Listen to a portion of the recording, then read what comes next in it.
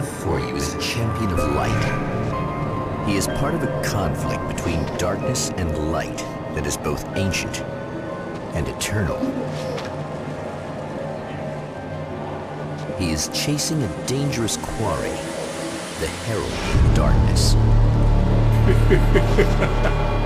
His evil doppelganger, known only as Mr. Scratch.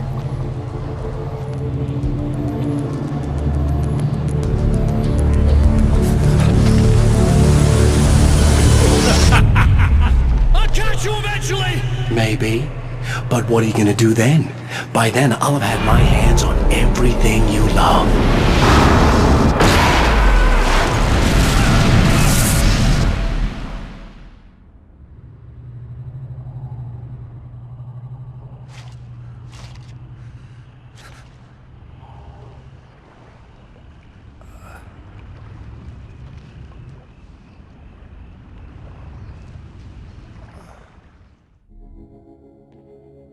The man has been brutally spat out from the darkness that surrounds the shores of our reality.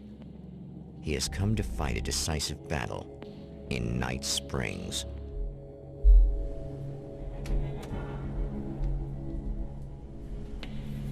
Und ich bin selbstverständlich mit euch hier auch dabei. Herzlich willkommen zum Let's Play Alan Wake's American Nightmare. Oben nochmal Informationen dazu zu dem Spiel. Ich persönlich lasse auch noch ein paar Worte los. Das Spiel spielt ungefähr so ähnlich wie Alan Wake.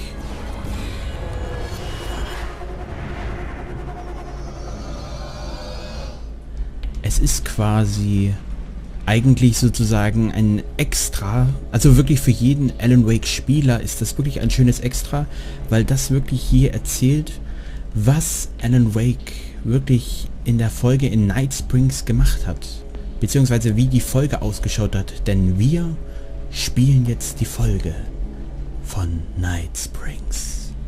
Ja, wie es Barry Wheeler erwähnt hatte im Alan Wake Let's Play, mache ich jetzt für euch das Let's Play von Alan Wake's American Nightmare.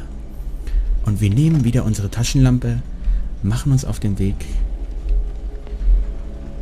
und besiegen die Dunkelheit.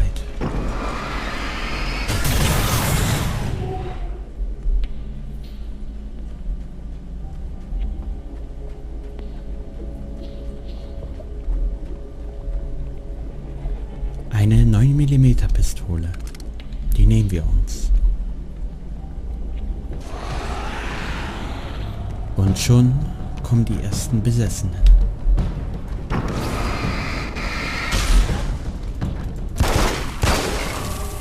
It's gonna be like that again, huh?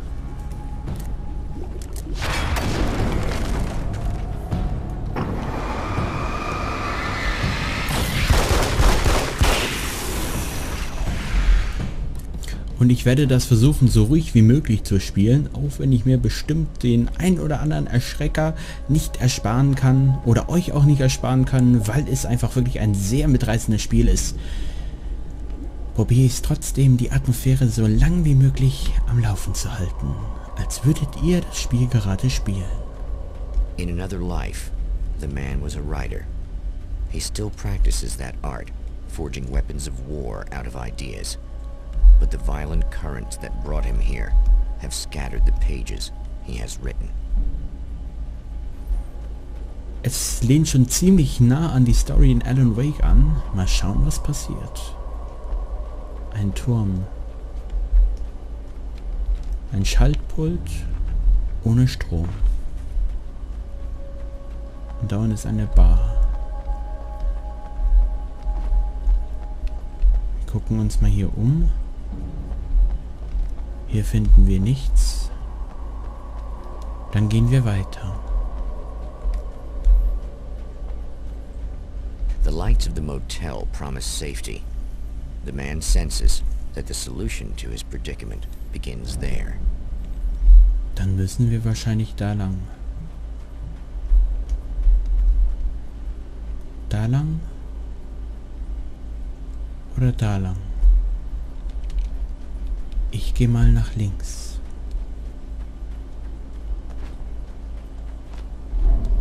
Somewhere within the Earth, space itself has been pierced, and from dark depths runs a steady flow of monsters.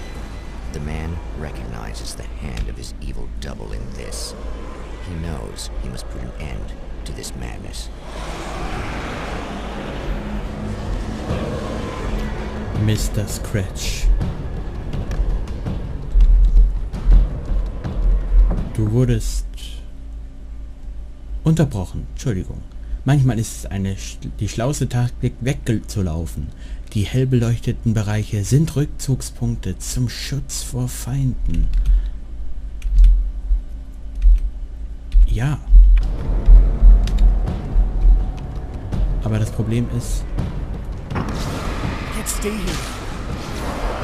Ich weiß, ich kann sie aber aufhalten.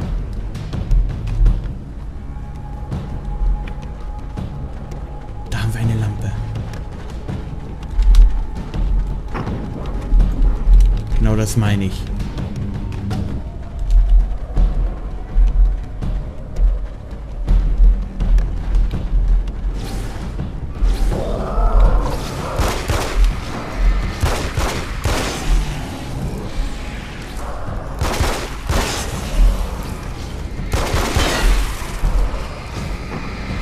Es sind wirklich sehr viele.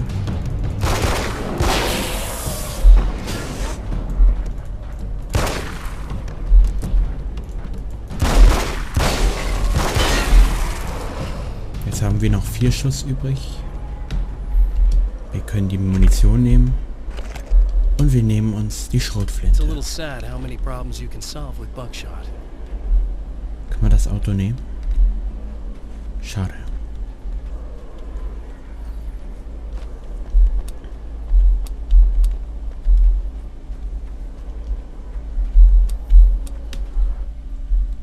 Der aus einem hellen Licht bestehende Rückzugspunkt heilt sie.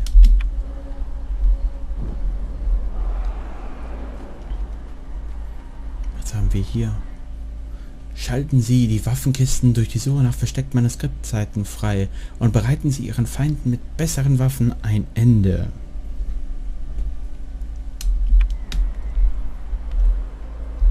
Wir brauchen 3 Manuskriptseiten. Haben wir die schon?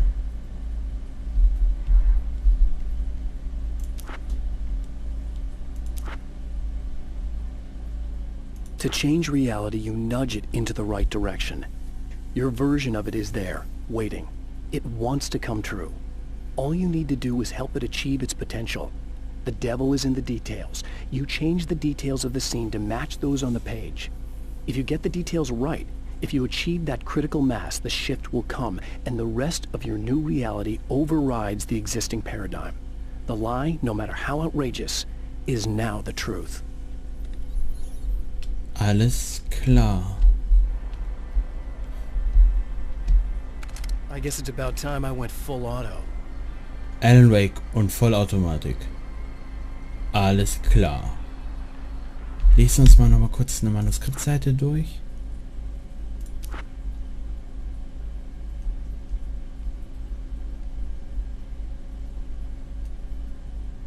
The strands of webbing glistened in the beam of my flashlight, fine, almost ethereal. They were fresh and right in my path. I held my breath and waited, ears straining. Nothing. I moved on, concentrating on the task at hand. Just get what I was looking for, then leave. That's all I keep telling myself. For a moment, I actually thought it might be as simple as that.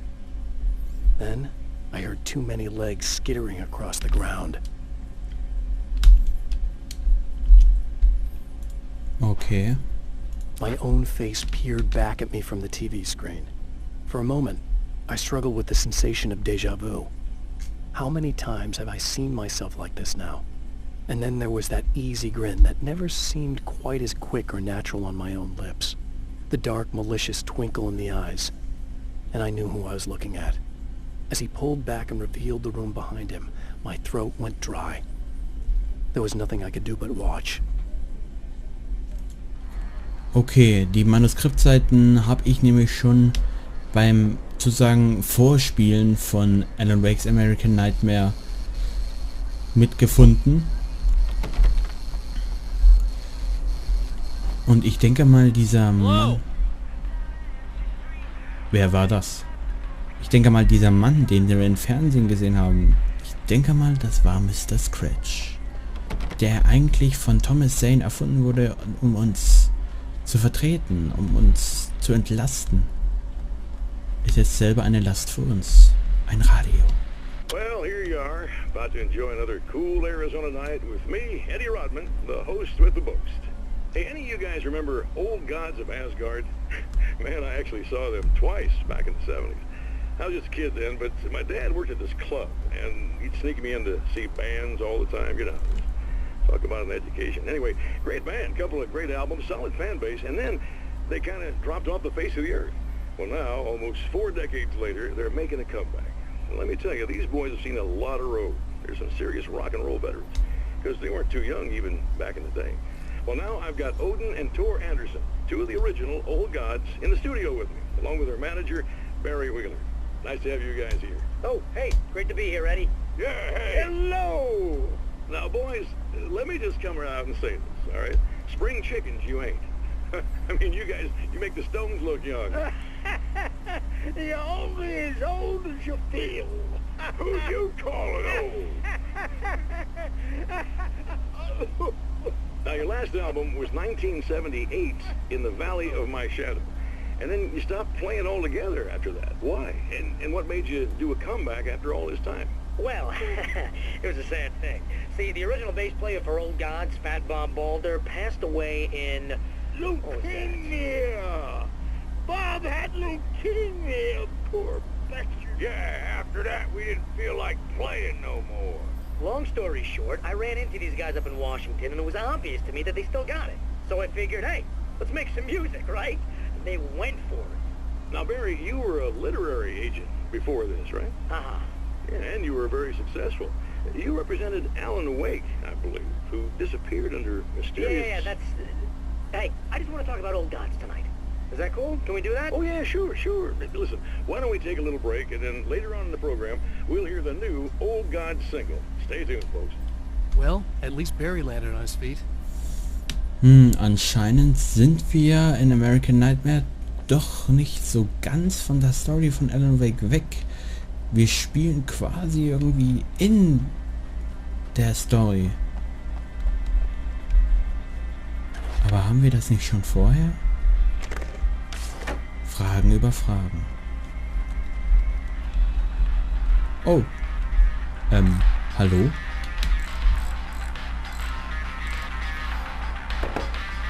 Hey, it's you. There. You remember me, right? Emma? Emma Sloan? I think you might have something that belongs to me. Really? A typewritten page? Oh, yeah, that's weird. I did find a page like that. I don't even know where it came from. It was all this weird stuff about the oil derrick and a satellite. Yes, that's what I'm looking for. Oh, well, I don't know how you knew I had it, but I guess it's yours. Listen, what's this all about? There are these really creepy guys hanging around the oil derricks. There's something really weird about them. They're dangerous. I'm gonna deal with them. Try to stay out of their sight, okay? And stay in the light. They hate the light. Just to be clear, you should know that we haven't actually met before. Sure we have, Mr. Wake. Remember you stayed at the motel here. No, the guy you're talking about just looks like me, even if he uses my name. He's behind all this trouble. Oh, I thought, now that you mention it, I guess your aura looks a lot nicer than his, actually. I'm very sensitive to things like that. Wo finde ich die Sachen, die ich brauche? There's a bunch of stuff I need to find. The things mentioned on that page? Well, there's a lot of old crap lying around this place. Great, thanks. I think you should be able to find everything, except the satellite, obviously. Are you gonna tell me what this is? I don't think that'd go over too well. Why don't you let me be the judge of that? Fine. The page is a formula for rewriting reality. Either I use it to close a strange portal to a place that isn't in our world, or shadowy serial killer monster things keep pouring out of there. Yeah, you were right the first time. Sie sollten vorsichtig sein. You can think what you want about me, but there's still bad guys around. Be careful. Well, you might be nuts, but I've seen the way they move, the way they look. I'll buy that. They're called Taken. They aren't really human. Not anymore. And they're climbing out of the oil well? What, do they have secret headquarters down there, or...? No, that's just where the point of connection is. It's a hole that leads to, well, it's a really nasty place. That's why I need to close it. And the guy who looks like you opened it, because he was hanging around the oil field before. He gets around, unfortunately. Danke für die Unterstützung. Thanks for helping me. Oh, I wish I thought you were just a nutcase. Actually, I kind of expected you to. Me too. But I feel like this is how it's supposed to go. Isn't that weird? Not really. I get that a lot in my line of work. What do you do anyway? I'm a writer. Obviously. Was haben Sie über meine Aura gesagt? What was that you said about my aura? Oh, I'm very spiritual, you know. I can see auras. But I only use it for healing and helping people. I'm like a wise woman, you know? I give people insight and advice. Look, just because I say crazy things doesn't mean I believe everything. Don't be like that. Maybe you should take a few crystals with you if you're going out there. It might be dangerous. They soothe your energies and focus your mind. It's fantastic. And they help me take out the bad guys? Oh, well, no, not as such. Yeah, okay. I think I'm... Or I have some wonderfully potent herbal detox suppositories. Yeah, I'm good. I'm good. Alles klar. Willkommen in Night Springs, Alan. Oh, was haben wir hier?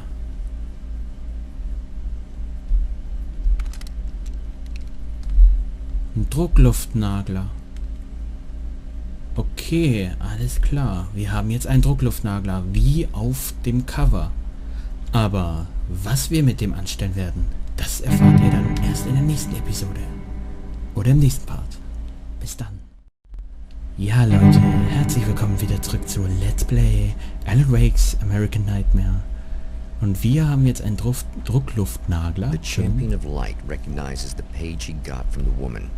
It is a weapon of his own design, custom engineered to destroy the dark portal. If he recreates the conditions of the page, a great power will be unleashed. Okay. Wir haben hier Leuchtfackeln. Was haben wir da? Ein Fernseher? Oh, hell. This isn't gonna be good. Is this on? How can you tell? I'm sorry, I'm not very good with gadgets.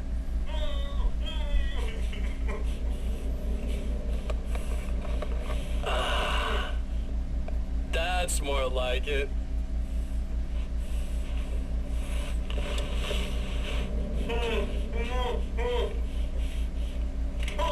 I'll be right with you.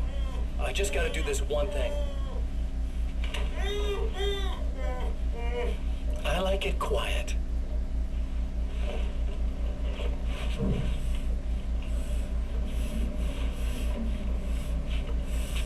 I bet you're wondering why this is happening. Why am I doing all this? Why am I so hell-bent on ruining your life? You're cramping my style. You've got money, fame, everything you could want. But you don't know what to do with it. I do. I'm getting all the things you never had the balls to go for. Having more fun, too.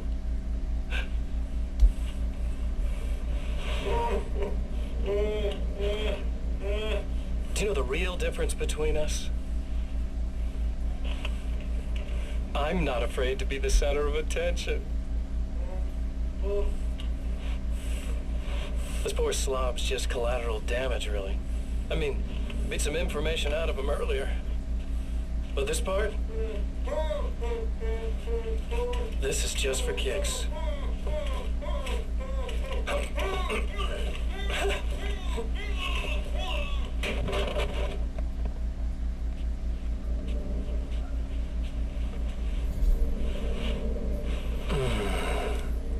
So quiet. Oh Mann. Mr. Scratch. Die Minikarte oben links zeigt ihre aktuellen Aufgaben an. Die Standorte von Munitionskisten und Rückzugspunkten werden ebenfalls als Symbole dargestellt. Blinkende Fragezeichen deuten auf eine in der Nähe befindliche Manuskriptseite hin.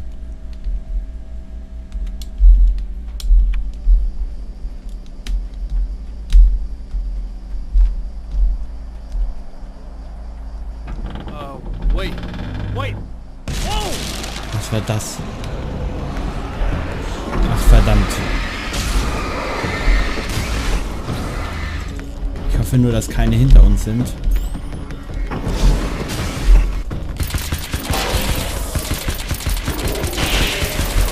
Also ich muss sagen, mit dem Nagler geht das schon besser. Ein Ventil.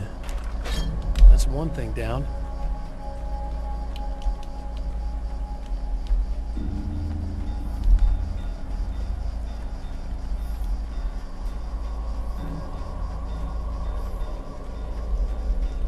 Hier können wir uns heilen.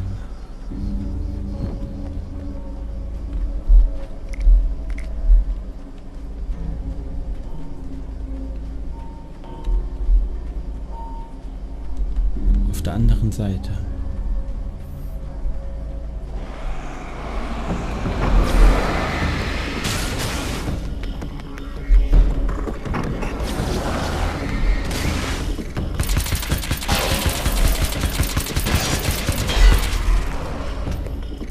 Alles klar.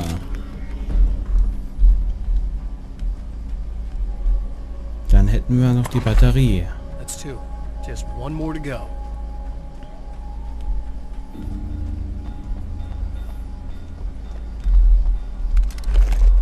Damit hätten wir eine Leuchtpistole, eine Munition für einen Druckluftnagler. Okay. Funktioniert. Ach, wir haben ja noch unsere Schrotflinte. Mein persönlicher absoluter Liebling, wenn es darum geht, schweren Feinden sofort aus dem Weg zu gehen. Oh, was ist das? Wieder eine Kiste? Was da wohl drin ist? Eine Magnum. Ja, Leute, manchmal hat das auch Vorteile, ein bisschen vorzuspielen.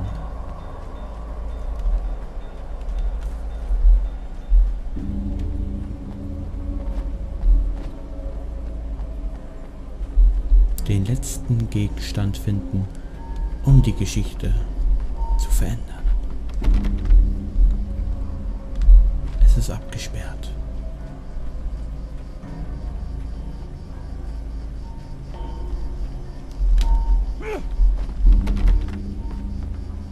Ebenfalls abgesperrt.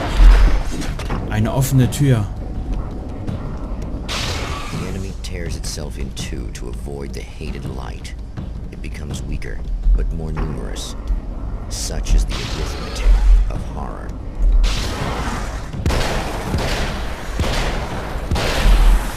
Okay, ich weiß nicht, ob ich jetzt so viele Magnum-Geschosse hätte dafür brauchen müssen. That was just messed up. Ein interessanter neuer Besessener. Eine CD. That's everything. The man has found the battery, but it is empty. It will need to be recharged. Wir probieren uns mal mit dem Something tells me I'm Karabiner. really gonna need the extra firepower. Das werden wir mal ausprobieren. Und für alles andere haben wir ja noch die Magnum. Jetzt müssten wir noch bei Emma die Batterie aufladen.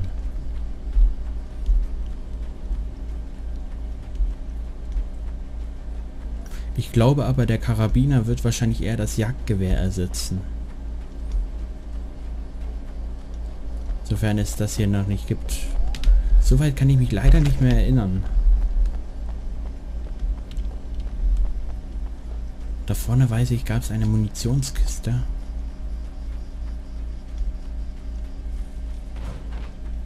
Und wir laufen eine Tonne um. So, jetzt sind wir wieder komplett ausgestattet. Wir reden mit Emma. No problem. Here you go. Thanks. Ich bin mir nicht sicher, was als nächstes passieren wird. Listen, I don't know what's gonna happen exactly when I do this. My memory's a little hazy. I don't even know what that means. All I'm saying is you don't want to come anywhere near the oil field, all right? This thing could get out of hand. In the middle of highly flammable materials. Great. I'll do my best to contain it.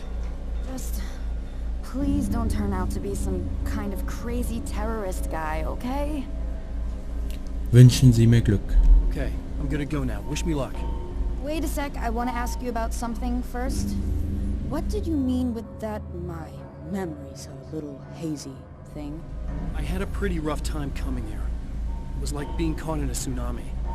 I blacked out for a while. It's hard to explain. There's a barrier of sorts that I had to break through. I was lucky to make it here with my wits as intact as they are.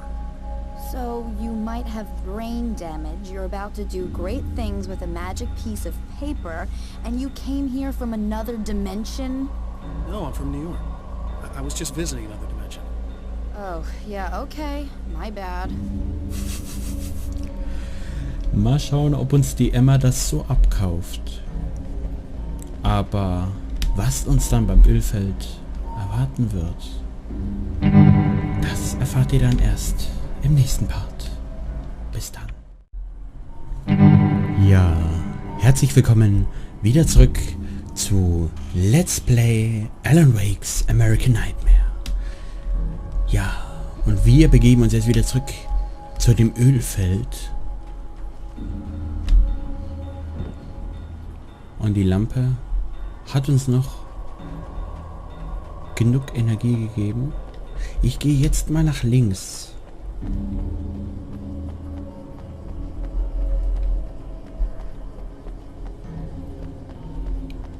Das Diner. Ich glaube nicht, dass ich hier schon mal war, Leute. Nein, hier war ich noch nicht. Hier würde ich mich dran erinnern. Hier scheint es eine Art Hintereingang zu geben und Leuchtfackeln.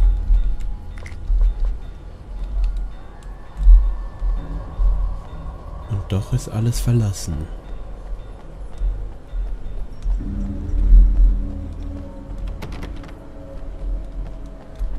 Das Diner ist geschlossen.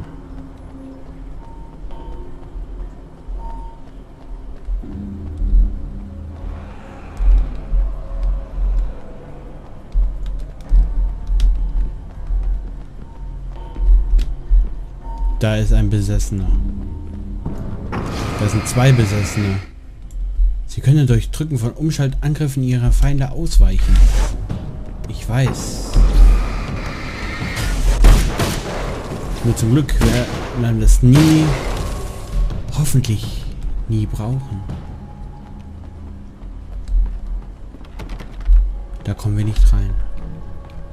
Höchste Zeit, zum Ölfeld zu gehen.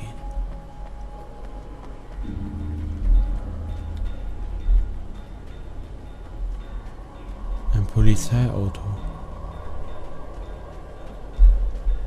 Aber wir müssen weiter.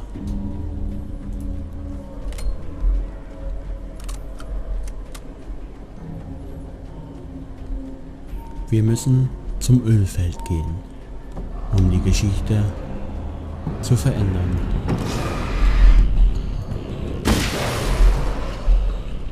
Ich hätte vielleicht noch warten müssen.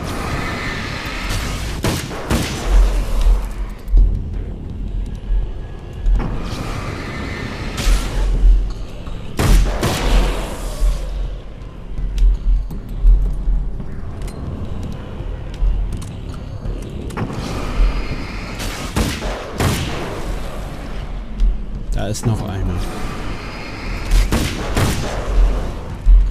Oh, oh. Gerade noch so. Gerade noch so. Wir müssen weiter.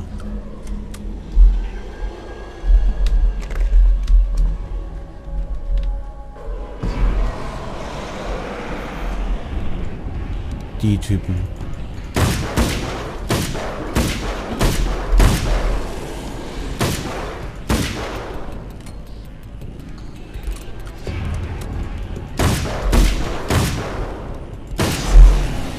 Ich weiß nicht, ob Kopfschüsse da was bringen. Time to make some serious changes. Das würde ich auch sagen. Rücktaste für Manuskript überprüfen. Das Rad war angebracht, das Öl floss, die Batterie war angeschlossen und die Lichter blinkten. Im Ghetto-Blaster lief die CD. Wir bringen zuerst das Rad an. Das schaut mir doch nach einer Stelle. Ja. Die Batterie war angeschlossen.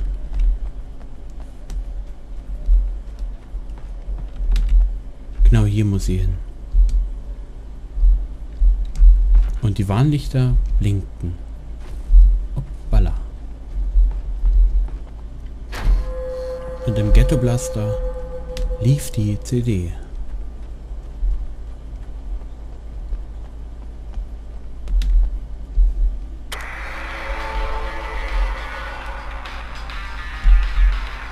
Wir haben alles gemacht.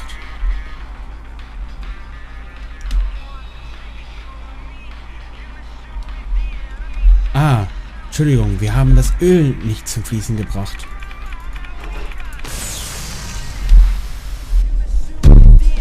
Entschuldigung.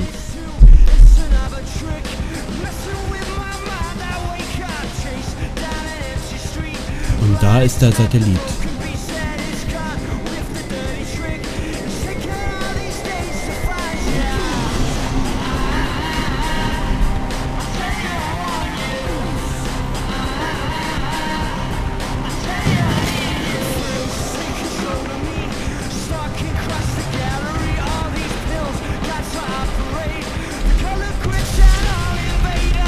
Ich glaube, wir sollten jetzt abhauen.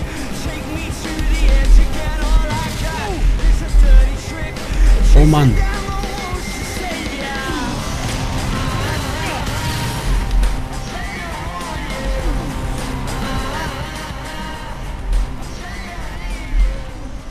Der Satellit.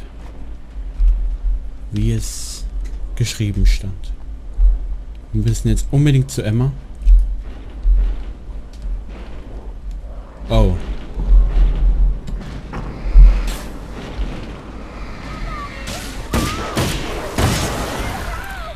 I'm here. Just keep your head down.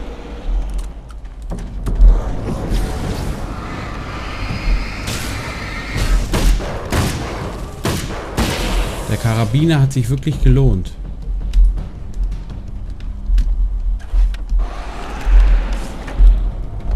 Noch mehr. Yeah, I think I noticed.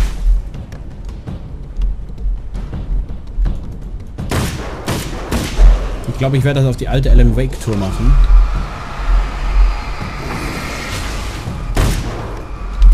Oh, oh, oh, oh. Diesen Holzfäller habe ich nicht gesehen.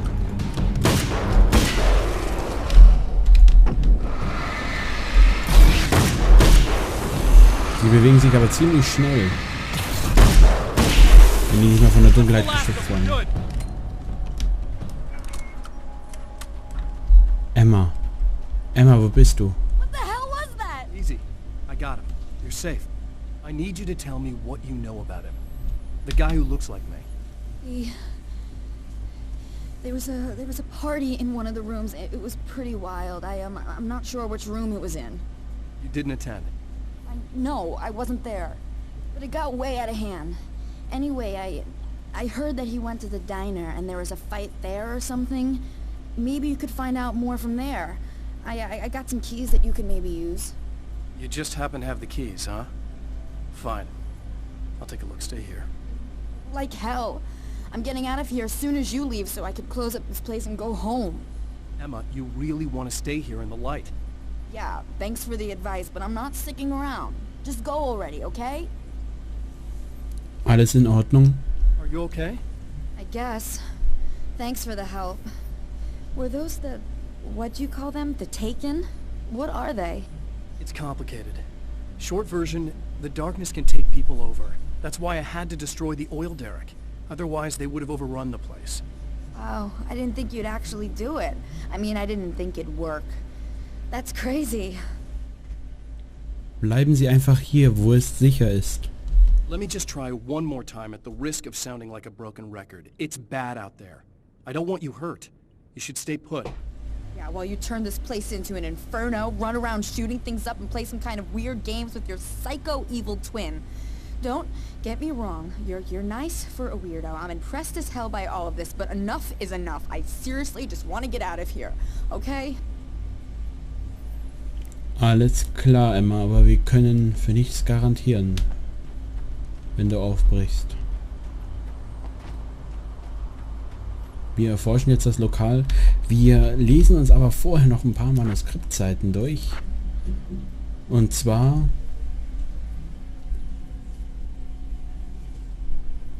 Neue Realität, der Satellit. At the oil derrick, the wheel had been jammed in place and turned until the oil gurgled and flowed thick and flammable.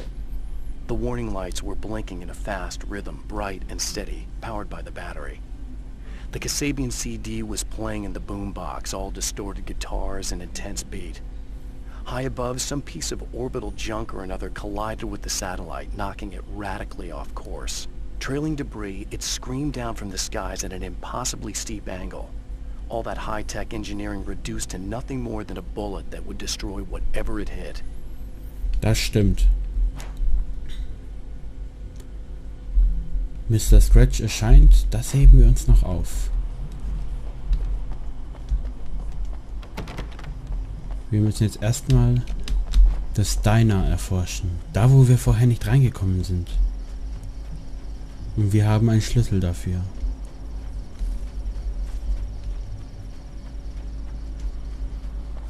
Wahrscheinlich für die Hintertür. Poltergeist. Its existence is one of rage and hostility, and its very presence turns ordinary objects into deadly projectiles. Oh, shit!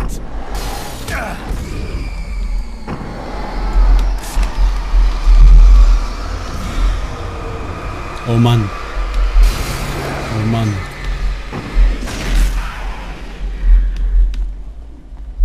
Das war knapp.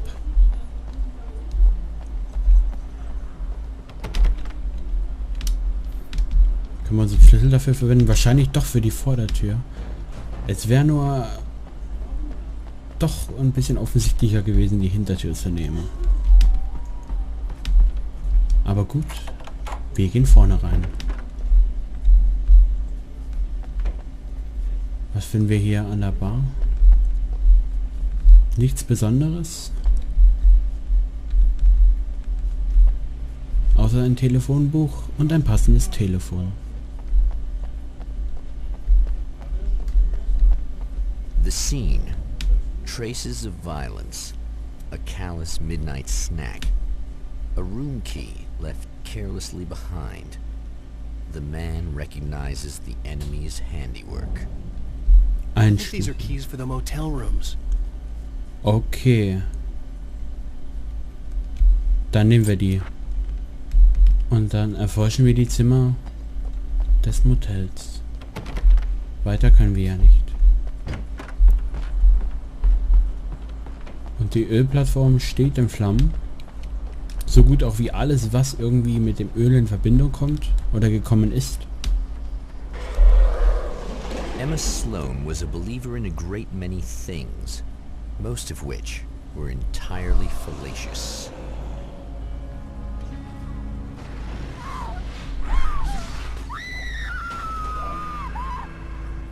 Emma Sloan, an innocent victim of his dark half.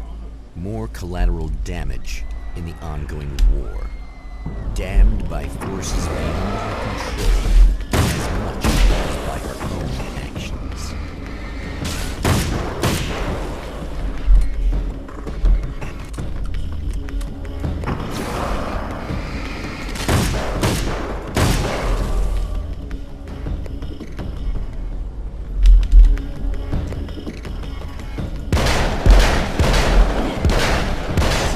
Die Magnum ist da doch effektiver. Und jetzt retten wir Emma.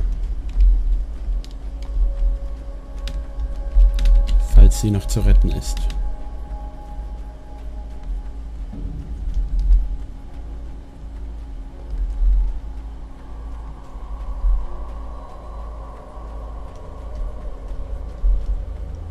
Oh nein. Damn it! Why didn't you listen? Sie hat auf uns gehört.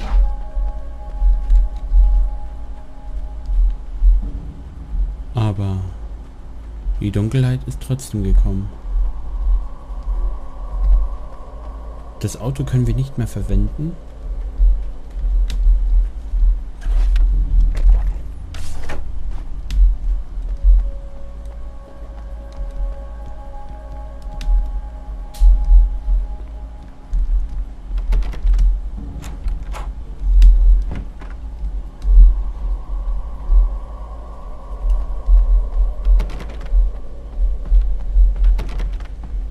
In diesem Zimmer ist nichts.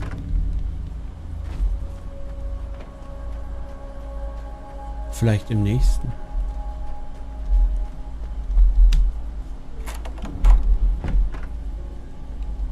Bevor wir dahin gehen, schaue ich noch mal kurz, wo der andere Schlüssel gepasst hätte. Wieder hier. Oder hier drüben.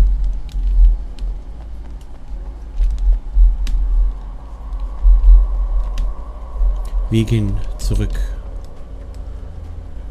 zu dem Mann auf dem Boden. Damn. Was ist hier passiert? Michael Farabee. Dead. Tortured. Dressed in clothes that bore the name of a local observatory. A slim lead, but solid enough. It stirs something deep in his mind. He knows where to go now.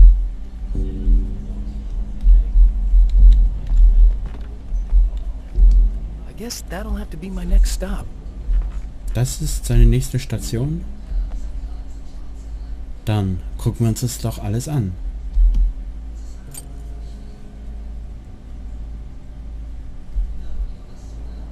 The observatory. Hot on the heels of the Herald of Darkness, the Champion of Light forges on to see the stars.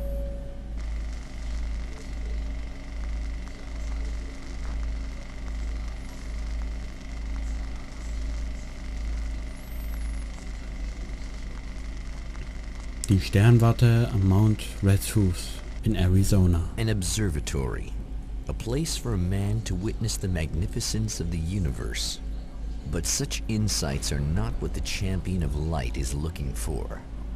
He has come to find a weapon.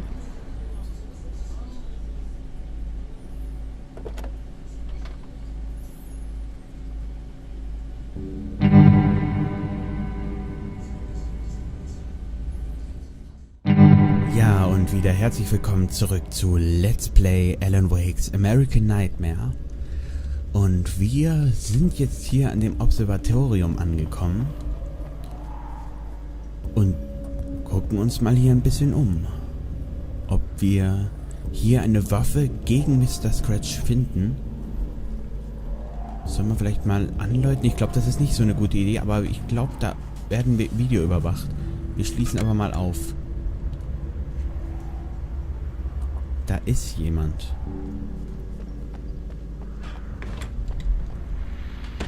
Da war doch jemand. Welcome back, listeners. As you know, I'm Eddie Rodman, and I'm still talking to old gods of Asgard, who are doing their big comeback tour. How's that been going for you? Odin? Splendid! I'm having the time of my life. You know, I didn't realize how much I'd missed that. And what about you, Thor? It's okay, you know. Well, this must bring back a lot of memories. Oh, yeah. It's wonderful to be back on stage. If it wasn't for my knee, I'd feel like a young man again. Well, speaking of that, I hate to keep harping on this age thing, but I gotta tell you, I've heard your new songs, guys, and you sound really good. Thank you. And this may be a touchy subject, but to be blunt, you really don't sound Well, old. I mean the difference between your speaking voice and your singing voice, it's pretty striking. What the hell are you talking about? You saying it's not us singing on that record? What? What's he talking about? No, I'm not saying that, guys, but I can't help noticing the difference. Son, you're on thin ice. You calling me a liar? Whoa, hey, let me just step in here for a moment, boys. Yeah, Eddie, they do sound different, but believe me, we're not talking Milli Vanilli here. These guys are the real deal.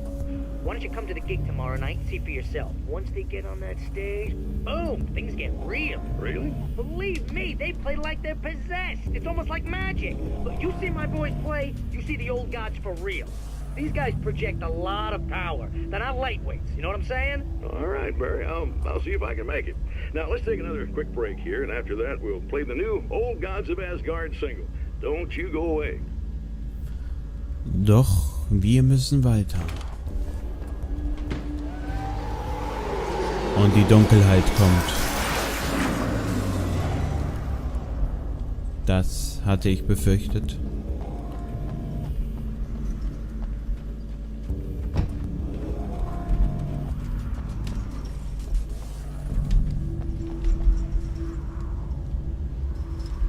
Ich glaube, ich höre jemanden.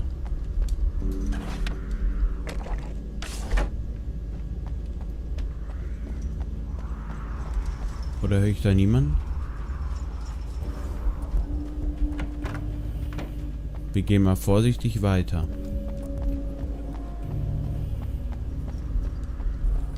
Links oder rechts? Ich habe den linken Weg gewählt.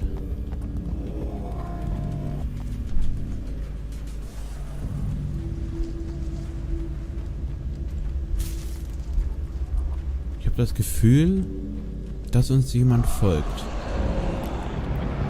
Ich habe richtig gelegen.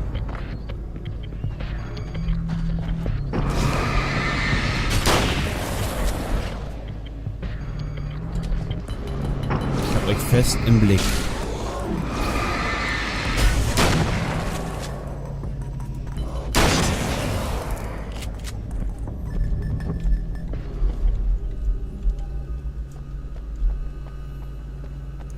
So.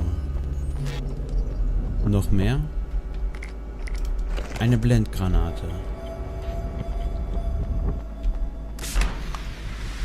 Bringen wir ein bisschen Licht ins Dunkel.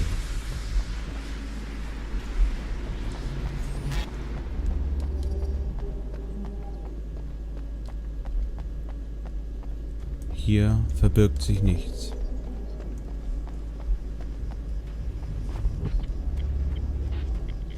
Da geht anscheinend ein kleiner Schleichweg nach oben.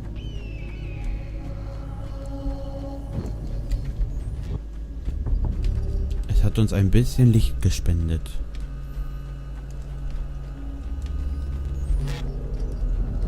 Gehen wir dieses Mal lieber nach rechts.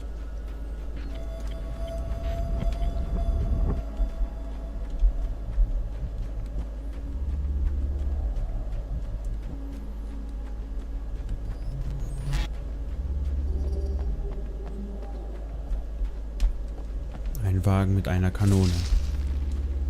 Einem Karabiner.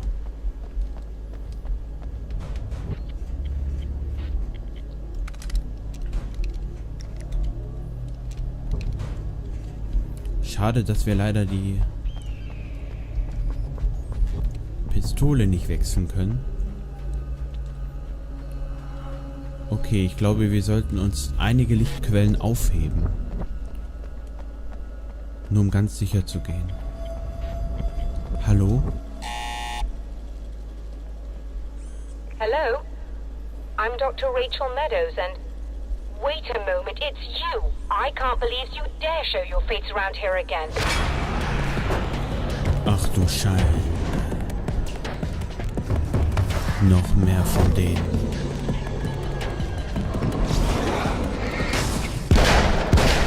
Sprinter.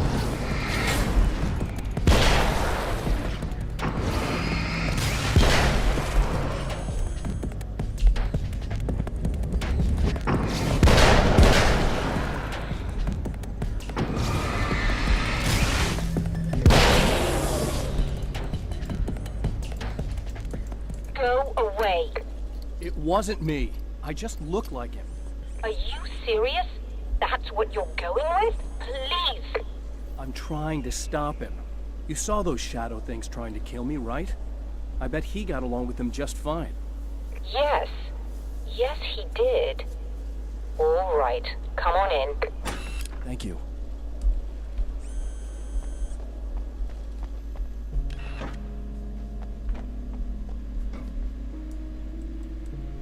Was haben wir da?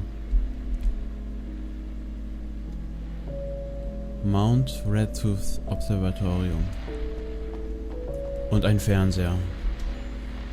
Hey, buddy. I figured I'd take a moment to talk to you. There's a party next door. I'm feeling pretty good right now. A little beer, a little fun, you know? It's nice.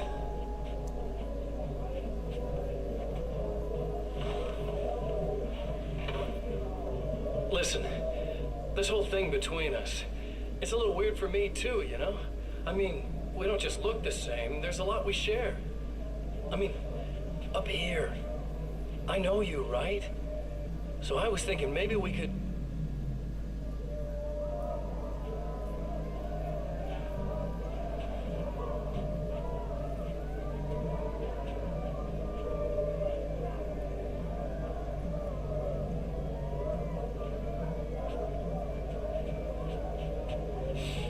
These guys are getting out of control.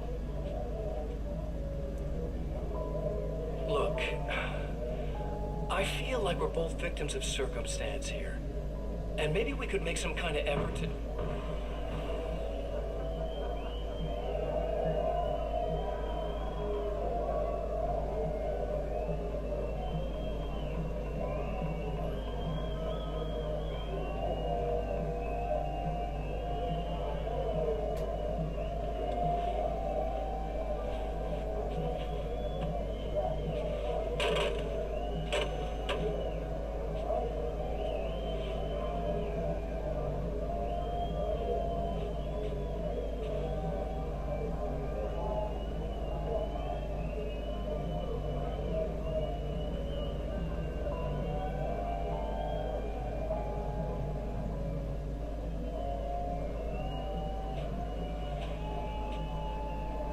Never mind.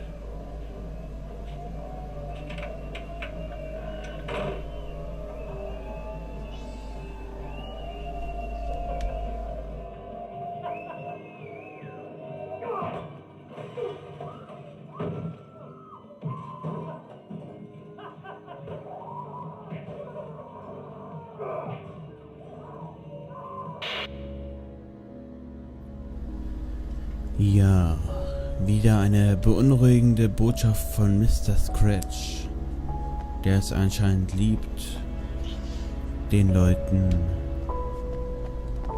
das Leben zur Hölle zu machen oder zum Dunklen zu verändern, je nach Ansichtsweise.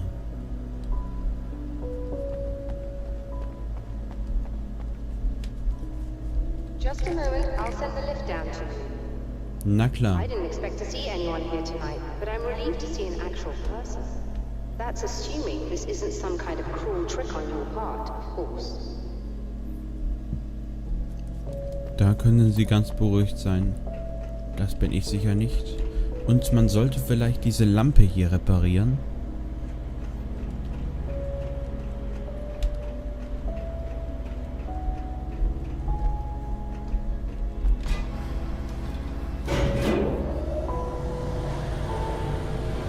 Was für ein großes Observatorium. Habt ihr schon mal von innen ein Observatorium gesehen? Jetzt habt ihr es.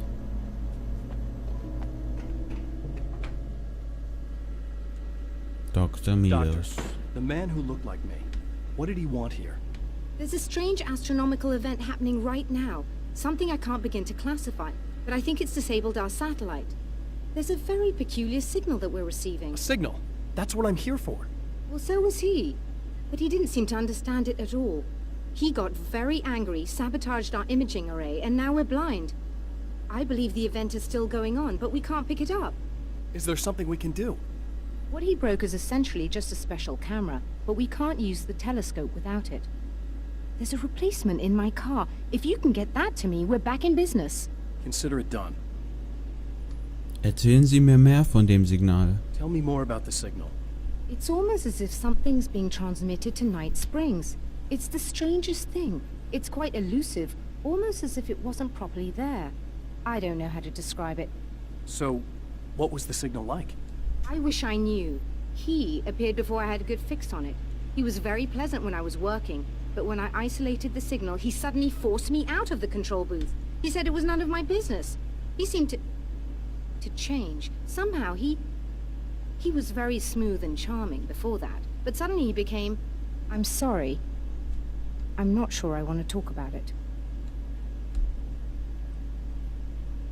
Sind Sie zur Arbeit immer so angezogen? I have to ask, do you always wear that to work?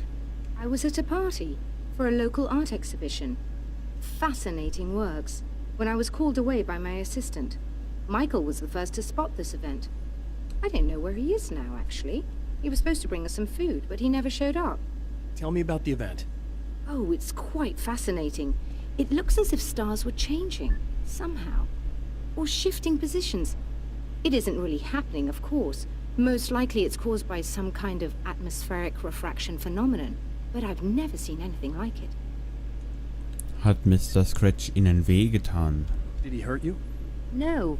He didn't quite threaten me exactly, but those shadowy things started to crawl into view, and whatever the signal was, he seemed to be extremely frustrated by it. He just started breaking things and left. I thought it best not to interfere. You were lucky. He's done much worse. Yes. He showed me a knife, and he kept talking. He enjoyed the sound of his own voice. A proper maniac. You really aren't anything like him, are you? Believe me, I try very hard not to be. Okay, dann holen wir mal das Ersatzteil. Ich würde vorschlagen, zur leisen Observierung des umgebenden Terrains nehmen wir mal das Megafon mit. Und den Ventilator vielleicht. Oder auch nicht.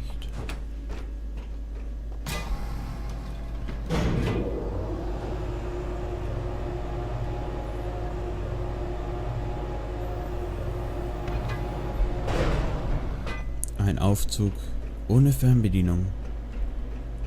Good luck, and try to be careful. It's a very expensive part, and we don't have a replacement. Oh dear, that sounded more callous than I intended.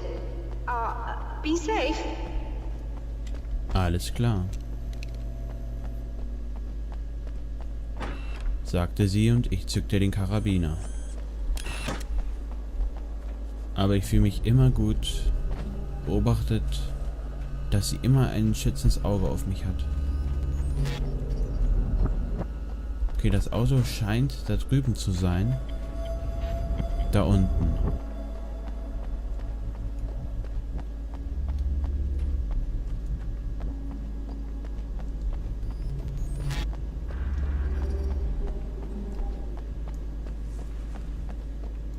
Sie steht auf einem Besucherparkplatz.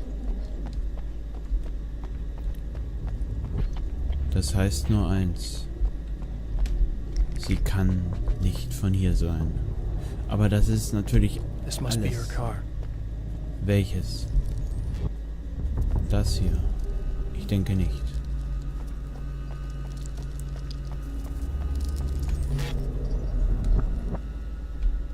Welches Auto? Das hier, ist es wirklich? Ach so, ja.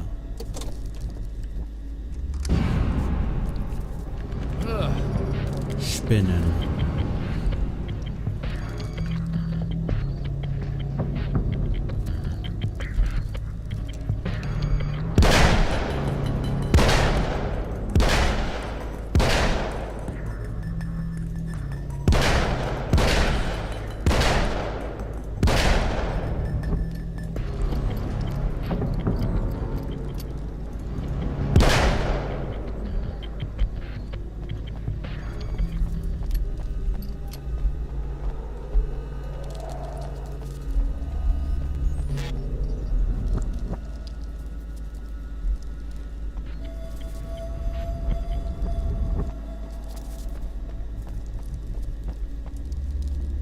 Spinnen. Ein weiser Mann hat mal gesagt, wenn wir wissen wollen, was es mit Mr. Scratch in der Dunkelheit auf sich hat, dann müssen wir nur eins tun, nämlich den Spinnen folgen.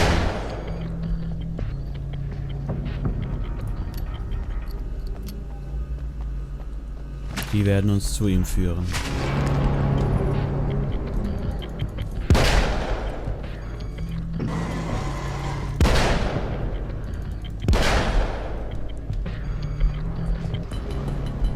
Diese Spinnen sind lebender Natur, aber doch zerschellen sie wie die Dunkelheit im Licht.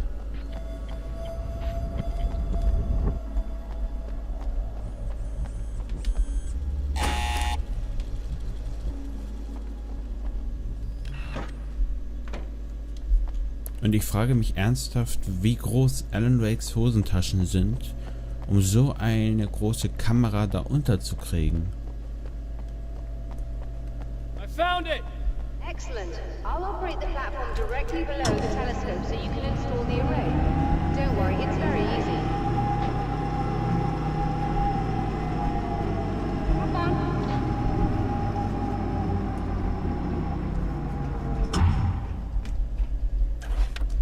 Ich glaube, wir sollten erst diese Kamera hier unten rein installieren.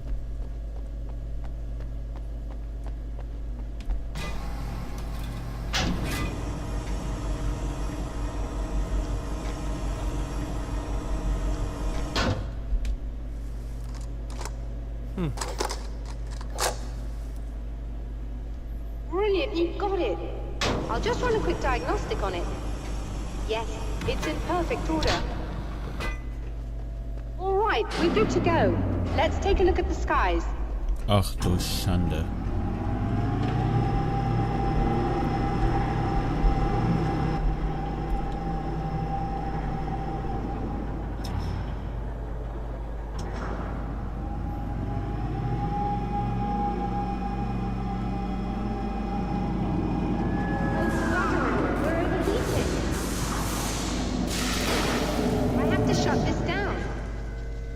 Problem with the automated coolant system. Somebody just interrupted the flow.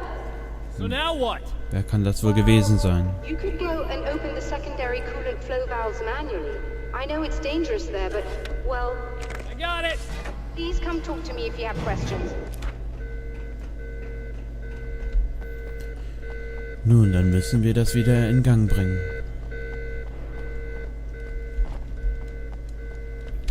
Doch es sind sehr viele Kühlmittelventile.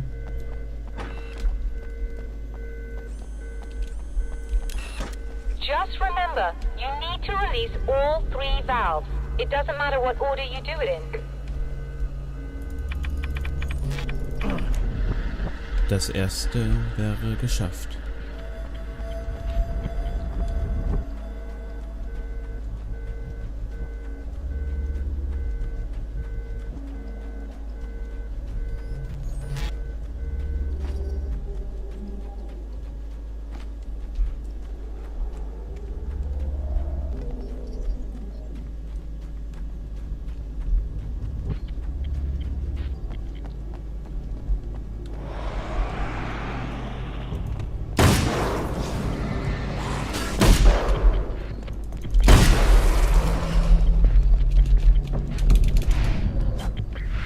Genauso wollte ich das haben.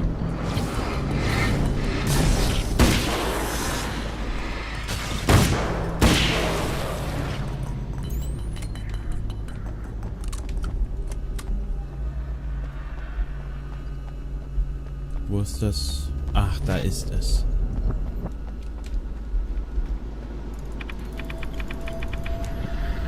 Ja, wir haben das zweite Kühlmittelventil erfolgreich eingetragen.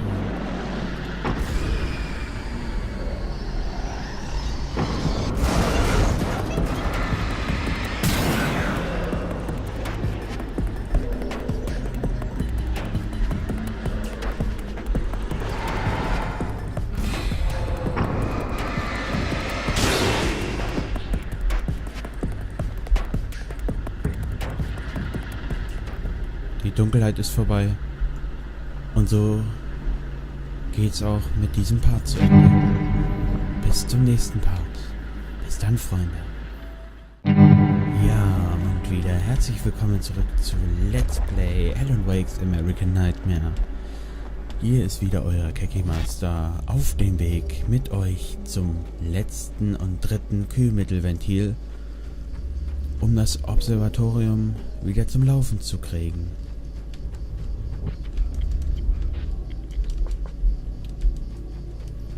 Eine Magnum wäre nicht schlecht, doch haben wir eine.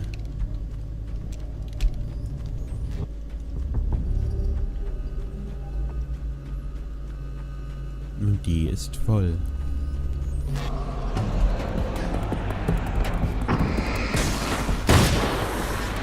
Ich habe immer wieder das Gefühl, dass hinter mir was ist.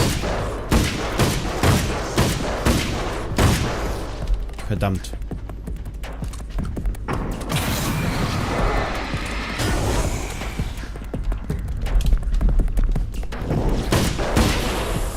Ich habe dazugelernt.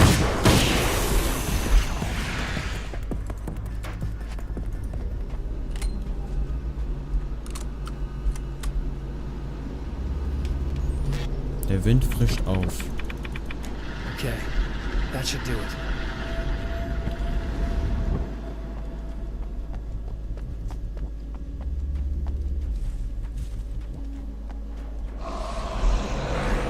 Ein Hinterhalt.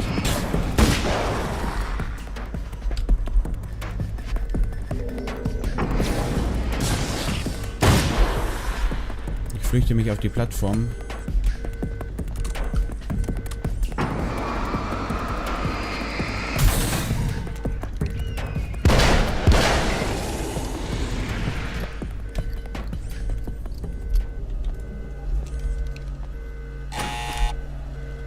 Und wir haben wieder einen Einblick ins Observatorium bekommen, was doch alles schief laufen kann. I released all the valves, Doctor. Is it working? Just bear with me a moment. Yes, I believe you've got it sorted. It's working again. Nicely done. That sounds like trouble. I don't think they're happy with our success.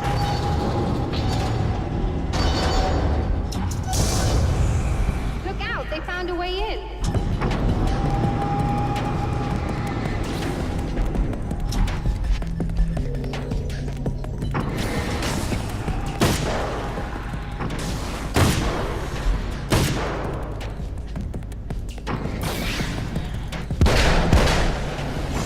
Oh, verdammt.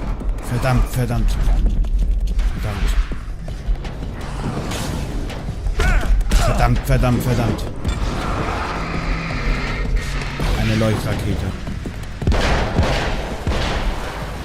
Hold on a little longer. I've almost got it isolated.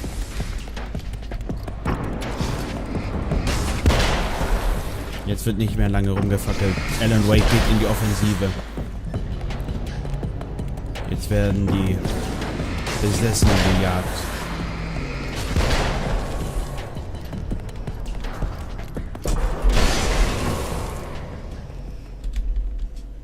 Are you alright? That was intense.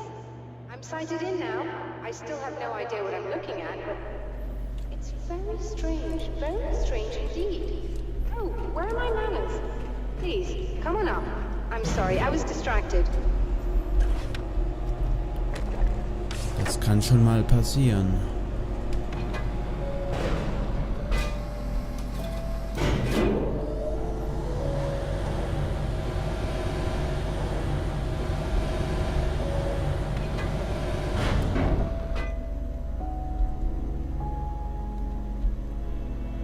Ich habe jetzt gerade nur auf die Augen geachtet. Are we receiving the signal now? Oh yes, it's coming in loud and clear. It's amazing. I'm not sure what it is yet, let alone where it's coming from, but it's interacting with our system somehow, like it was intended for us. But I don't understand how that could be. Maybe that's just how the story goes. What? Never mind. Is there a way I can hear it? Or however this is supposed to work? I think the signal is incomplete somehow, but you should be getting a printout of it now. Was meinen Sie mit unvollständig? What do you mean it's incomplete? It's almost as if we're only getting a fragment of it. I need the whole thing. This is important. I'm sure it is, but this is all we're getting. Did the man who looks like me get the whole thing? He locked me out of the booth, so I have no way of knowing. But I can tell you that he didn't really seem to understand it. Was haben Sie am Himmel gesehen? So, what's in the sky? It doesn't make any sense. The stars are just... they're wrong. I thought I'd be able to see something, but it's like I'm looking at a sky that's just... it's not the right sky. But that's impossible. I consider myself a rational man, Doctor. But this isn't a thing you can measure or explain. I've seen impossible things that have taught me just to roll with some punches. It's either that or go insane. I find it disturbing that you sound like you're speaking from ample experience. Vielleicht haben wir das auch sogar schon. Oder vielleicht auch nicht. A printout of a signal. It too is a weapon created by the champion of light. In its words, stirs a new reality. But it is incomplete, and yet it provides a roadmap for the man to follow, a course that will lead him to a place where he may confront his enemy.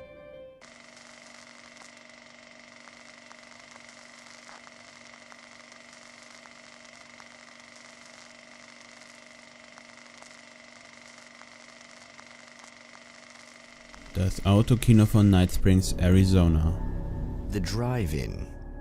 Once the site of lurid celluloid fantasies, it's now the site of an art exhibition. And yet, it's the search for closure rather than culture that brings the champion of light here. Ja. Wir befinden uns immer noch im gleichen Part. Ich mache jetzt keinen Schnitt, nein.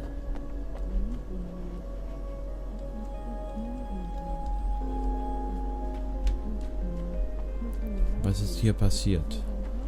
Anscheinend ein Unfall. Abgeschlossen. Und ich höre jemand murmeln. Mit Murmeln meine ich natürlich keine kleine Sportart in einem Zimmer, sondern leise Gespräche. Oh, it's you. That's fantastic. Are you okay? Go away. No, I want you. But you'll get angry if you're here. So, you gotta go. You know I'll do what you want. Okay. I love you so much. Did you know that love hurts? Are you gonna hurt me now? 'Cause you should. Lady, you got darkness on the brain. I think I can help you if I can get the lights on in here. You can't turn the power back on. It's not allowed. You said. So, where shouldn't I go so I don't turn the power back on accidentally? It's the big building on the other side of the drive-in, but it's locked. Where's the key? Just so that I know to avoid it. It's on the wall next to the cash register. But you can't. You can't. Don't be bad. Hey, no problem. I'm just gonna go do some other stuff. Scout's honor. Versuchen Sie einfach ruhig zu bleiben. Just try to stay calm. I've seen this kind of thing before. I think you're gonna be okay. Why is it so hard to think? You've been touched by darkness. I'm hoping it's not permanent. Remember when you were here before, and you kissed me? And then everything got all dark? That was the best. Listen, this is very important. Where did I go? Can you tell me that? Baby, you don't need to go anywhere. You're here now, and you're in my head. You should be in me. You should touch me again. Not with a 10-foot pole, lady. Entschuldigung. Das ist nicht Ihre Schuld. Hey, just in case there's a part of you in there that's freaking out right now, it's not your fault. I promise I'll do what I can to help you, okay? I don't...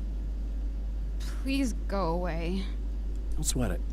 I'm just saying that in case you really need to hear it. I've been there. I think there are spiders in my eyes. I think you put them in me. Yeah, I'm just gonna go now. Kann man sie nicht einfach so befreien? Anscheinend ist die Dunkelheit zu stark. Aber noch ist sie nicht verloren. Wir können sie noch retten. And we're back with Old Gods of Asgard and their manager, Barry Wheeler. Guys, you're on your comeback tour, and you're playing a lot of your classic material, but you've also got a new single out, right? How'd that come about? Was it hard to go back into the studio after such a long time? Are you kidding me? They were chomping at the bit. They were just itching to stretch those creative muscles. Now, it had been a while because, you know, they spent a lot of time in, Retirement. We were retired. We were? Yeah. No. We were at the lodge, and, We escaped. We were at the retirement, retirement thing. Yeah. So, you know, really, once we got in the studio, things started happening. Now, the music has changed a little bit, and the boys were a little rusty, so it took us a while to find the right gear. But hey, once we got going, whew, boy, they kicked ass. And it's an awesome song. It's called Balance Slays the Demon, and seriously, I think it's their finest work. And hey, I should know, I produced it. Oh, really? I didn't know you were a producer. Well, this was my first time. I mean, they needed a little bit of guidance, you know what I mean? I mean, don't get me wrong, these guys are the best. But it's the 21st century, man. Things just sound a little different these days. So, you know, I kind of stepped in there, helped them make it sound all cool, kind of jazzed it up. That sounds like a challenge. Oh, no, it was really easy, man. I was just, you know, like, hey, give it a little zing, you know? Let's take it to another level so it really rips. You know, let's just throw some really sweet synths in. Like that, you know, just kicked it up a notch. But it's totally Old Gods. Well, listeners, you can judge for yourselves. Here's Old Gods of Asgard and Balance Slays the Demon. Oh, yeah.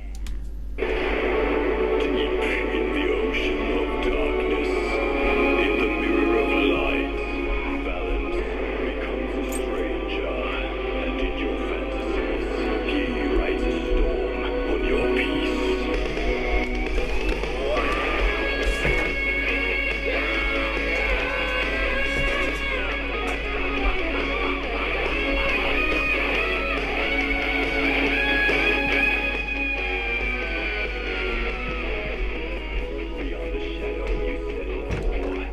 Has encountered this before.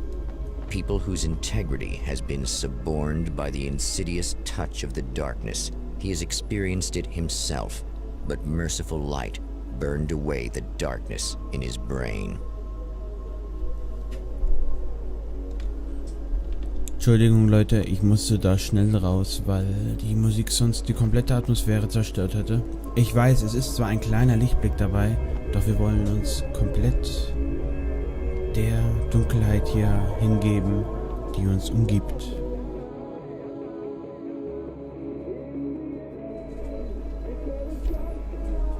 Und drin plärt die Musik weiter.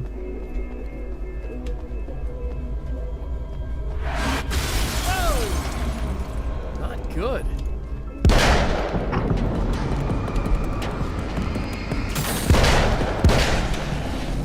Ich hatte wieder das Gefühl.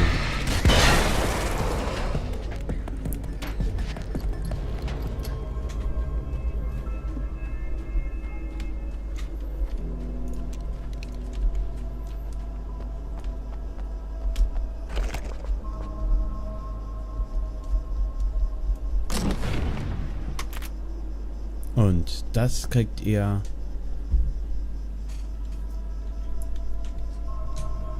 wenn ihr 20 bis 30 Manuskriptseiten gefunden habt. Die goldene Schrotflinte.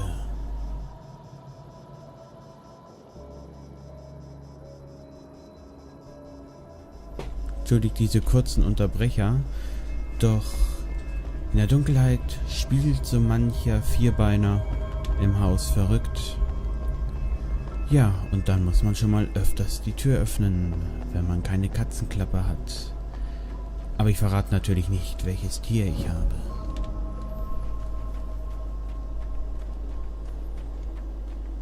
Dann wäre es nämlich nicht mehr spannend. Und wir laufen gerade vollkommen falsch. Ich glaube, wir sollten an den Fernseher da hinten gehen. Einfach komplett über diesen Platz rüber. Über dieses Autokino. Oh look! Mr. Hero's here! You ready to save the day? Mr. Scratch.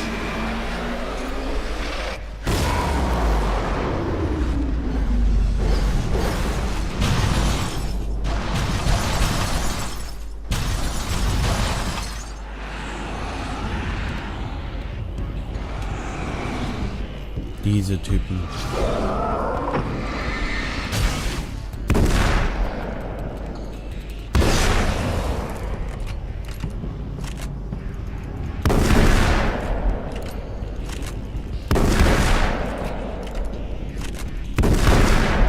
So kriege ich die nicht klein.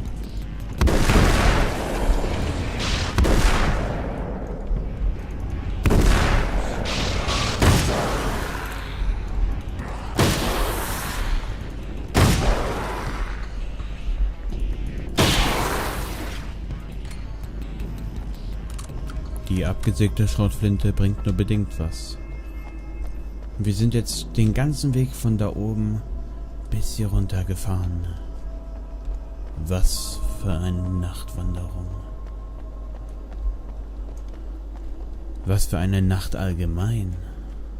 Für Alan Wake. Für uns. Für dich und mich.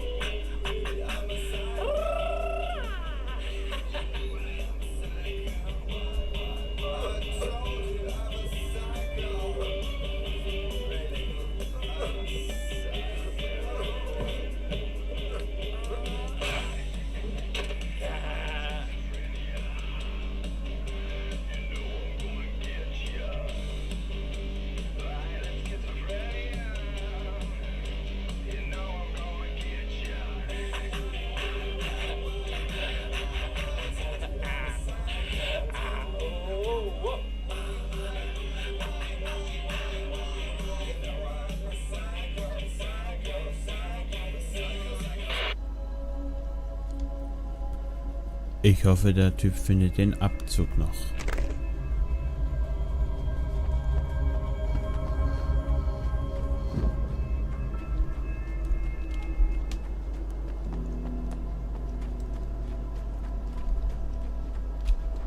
You are gonna shit yourself when you realize what I have done. Shut up! Er ist immun. Wie können wir ihn nur besiegen? Links oder rechts? Wir gehen wieder nach links.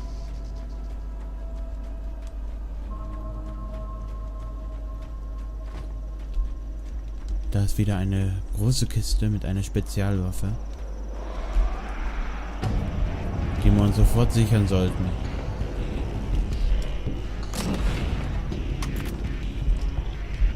Eine Vollautomatik. Lass krachen, Alan.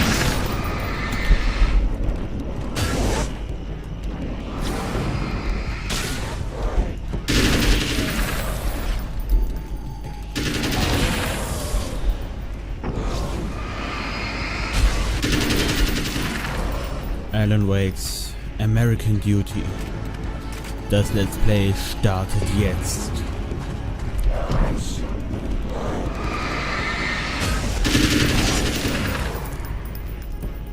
Wir hätten es aber auch The Medal of the American Nightmare nennen können.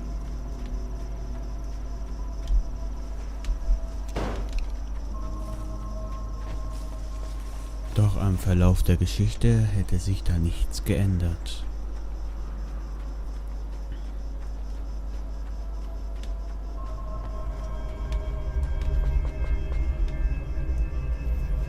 So, wir stehen vor einem offenen Tor. Bevor wir das Tor aufschließen, würde ich sagen, schaltet doch den nächsten Part ein, wenn es dann wieder bei mir losgeht mit Let's Play Alan Wakes American Nightmare. Bis dann wieder, Freunde. Tschüss. Ja, Freunde, und wieder herzlich willkommen zurück zu Let's Play Alan Wake's American Nightmare und wir öffnen jetzt das Gittertor.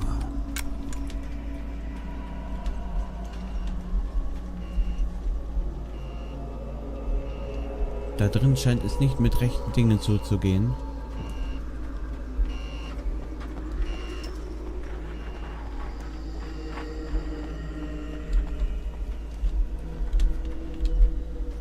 Ich dachte, da wäre jetzt um ihn hochgeklettert.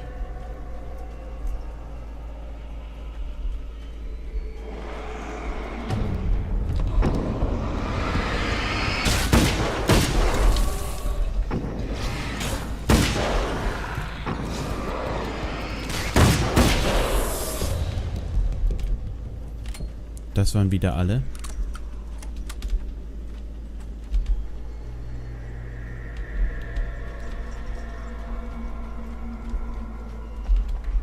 Da drin befindet sich anscheinend eine Munitionskiste. Wir sollten unbedingt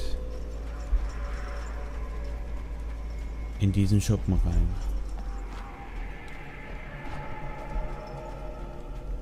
Wir haben Leuchtgranaten. Wir brauchen nichts befürchten.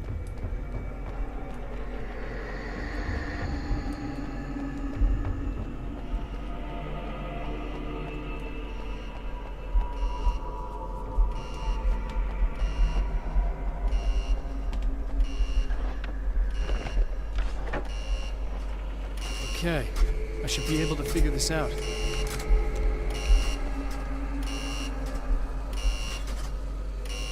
Ich lege einfach mal alle Hebel um.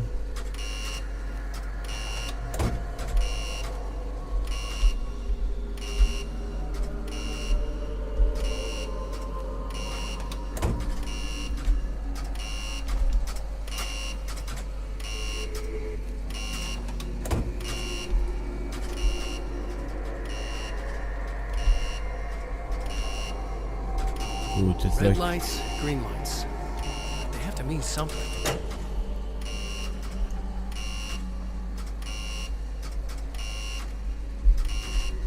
Die sind richtig, oder?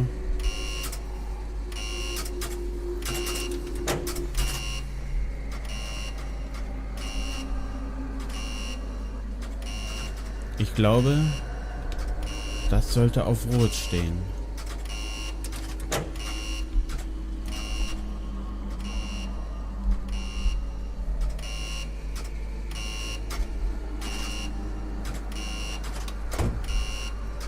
Wir stellen die nochmal um.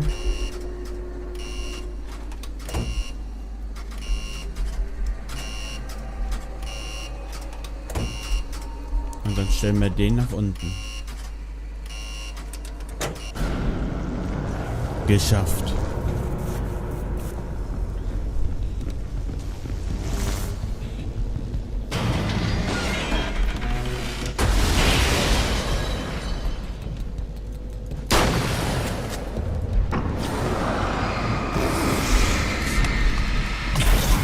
Das hättest du dir so gedacht.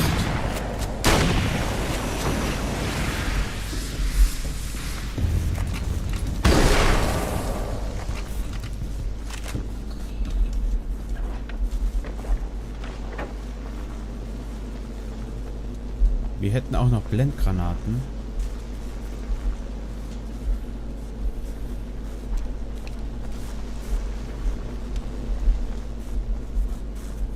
Und jetzt fühle ich mich ein bisschen wieder wie in Heavy Rain.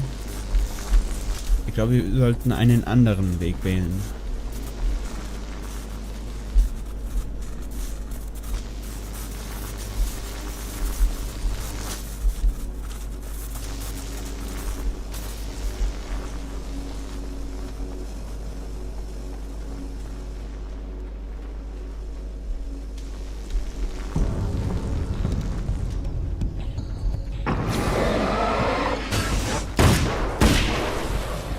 Strom ist anscheinend nicht hell genug.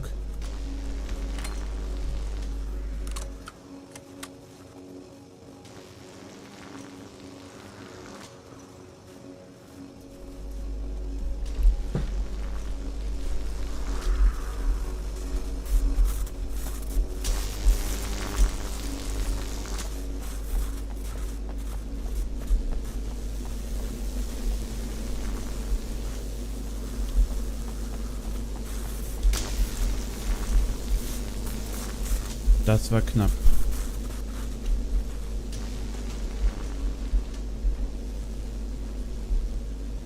Da geht's weiter.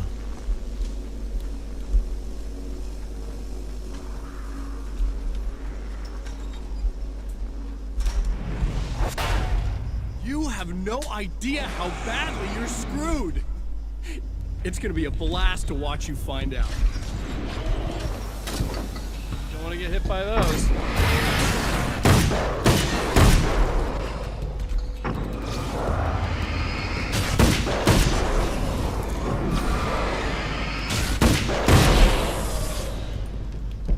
Und das war's auch schon.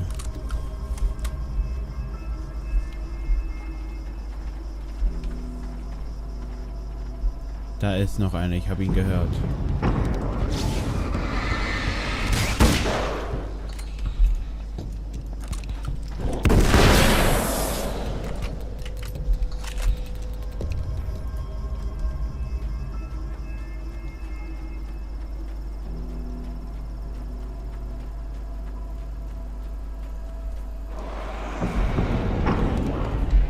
Das sind wieder die Typen. Nee, das sind andere wieder.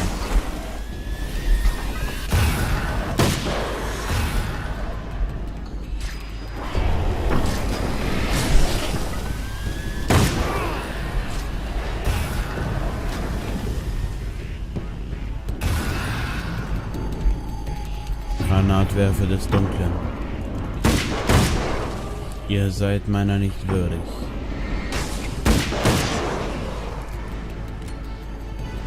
Und das Lichtkino läuft mit Mr. Scratch auf der großen Leinwand.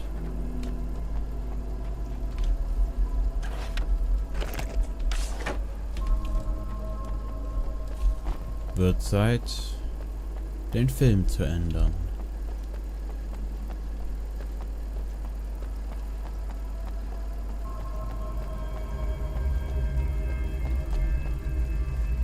Und ich muss ganz ehrlich sagen, so erinnert mich das ein bisschen an den Rohstofferntestrahl aus Homeworld, wenn man mal ganz genau hinschaut. Und da fliegt ein Blatt im Wind. Ja, irgendwo da oben muss Karak sein. Doch wir befinden uns hier in einer anderen Welt.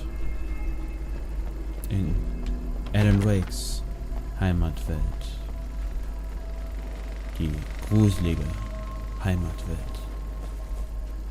Die Heimatwelt, die keiner haben wollte. Und er nehmen musste.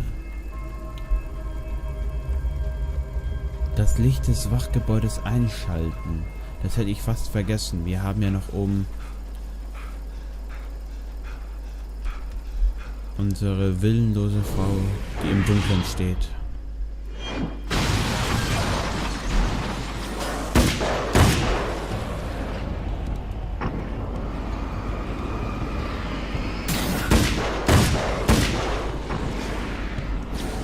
Ich glaube... Nein, das wollte ich eigentlich nicht. Ich wollte eigentlich eine Blendgranate werfen. So, damit hätte sie ihm das Problem so gut wie erledigt. Oh, verdammt.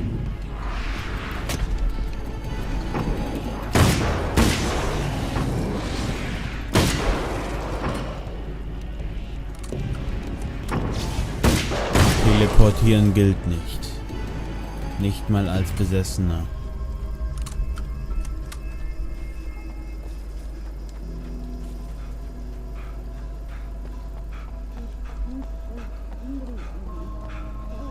Der Typ aus dem Schädel wird sofort befreit. Oh, nice. No, don't. Oh, it's not. It's you. Did you help me? Looks like you're feeling better now. Yes, I am. Thank you so much. I don't know what happened. There was this guy. Before you say anything, I know I look like him, but I'm not. Don't worry. You just don't feel anything like he does. He was in my head. I feel like I need to take 50 showers. Where is he? That asshole wanted to get into the projector booth. He was talking about fixing things so the sun never comes up. God, it didn't seem that weird when he was saying it. It sounded really good at the time. You weren't yourself. The projector booth. That sounds about right. I need to get in there. I have the access code for the door. Here. Thanks. I'm just glad you showed up now. He said he'd be back after he'd arranged for some security. Was ist hier los? Do you feel up to telling me what's going on here? We have an art exhibition here, supposed to open tomorrow. I'm the curator. My name's Serena Valdivia. Alan Wake. Holy shit, it is you. I've seen you on the big screen. I know your wife. You know Alice? Wait. Big screen. Yeah, we have a film from her here. What the hell happened to you? Bin auf dem Weg zurück zu Alice, wie wir uns ja erinnern können. Getting back to Alice. Oh, God, yeah, sorry. It's quite a coincidence that you're here. She made this short film. She shot it years ago. You're in it.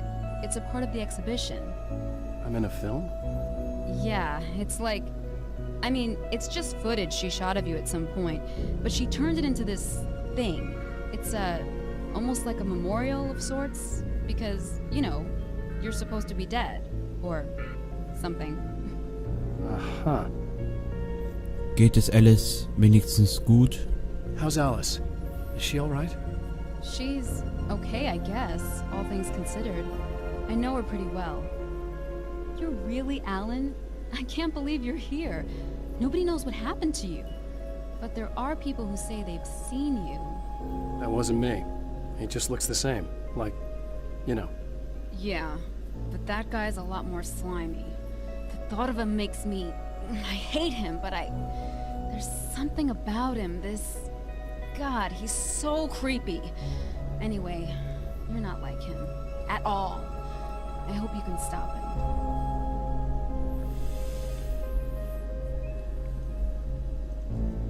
Merkt ihr das? Wenn die Person nichts mehr mit uns zu unterhalten hat, drehen sie sich von uns weg. Wir sind immer ganz allein.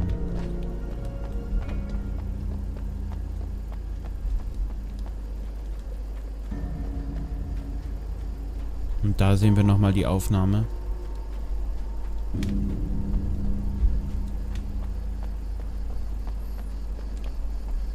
Wie er den armen Mann umgebracht hat.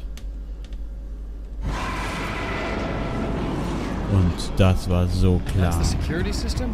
I guess it was too much to hope for an alarm and a fat red.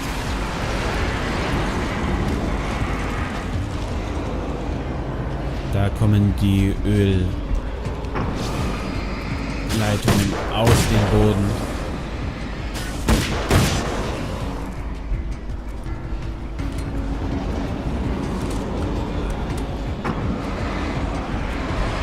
Wir können dieses Portal zerstören.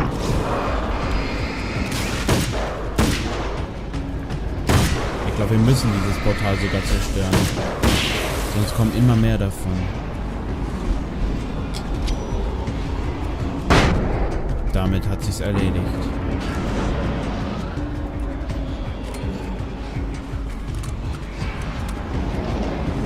Wir sind da. Da ist das nächste.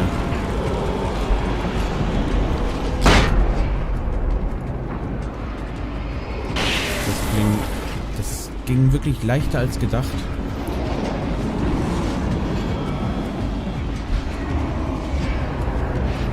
Alle guten Dinge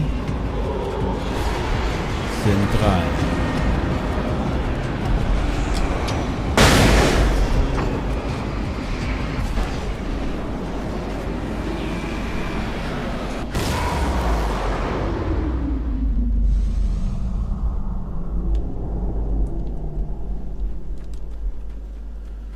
Und damit ist voreilig erstmal der Friede eingekehrt.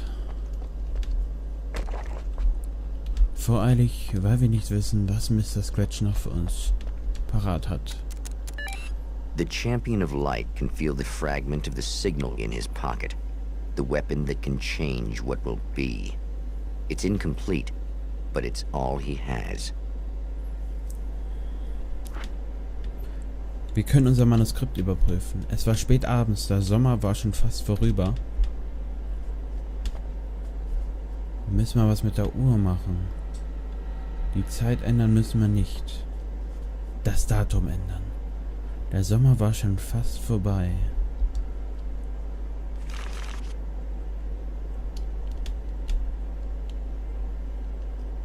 Dezember, Januar, Februar, März, April, Mai. Juni, Juli, August. Das ist der letzte Monat, bevor der Herbst eintritt.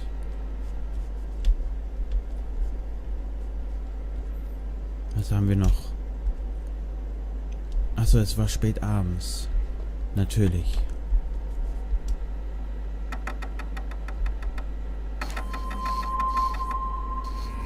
2:36 Uhr am Morgen. Oh, hell, this isn't going right.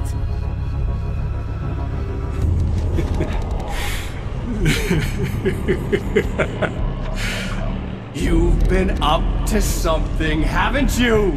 Too bad it's not gonna do any good. I'm a better you than you ever will be, and I've got all the time in the world. Everything you've got's going to be mine. Your life. Your wife! What are you gonna do about it?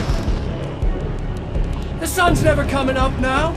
I could keep this up forever. Show yourself! Whatever you say, buddy.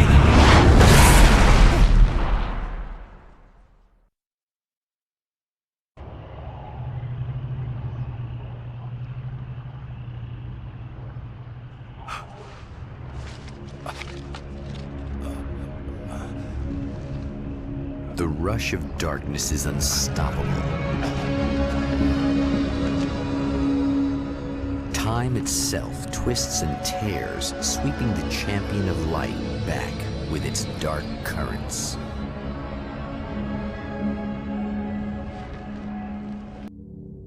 Again he enters the world, but now he sees the trap for what it is. A maze that loops back into itself. I'm here again. He sent me back.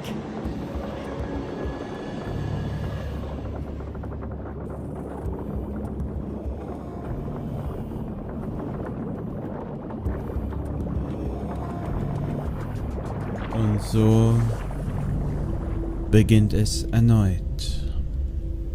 Wir sind wieder am Anfang und gleichzeitig am Ende diesen Partes. Bis zum nächsten Part. Bis dann.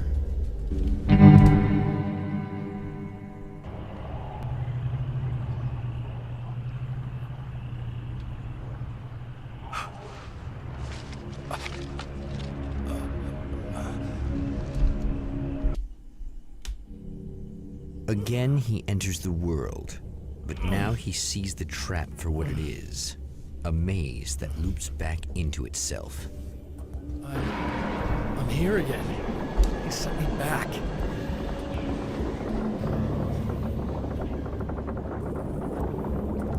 Ja, und damit wieder herzlich willkommen zurück zu Let's Play Alan Wake's American Nightmare.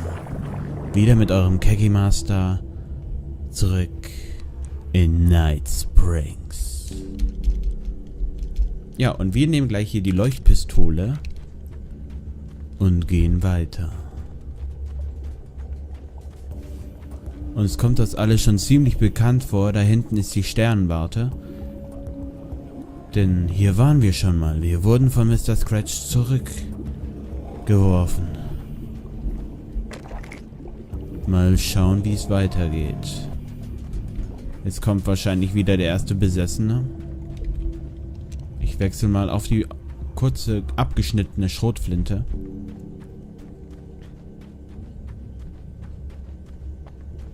Noch ist alles ruhig. Da ist der Ölbohrturm. Und da ist es deiner. Oh, not birds again. Nicht die Vögel. What the hell? Wow, wow, wow, wow. Was zum Teufel? Ach du Schande. Was sind das für Viecher? Bleibt mir weg.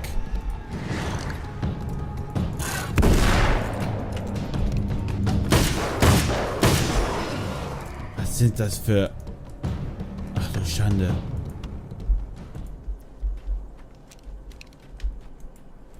Und wieso kann ich nicht mehr nachladen? Ich glaube, ich muss mal kurz die Spielsteuerung umändern. Okay, das war noch alles gleich geblieben. Neu laden, mittlere Maustaste. Ist die Maustaste 4 jetzt? Und Batterie neu laden ist Maustaste 5. Das ist auch noch gleich geblieben. Das passt. Und damit gehen wir wieder zurück. So, jetzt kann ich nämlich auch nachladen. Hier nochmal schön nachladen. Und was haben wir denn hier Schönes? Noch nichts. Dann gehen wir erstmal runter. Und ich glaube, jetzt kommen die ersten Besessenen.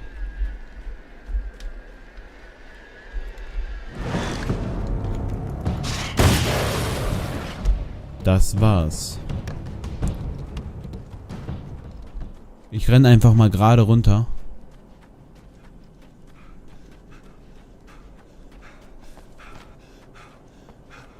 Direkt zum Motel. Zu unserer Freundin, die wir ja schon in dem ersten Durchlauf kennengelernt haben. Und schon ist das Licht erloschen. Und das ist die automatische Uzi. Emma? You here?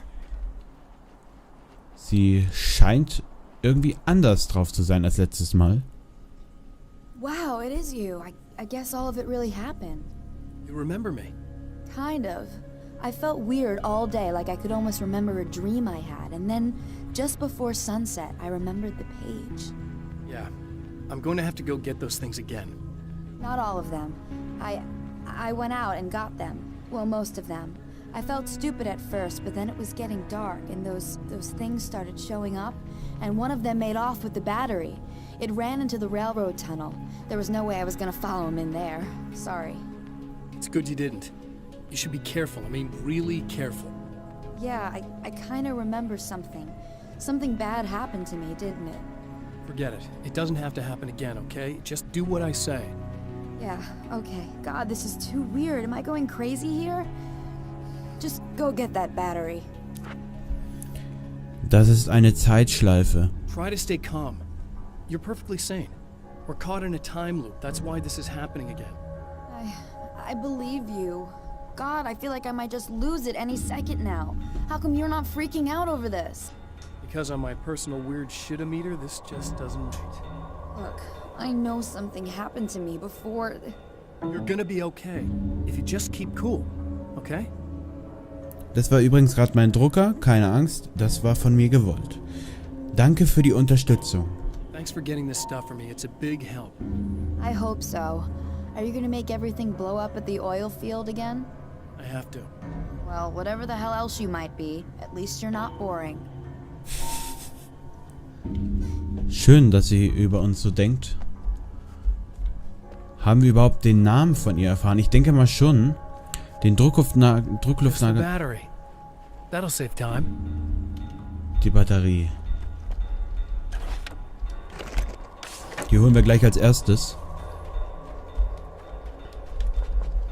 Und da ist schon wieder der Fernseher. Vielleicht mit einer neuen Nachricht.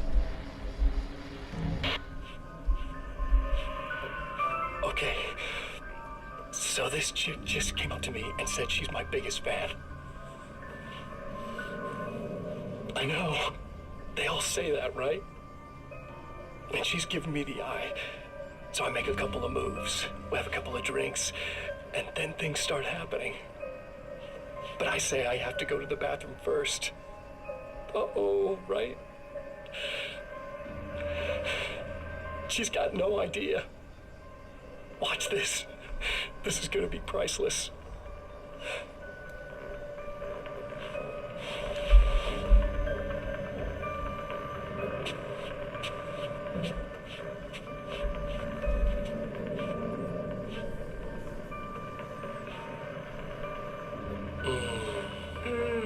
That's nice.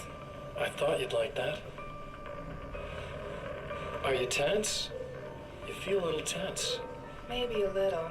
I had a crappy day. Yeah? Don't worry. It's improving real fast. Yeah. Hey, don't stop. It's just getting good. Watch this. Oh, Mann.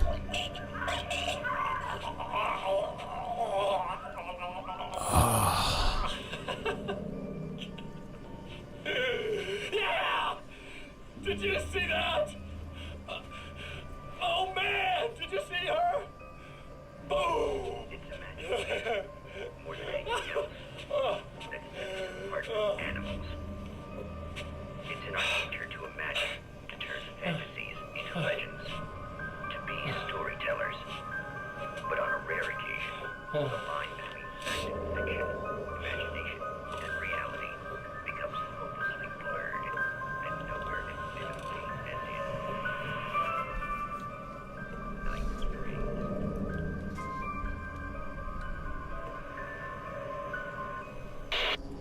Der Typ schafft es, auch mit Fans immer allein zu sein.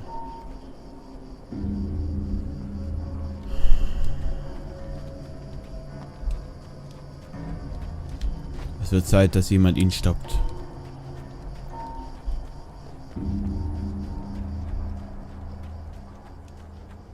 Und so wie das aussieht, werden wir das sein. Und wir gehen jetzt da rein. Die Blendgranaten habe ich da. Well, this should be perfectly safe. Na klar, absolut.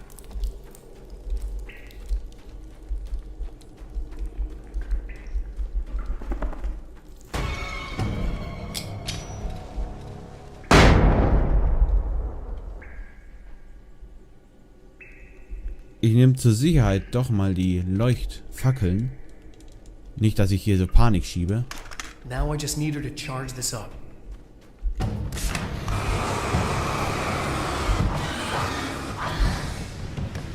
Okay, das wirkt sehr gut.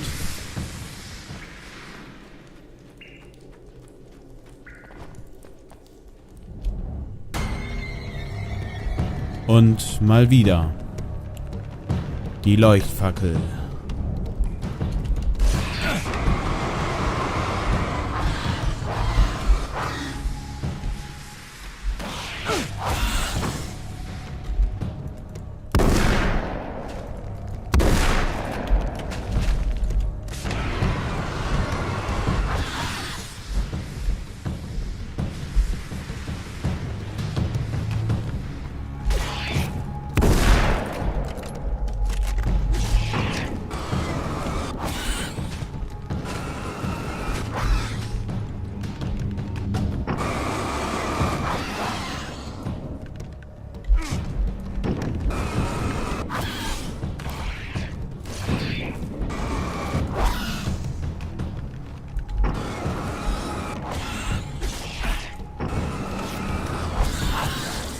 Wieso müssen es ausgerechnet Spinnen sein?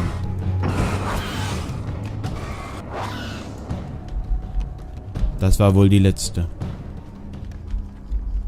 Wir haben wieder eine Leuchtfackel.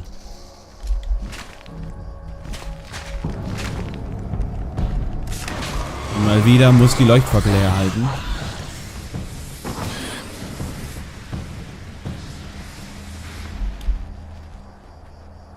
Wir kommen diesen Berg hoch? Ja.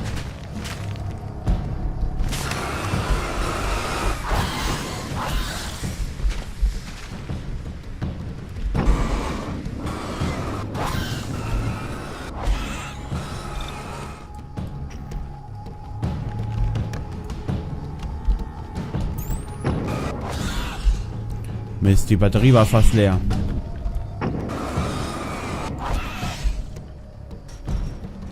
brauchen unbedingt neue Leuchtfackeln da. Leuchtfackeln. Leuchtfackeln.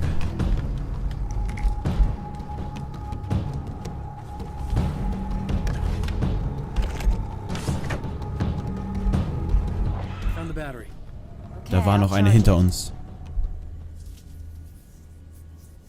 Here. Try not to get killed. Ich werde mich darum kümmern. Okay. I'm gonna take care of this. Try to stay calm. Look, what if you stay here with me, please? I'm sorry, but if I don't deal with this, no one else will. Yeah, I guess. It's just that this is getting really creepy. I believe this is real, but I don't understand any of it. I'm getting scared. I can't believe you're so calm. I get scared, but I've had a lot of time to get used to it.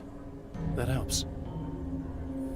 Der Kerl, der aussieht wie ich, steckt hinter dem Ganzen. The guy who looks like me is the reason this is happening. I caught up with him, but he swept me back here. Back in time? Yeah, it's a trap. We'll be doing this forever unless I can break out of it. How are you gonna do that? I'm working on it. I came prepared, but things got kind of scrambled when I arrived. I'm tracking down the things I need. Yeah, well, feel free to climb back into your DeLorean or whatever it is you do. Da waren gleich 2 Easter Eggs in diesen Sätzen. Habt ihr es gemerkt? Zurück in die Zukunft und Star Wars. Ich finde das Spiel schön. Und ich glaube, ihr auch.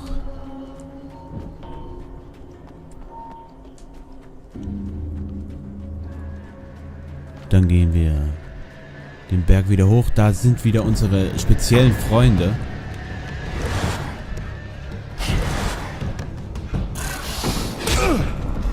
Auf die...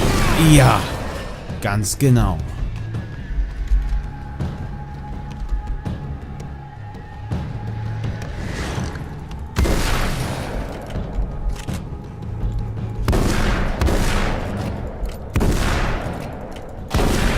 Der rennt wie Freddy Krüger. Ist euch das schon mal aufgefallen? A Nightmare of Alan Wake. Alan Wake's American Nightmare. On Elm Street. Wo ist er?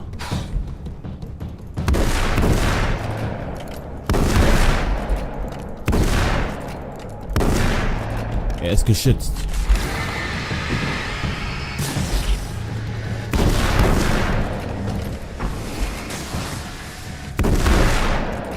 Diese Schrotflinte ist das Beste, was mir passieren konnte.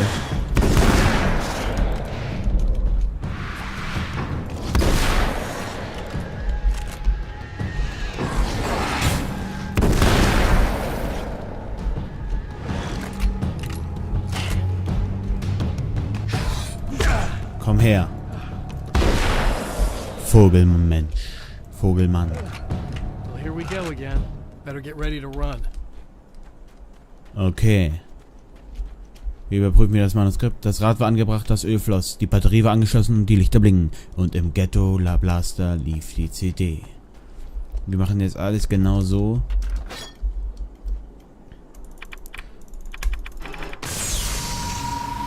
Wie es auf der Seite steht.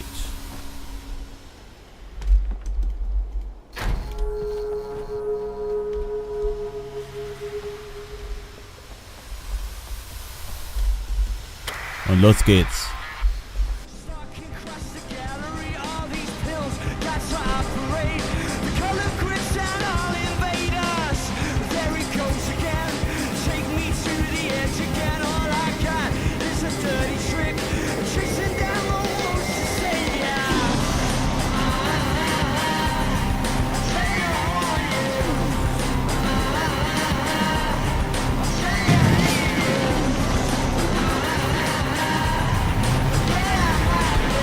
Und wieder heißt es, wir müssen die Beine in die Hand nehmen.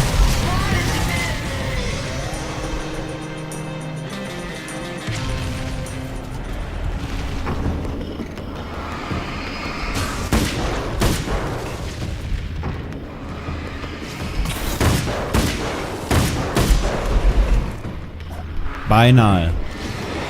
Aber nicht heute.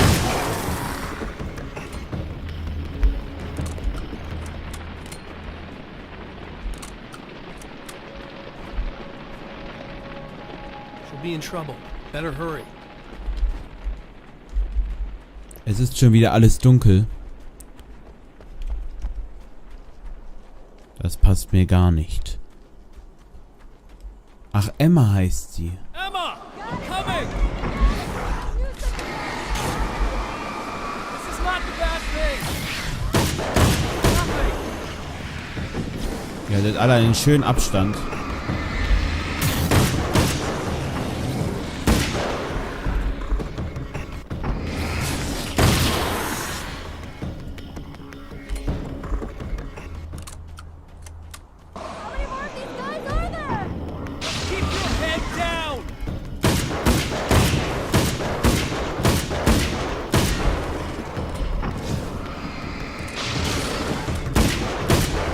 Die absorbieren Licht.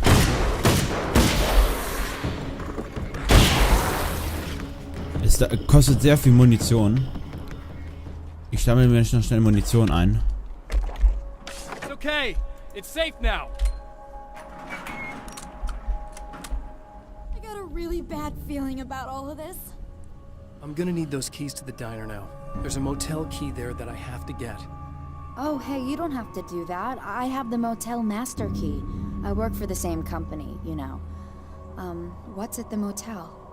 Well, there's a dead guy. He's got something I need to get into the Mount Redtooth Observatory. God, that's awful. Hey, you wanted to know about the guy who looked like you, didn't you? The last time you said he had a party, but you didn't go. No, that's not true. I did go. It was really great at first, and then I didn't see it myself, but I hear he turned nasty. He hurt a bunch of guys pretty bad, and there was this girl, she died. But I didn't hear about that until afterwards. I thought that he was so charming. And then he went to the diner. That's right. I wasn't involved with that at all. I don't know what happened. Fine. I need to check out these motel rooms. In the meantime, you stay here, okay? I'm serious. Keep the lights on and stay here. Yeah, okay. You got it. I sure hope you're right about this. Bleiben Sie diesmal hier. You're gonna stay here this time, right? Because the last time I didn't, and that thing, whatever it is, happened to me. Yeah. I don't want you to get hurt again. Don't worry, I'm gonna stay put. I don't remember what happened exactly, but I learned my lesson. Good. It doesn't have to happen exactly the same way this time around. You proved that much when you went out and got those things for me. I think you're gonna be okay. Let's hope you're right. Dann erforschen wir die Zimmer des Motels. The memory of her own fate haunts Emma Sloan and fills her with dread. This time, she does as she's told. It's not enough to save her. Ach du Schande. Nun ja. Wir scheinen allein zu sein. Und ich würde sagen, weiter gehen wir dann aber erst im nächsten Part. Bis dann, Freunde. Ja, Freunde, und willkommen wieder zurück zu Alan Wakes American Nightmare. Wieder mit eurem Keggy Master, und wir haben gerade wieder Emma verloren. Ein zweites Mal. Und jetzt müssen wir die Hotelzimmer überprüfen. Wir machen aber vorher noch das Radio an.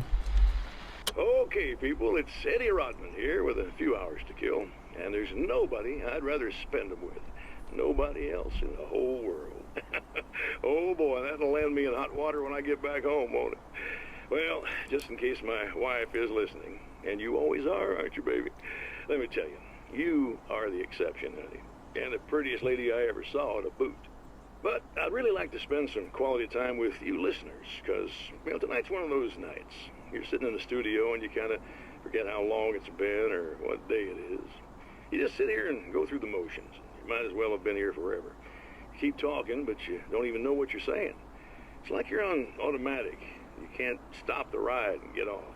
It's times like these that I really wish that somebody would just call in and relieve my boredom. How about it? Anybody? Come on now, help a fella out. Our lines are open. Okay. Nur leider haben wir keine Telefonnummer. Dann erforschen wir erstmal Motelzimmer 1.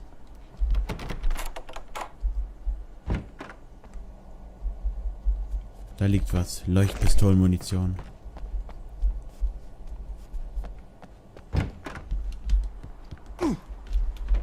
Dann der nächste Raum.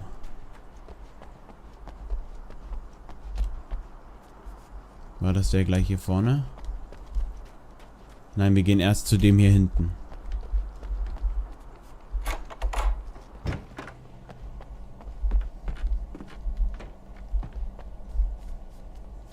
Okay, hier drin war auch nichts, so wie es scheint. Ich benutze ungern die Türen. Sei nur dazu gesagt.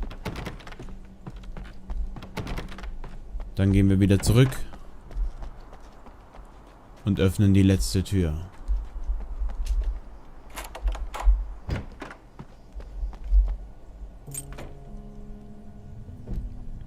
Und ab geht es wieder zur Sternwarte. It's said that nobody knows what the future might bring. But for this man, it's no longer entirely true.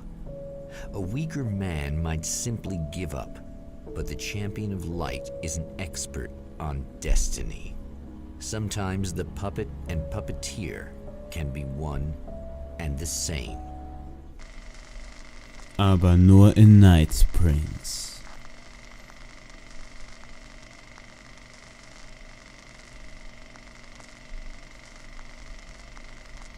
Die Sternwarte am Mount Redtooth in Arizona. It's top littered with man-made eyes that stare into the endless depths of space. Tonight, the champion of light will depend on them to pick out a message from the ether. Und dieser Äther könnte uns vielleicht befreien aus dieser Zeitschleife. Soweit wir wissen... As history repeats itself, the man remembers the patterns. He knows that he needs the missing part for the telescope. I'd better find Dr. Meadows' car. That's where the camera should be. Genau, und außerdem, wenn wir das Signalempfang haben,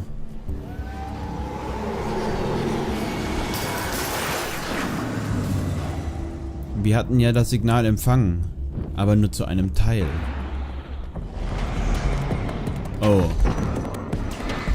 Und da sind schon unsere Kollegen. Ich versuche sie möglichst alle in eine Bahn zu kriegen.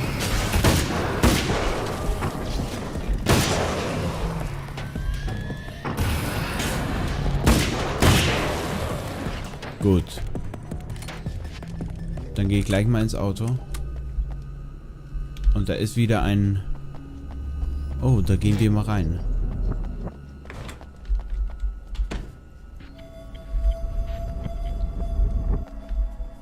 Oh, praise be. You guys are coming through for me. A pretty little light just started blinking on my board here, and that means there's a caller out there. You know, when the hours stretch into eternity like this, when it feels like I'm stuck in a rut and just reliving the same endless night over and over again, I feel genuinely touched by someone actually reaching out to me, breaking the monotony. I just want you to know that it really matters to me. Caller, you're on the air. You suck, Eddie! Did you know that this is my dream job? True fact. Tja, ich hätte mir schon fast gedacht, dass sowas kommt. Aber zum Glück brauchen wir jetzt keine neuen Missionen und müssen da nicht jetzt extra reingehen. Und trotzdem werden wir nicht in Ruhe gelassen.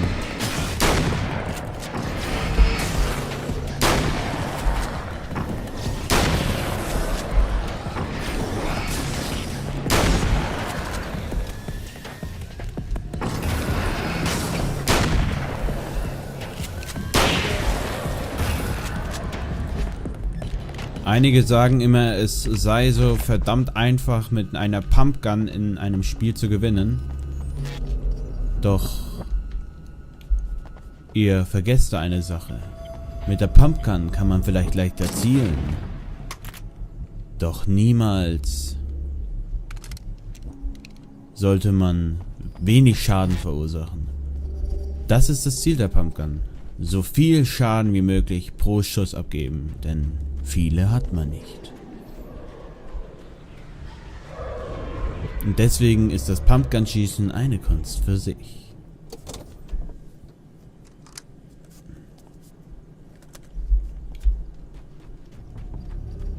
Vielleicht sage ich das auch einfach, weil ich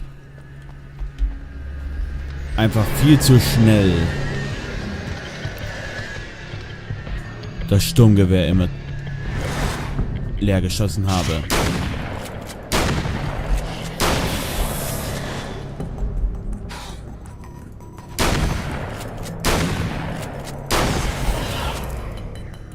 Die Typen sind mir unter anderem am gruseligsten. Wir nehmen mal die Abkürzung nach oben. Oh. War klar.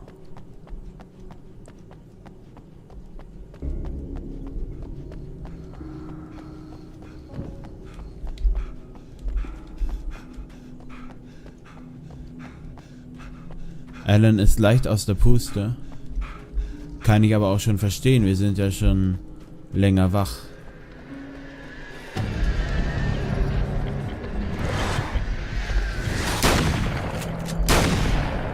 Bleibt mir weg.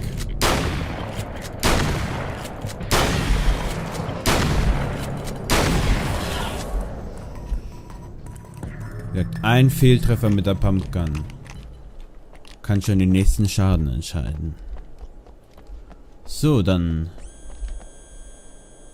Hallo GLaDOS. It's you. How dare you? No, wait. It isn't you, is it?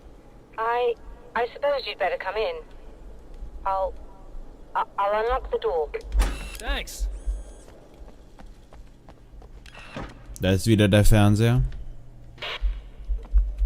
I know what you're thinking. Evil twin, supernatural powers. But most of the time, I just like to keep things basic. I want you to understand that.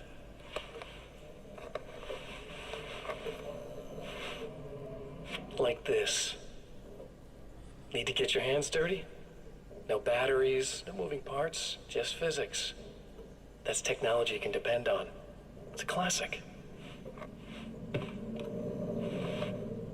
Speaking of classics, you need to be careful with this one, though. If the victim suddenly twists, you might end up cutting yourself. It's not really a workhorse, but I'm a sucker for this style. Now this is more like it. You've got slip-resistant grip. Believe me, you really want that traction once you're wrist deep in somebody. The blade's stiff enough so it won't open by accident in your pocket, but it's still really easy to open with just one hand. Now that's a big thing for me.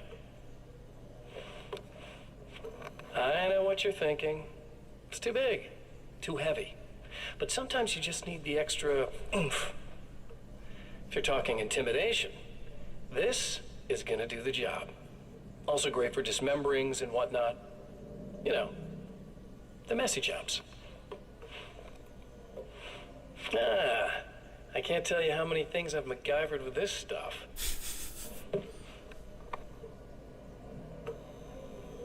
Okay, now, guns. Not a big fan. I mean, how are you supposed to really connect with somebody with a bullet? I want you to understand that. I take pride in what I do. We can't both be worthless hacks, can we?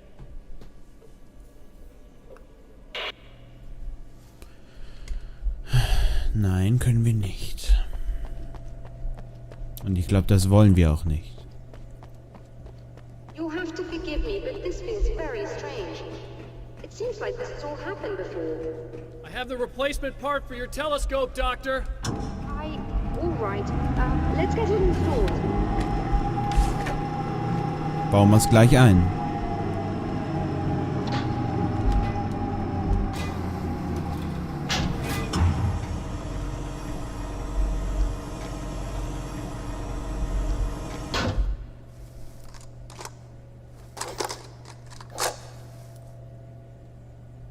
I think we can give this a go, although I have this strange feeling that something will Don't go start wrong. it up yet. There's a problem with the coolant system. Yes, that's right. I remember. All right, let me think. If they're sabotaging it, they'll be at the primary coolant pipe outside. If you can secure it, we should be ready to pick up the signal. That is why you're here, isn't it? Yes, it is. I'll take care of it. Before you go, if you have the time, I'd appreciate if you came up here and explained a few things. All of this is very strange to me. Dann gehen wir mal die primären Rohre sichern.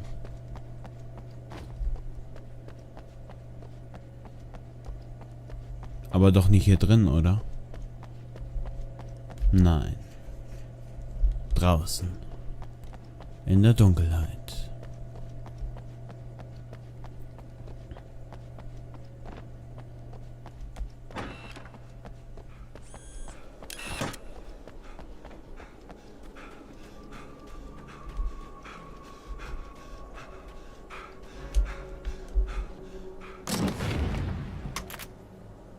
Und das probieren wir mal aus. Schaut mir eher nach einem Granatwerfer aus.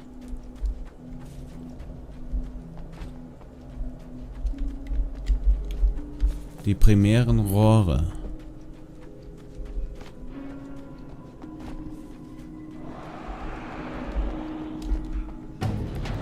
Da seid ihr. Oh ja.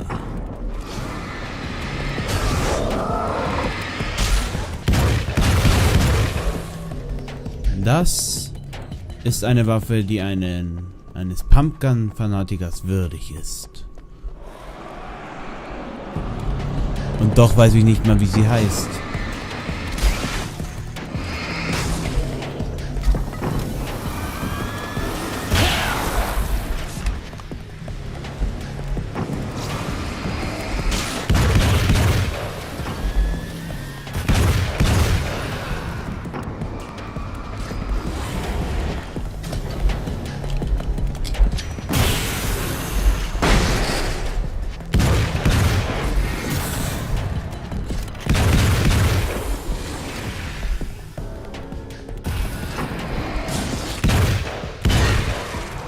Diese Waffe ist echt praktisch, muss man wirklich sagen. These beings hate the light, am I correct? You should be able to turn on the lights and secure the area that way. Dann machen wir das mal, obwohl eigentlich die Lichter durchgebrannt sind oder ausgefallen.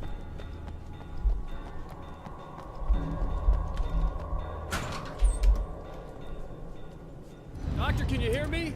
I think we're good to go. All right. I'll start looking for the signal. Please, head back.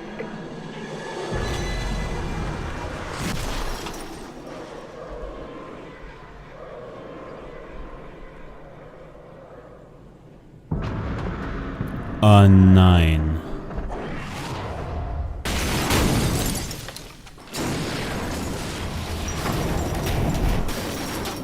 I guess they didn't like that.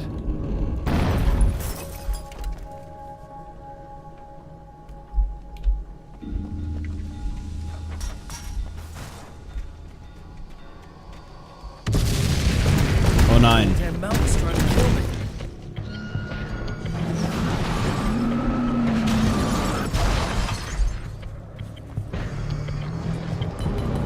Gott verdammt.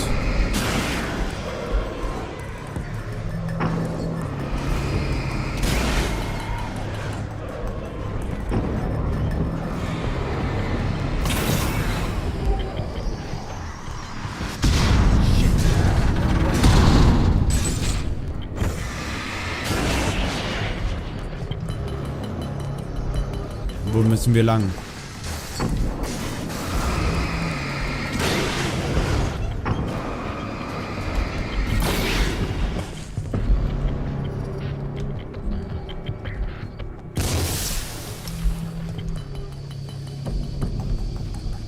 Können wir nicht außen rumlaufen?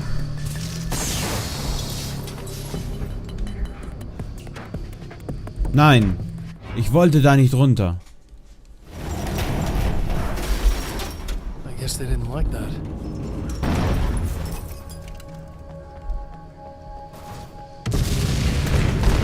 That mountain's trying to kill me.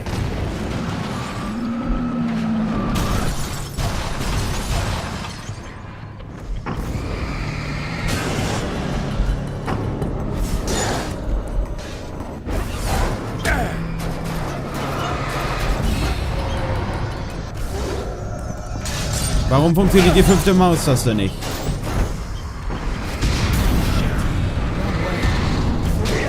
Nein, nein, nein, nein. Das war's nicht. Ich weiß nicht, was jetzt los ist. Ich weiß nur, dass meine eine Maustaste nicht funktioniert. Aus irgendeinem Grund.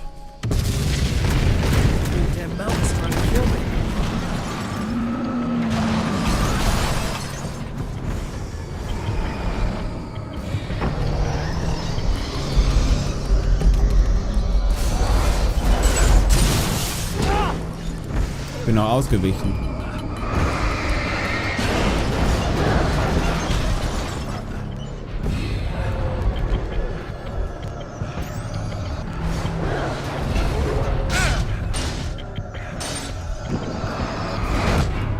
Das war irgendwie klar.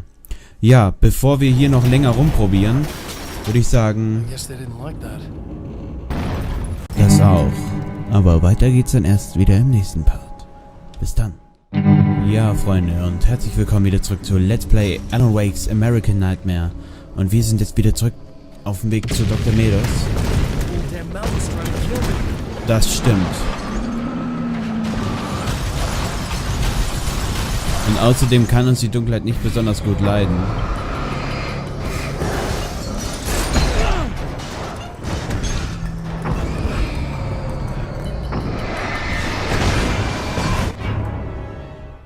Wie man sieht, erfolgreich.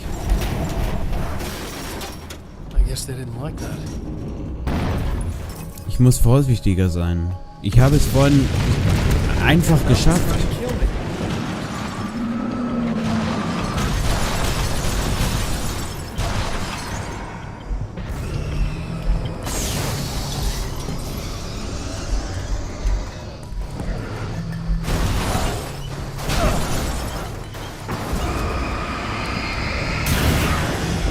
Den hätten wir schon mal.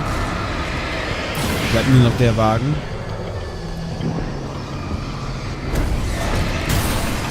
Der Wagen da hinten.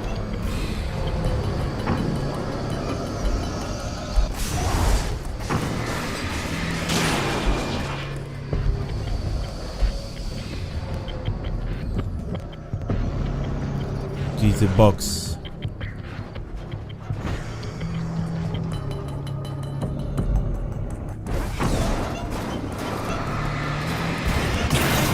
Ich vertraue dieser Box nicht.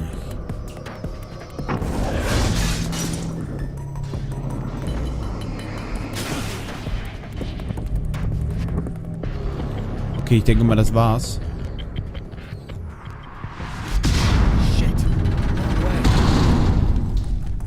Gut, dann geht's wieder zurück. Nach oben.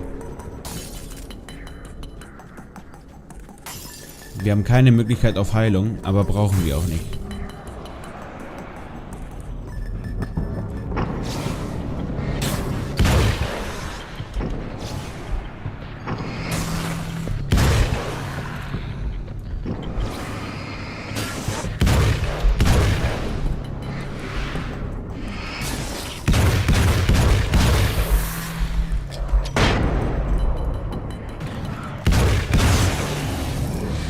Nun ja.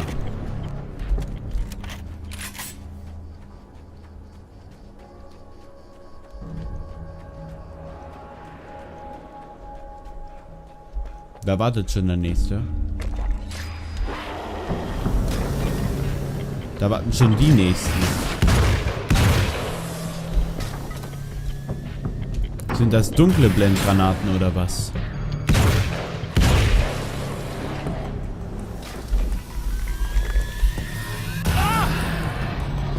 Nicht schreien, Alan. Das wollen die doch nur.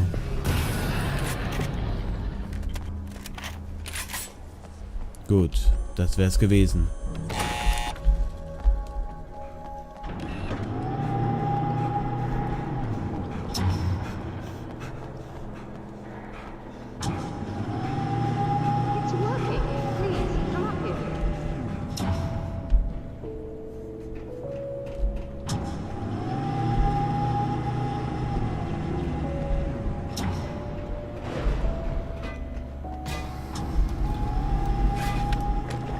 Einfach mal vom Aufzug genommen.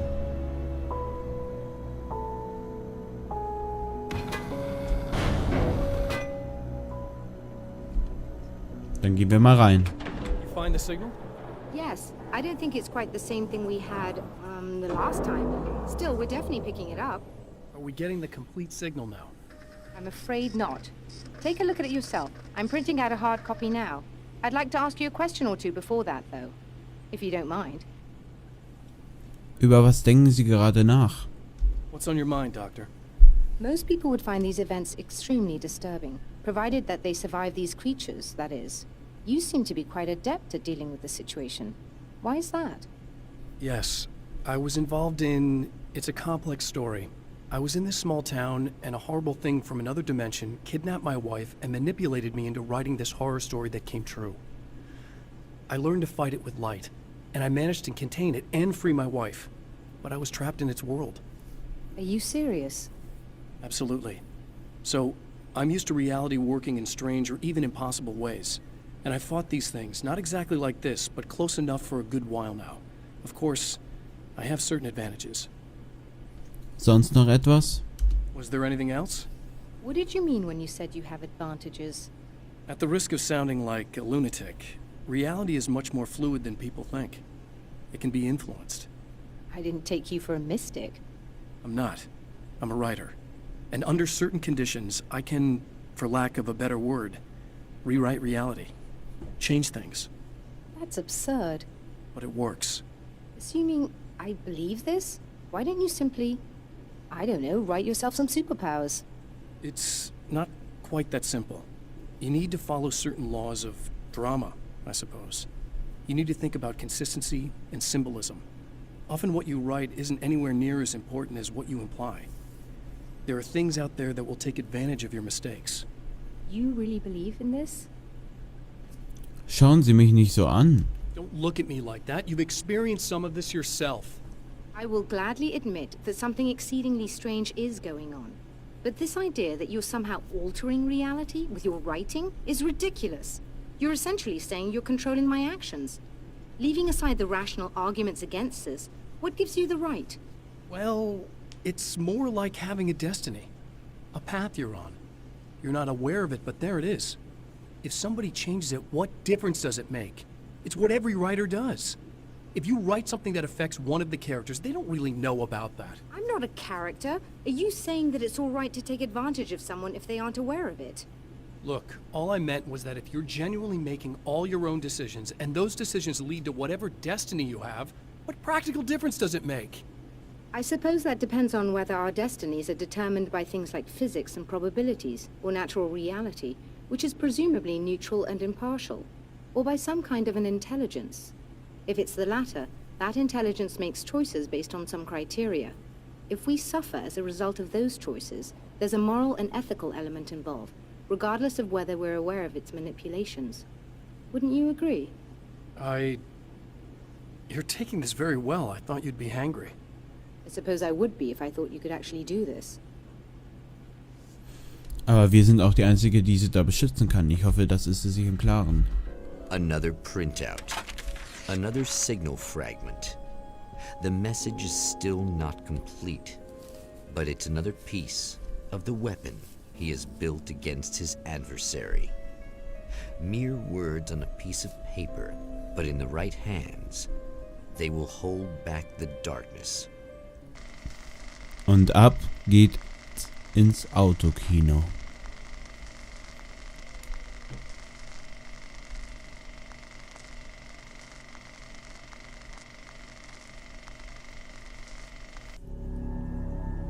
The last time the man came to the drive-in, it did not end well. He hopes to avoid that fate this time.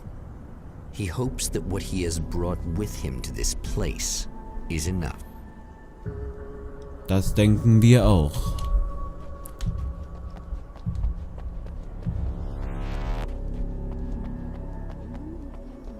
Ugh. Serena's probably out of her mind again. But I'm gonna need that key so I can get the power back on. You again? I'm really just here to get the keys so I can get the power back on. Do you want to hold me down? It's okay. I know you like that. Yeah, I'll just grab the keys. I could be like your wife, little wifey, waiting at home for hubby. Or you could be the mailman, or the neighbor. I'm already married to someone who isn't crazy, thanks. I'm just gonna go and get the power back on. Aww. Look, I may or may not be back. I have the access code to the booth already, so once the power is on... You should totally come see me. We could have fun. You know. We'll see how it goes. Sie sollten sich besser setzen. You should sit down or something. Try to stay calm. I don't want to be calm. I want to be nasty. I want to be nasty with you. Yeah. Okay. You could do anything you want. You can use my... Let's not even go there. I was hoping that you'd remember more, but I guess that was too much to ask.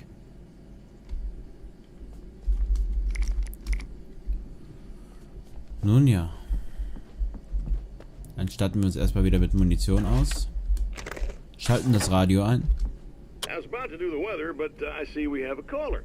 Hey, you're on the air with Eddie. What's up? Hey, Eddie, it's Ricky. You talked about fate before. You think about that a lot? Not a lot, to be honest, but I take it you do. Oh, yeah. Oh, yeah. Any conclusions you'd care to share, Ricky?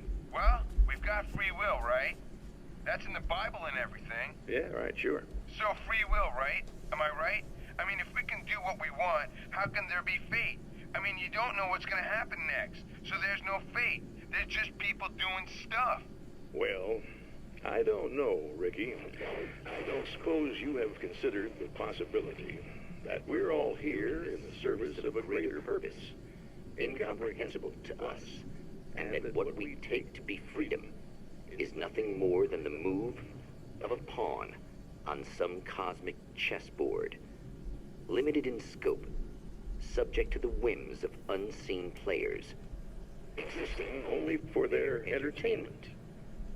Or perhaps we're just a twisted reflection of actual events that can happen elsewhere. Could it be that such is life in Night Springs? Dude, what? Food for thought, Ricky. Food for thought. Okay.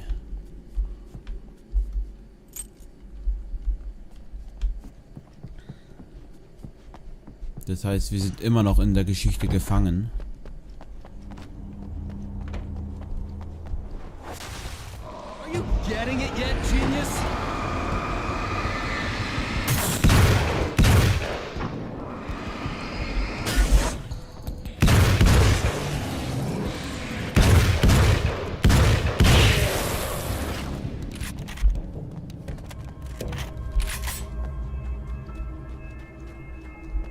Er hat uns ein Genie genannt.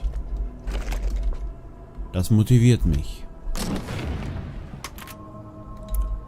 Und die haben wir schon.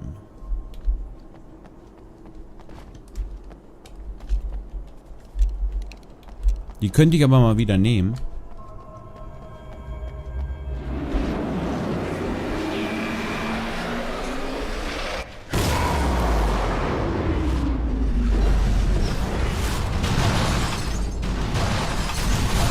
Obwohl, nein, doch nicht. Ich bleibe bei meiner guten, alten, starken.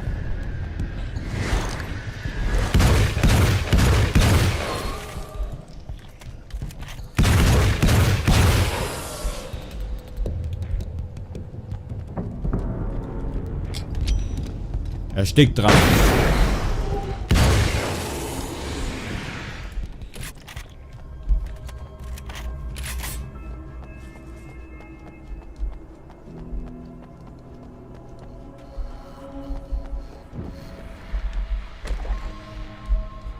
Und nun sind wir wieder da und haben wieder einen Fernseher.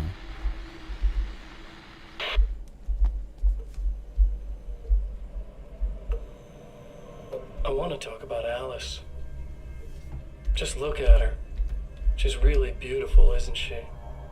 Your wife. Well, our wife, really.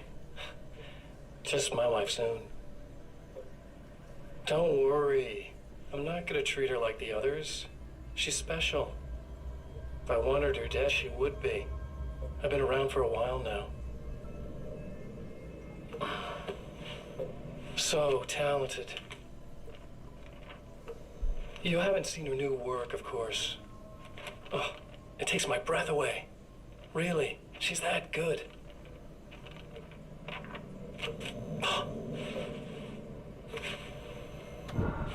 Did you know that I've got a wedding ring, too? We're that similar.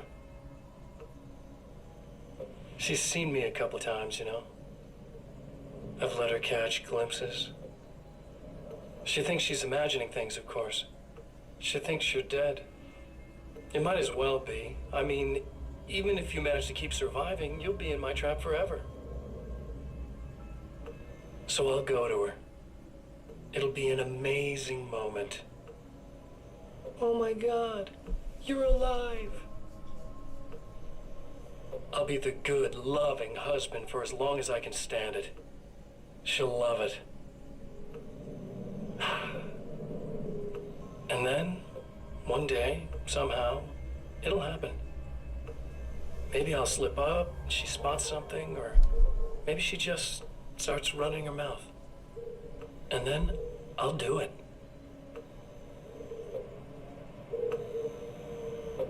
It's gonna be sweet.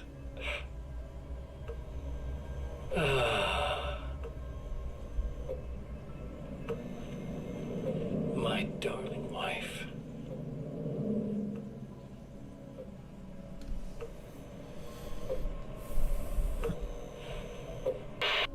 Alan, wenn wir hier rauskommen, muss er dafür büßen. Doppelt und dreifach.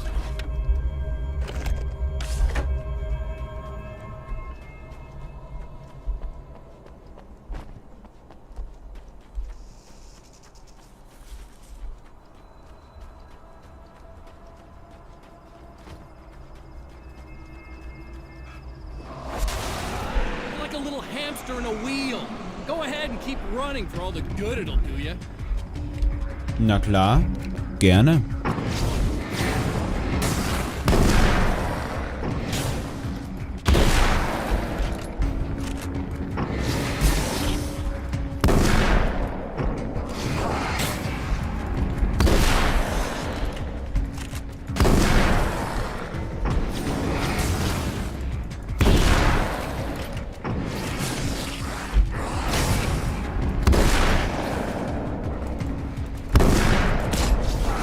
Den doch getötet.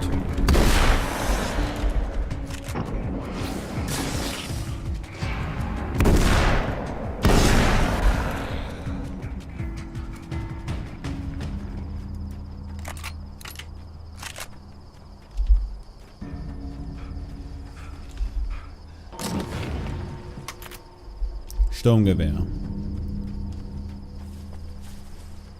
Ich könnte es ja mal wieder probieren. Ist ja nicht so, dass ich was dagegen hätte.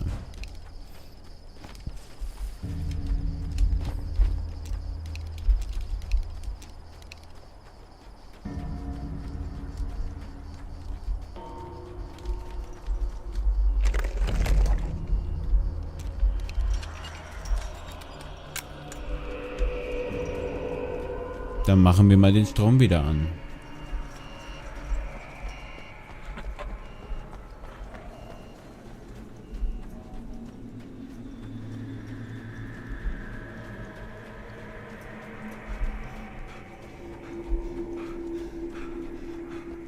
Ich renne jetzt einfach durch, weil uns sowieso nichts passieren kann. Ich habe 5 Leuchtfackeln dabei.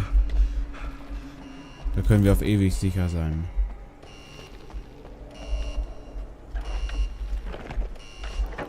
Also gut, wie war das nochmal?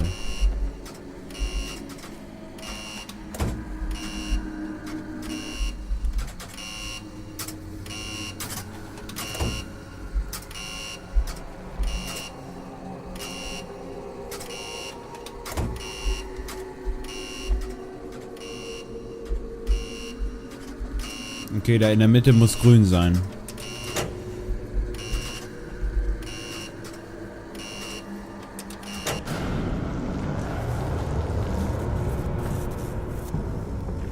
Und da kommen die Spinnen.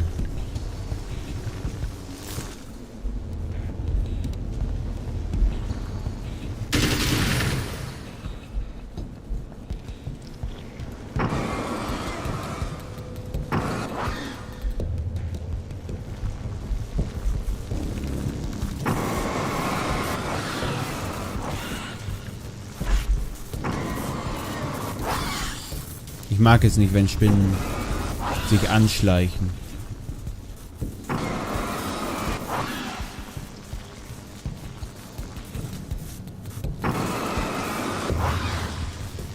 Ich versuche immer möglichst 2 Stück gleichzeitig zu erwischen.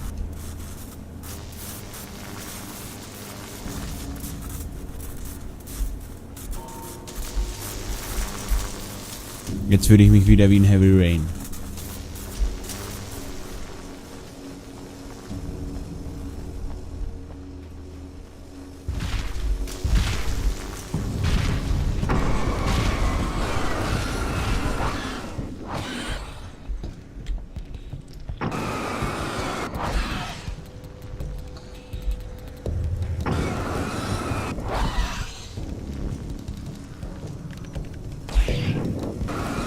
Netter Versuch.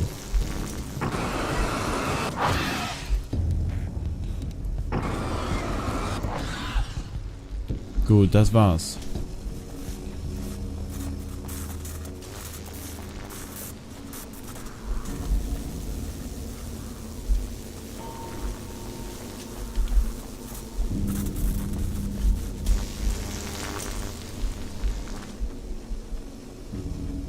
Und im Nu sind wir wieder draußen. Entschuldigung, draußen. If you die, you lose. If you quit, you lose. If you make it to the end of the loop, you still lose. Sucker.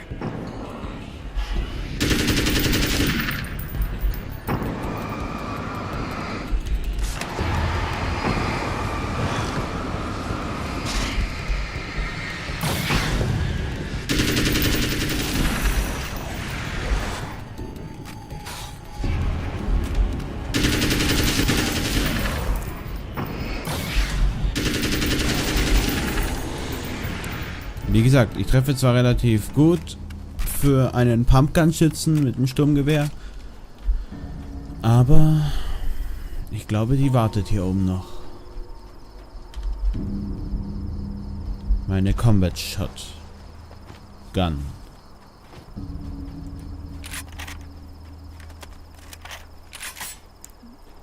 Ich nenne sie Alice.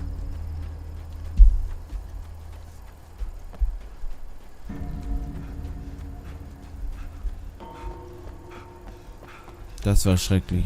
Die erste Videobotschaft von ihm.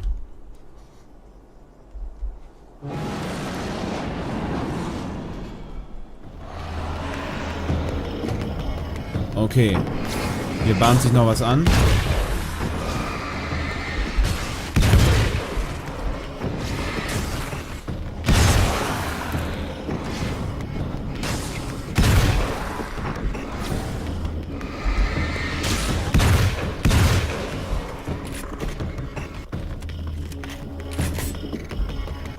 Aber bevor wir hier weitergehen, ich gehe noch schnell zum Munitionskasten.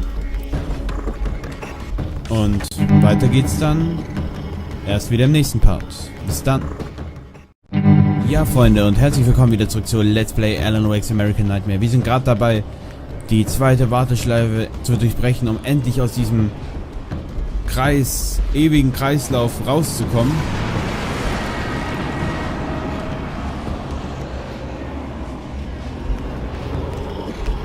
Und wir haben nur Leuchtfackeln.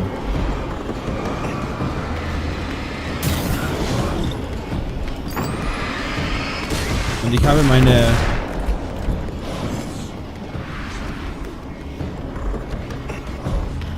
So, jetzt seid ihr dran.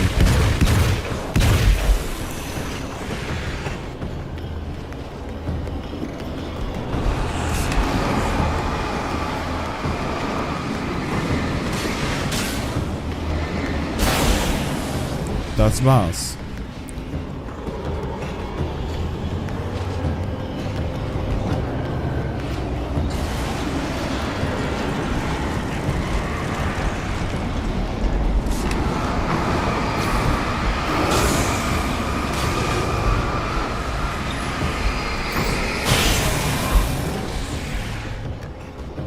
Es geht eigentlich relativ schnell, wenn man die Monster ignoriert.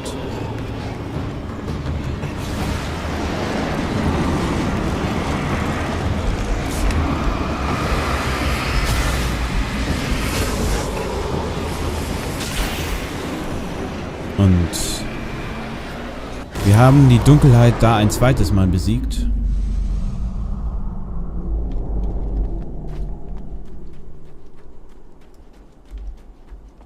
Dann gehen wir mal rein. The champion of light knows that the time itself is about to end. At least for him. He can feel the dead end rushing towards him. But there is time to act. Incomplete or not, he has the weapon. I don't have the whole thing. But maybe it's enough. Es war spät abends. Der Sommer war schon fast vorüber. An der Wand hing ein Werbeplakat im Noir-Stil. Ein Scheinwerfer ließ den Feuerlöscher rot aufleuchten. Gut, spät abends.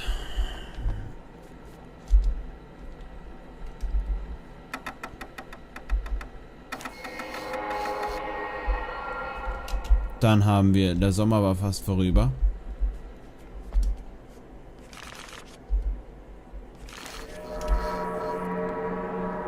Dann hing an der Wand ein Plakat mit dem Film Noir-Stil.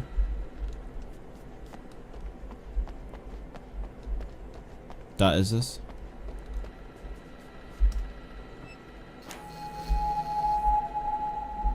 Und der Scheinwerfer strahlte den Feuerlöscher an. Und es tut sich wieder was.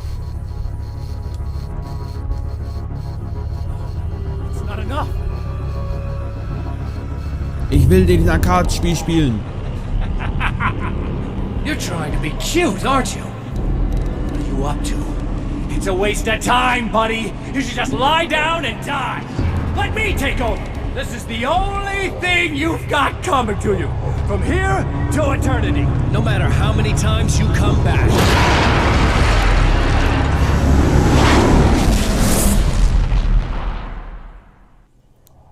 Und das kennen wir ja schon.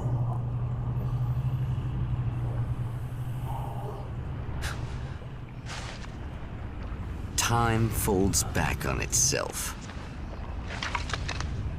Again, his senses scream as the very impossibility of what is happening assaults them. But the champion of light endures.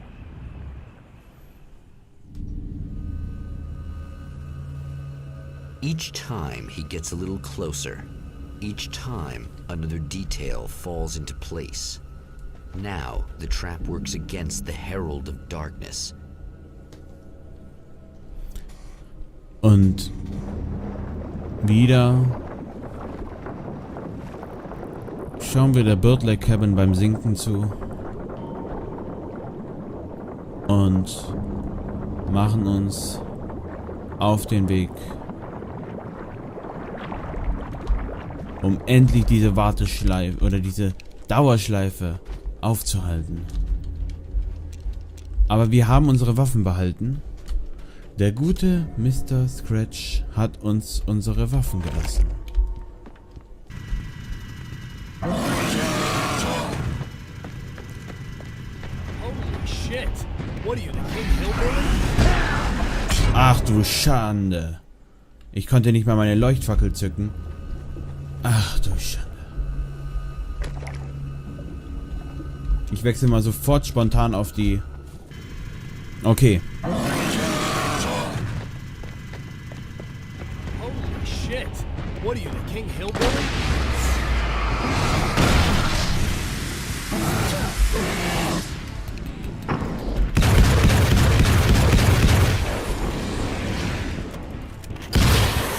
Also dieser Gegner hat mir schon ein bisschen Angst eingejagt. Mein Gott, war der riesig. Nur zum Glück war Alice da. Und wir mussten ihr nur sagen, wo sie hinschießen soll. Ich hoffe, jetzt kommt nicht nochmal so ein Viech. In dem Fall nehme ich wieder gleich die Leuchtpatronen raus. Right on cue, bubbling to the surface from untold depths, the horrors come. The emerging monsters do not expect the warm reception that has already been prepared for them.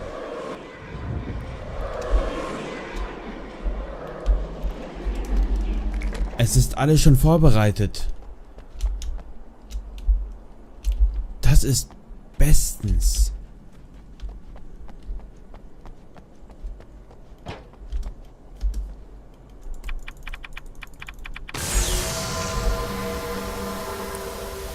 Wir können alles ausführen. Es ist alles vorbereitet. Danke, Emma. Danke.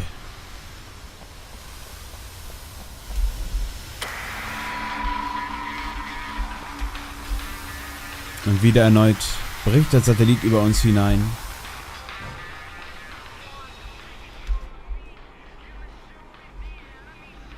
Irgendwas scheint nicht zu stimmen. Haben wir das Öl aufgedreht? Ja, oder? Das Öl ist aufgedreht. Die Batterie haben wir doch auch angeschlossen, oder? Aber der Scheinwerfer leuchtet nicht. Jetzt leuchtet er. Und mal wieder.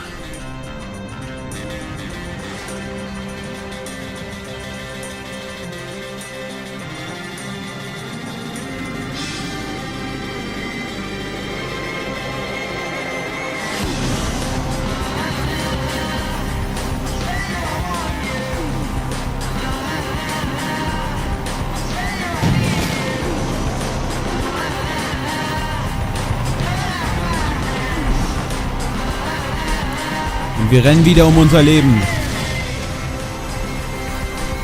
Und ich denke diesmal wird uns dieser Typ entgegenstehen. Doch nicht. Ganz normale.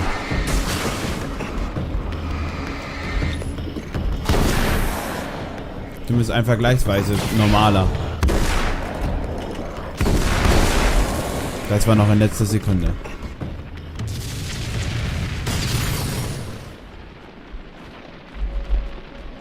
Stop. Saving Emma. Richtig. Schon wieder so ein Viech. Nein. Nicht heute.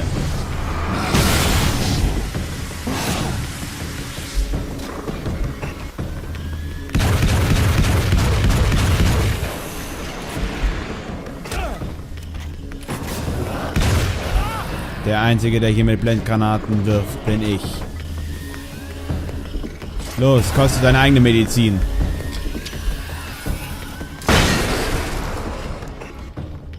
So schaut das alles in hell aus, mein Lieber. Emma.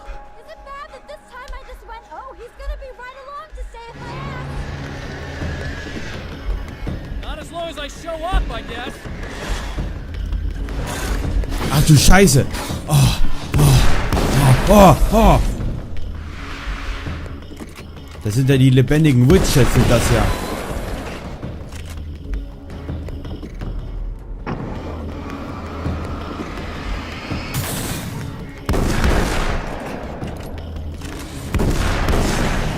Brezel dich nicht so auf.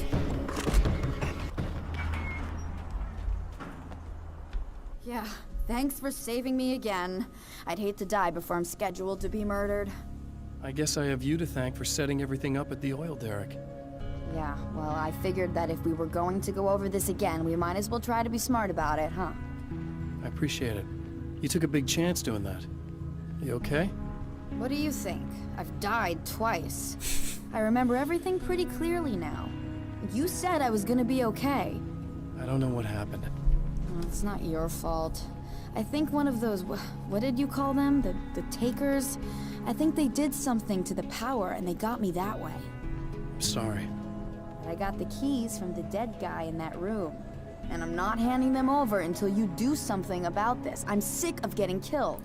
Fair enough. Sie sehen jetzt aber... Sie sehen jetzt ruhiger aus. You seem calmer now.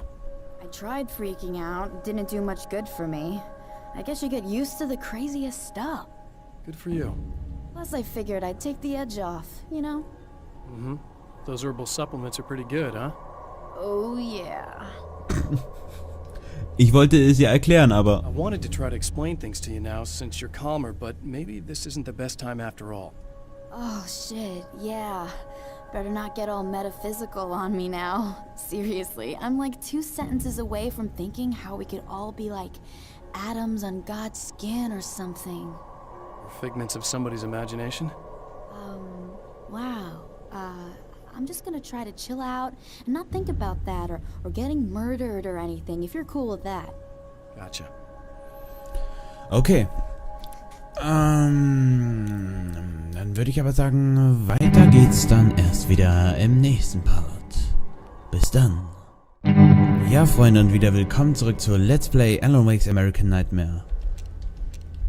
Und wir lassen einfach den Druckluftnagler mal da.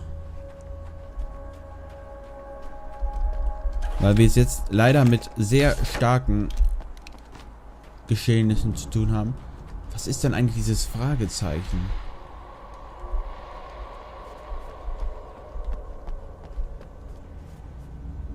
Da ist was. Das gucken wir uns mal an. Eine Manuskriptseite, die ich euch am Ende dieses Let's Plays vorlesen werde. Was, aber denke ich mal, nur eine einige Zeit dauern wird. Well, art lovers, are you feeling neglected? You shouldn't. You know Eddie Rodman's got love for you, which is why I actually hauled myself out of bed before noon, just so I could record an interview for your pleasure. Enjoy. Now, as I'm sure you all know, the annual Night Springs Visual Art Show is coming around again, and that's a big deal for all of us that are in the culture business. If you can call it a business. That's a little controversial, I know. Oh, that's okay. Money makes the world go around, no doubt about it. And that's one of my guests here at the studio, Serena Valdivia. She's a curator at the Night Springs Gallery of Visual Arts, and she's in charge of the NSVA Film Festival, held this year at the old Night Springs Drive-In Theater. Hello, Eddie. It's great to be here. And let me just say that it's a wonderful venue. Absolutely. And with her is one of the filmmakers, somebody who's actually primarily known as a renowned photographer, Alice Wake. Hello. Now, Alice, I've seen a lot of your work over the years. It's very impressive. My wife's a big fan, actually. Oh, thank you. You've gained quite a bit of fame as a photographer, but that's not why you're here, right? You actually have a film. That's a little surprising. For me, too. I really wouldn't be here at all if it weren't for Serena. You two are friends, I take it? Yeah, we move in the same circles. So, about a year ago, I heard about all this footage she'd shot, and I got to see some of it, and then I started pestering her about actually putting it out there, because it was really good. I didn't really want to show it. It felt too personal. Well, yes, I can understand that. It features your husband, and he's, well... He's dead. I thought he was missing. It's been 2 years. This sounds awful, but yes, I believe he's dead. Otherwise he would have, well, you know. Yeah, I understand. Well, hold that thought, and we'll be right back. Demoralisierung von allen Seiten. Aber wir müssen stark bleiben.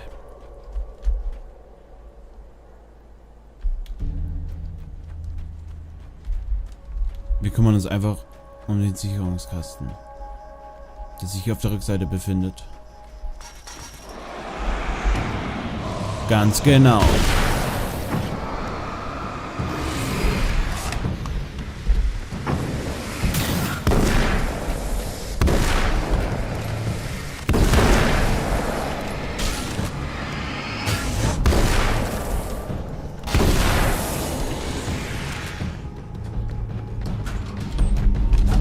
Wow. Das ging aber wirklich nach hinten los. Dieser Schlag.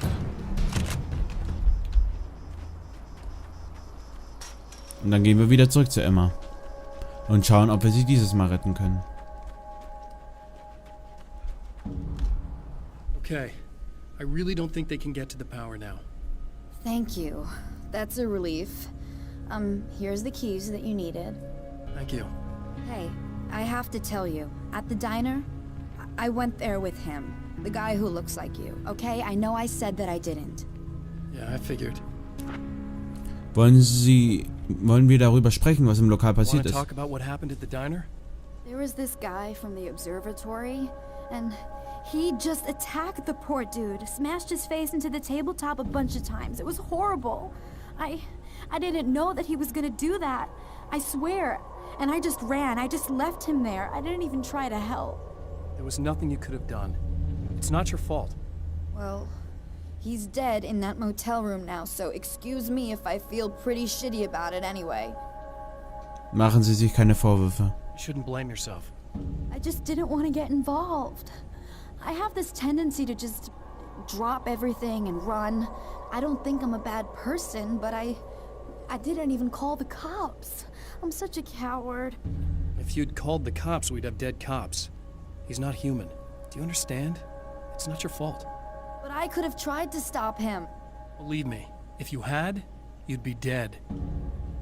Es scheint Ihnen jetzt besser zu gehen. You seem to be doing a little better now. Yeah, I guess it just got easier once I got this thing off my chest. I just feel so guilty about it, especially because I didn't pick up on any of the warning signs. I just really liked hanging out with him, you know? He was smart and charming and funny and hot. The way you could be, I guess. I guess. What's the deal with this guy anyway? He looks like you, he uses your name.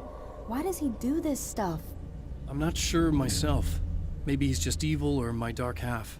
He does a lot of the stuff I'm trying really hard to get away from. Things that just messed up my life.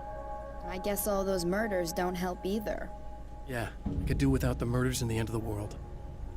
Ich muss los. Listen, I need to get going. Yeah, go. I think I'm good now. I hope. Good luck. If it all goes well, maybe this is the last time we meet like this. God, wouldn't that be great? Just keep those lights on, okay? Einfach neben den Sicherungskasten setzen. Das ist einfach so die effektivste Art, aber man lebt halt auch die ganze Zeit in Angst. So. Ich würde mal sagen, wir gehen einfach mal hoch in das Diner.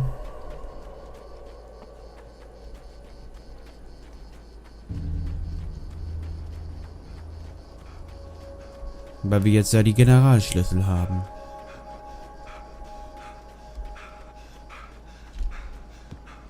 Mach langsam, Alan. Wir haben alle Zeit der Welt, weil sich diese Zeit immer und immer wiederholt. Wieder eine Manuskriptseite. Eine neue. Es ist abgeschlossen. Wir müssen den Hintereingang nehmen. Und ich habe wirklich nicht alle Manuskriptseiten gefunden.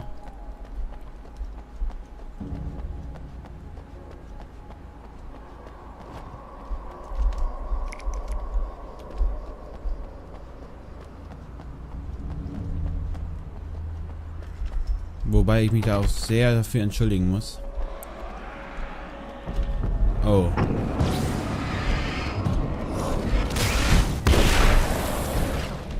Ich dachte, dass irgendwas hinter mir war. Und ich wusste es. Ich wusste es.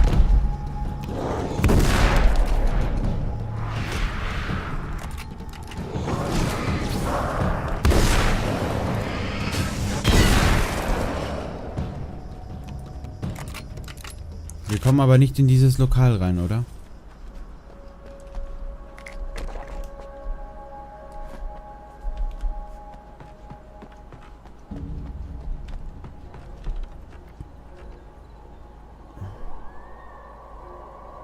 Da drin liegt aber jetzt auch nichts, was irgendwie uns weiterhelfen könnte. Nun gut, dann heißt es, ab geht's wieder zurück.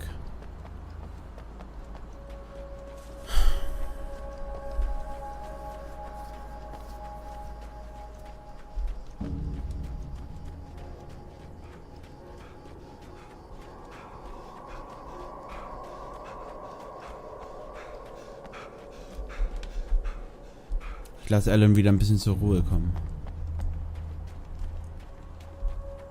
Obwohl, was wir wie gesagt machen können, wäre einfach nach Manuskriptseiten Ausschau zu halten. Ich laufe einfach hier mal ein bisschen rum und gucke nach Manuskriptseiten.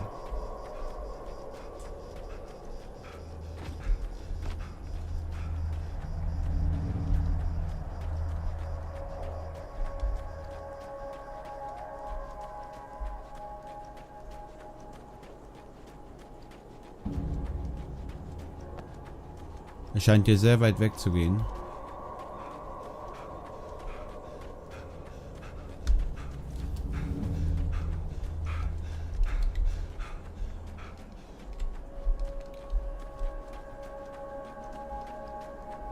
Wobei ich gar nicht weiß, ob wir so weit weg müssen.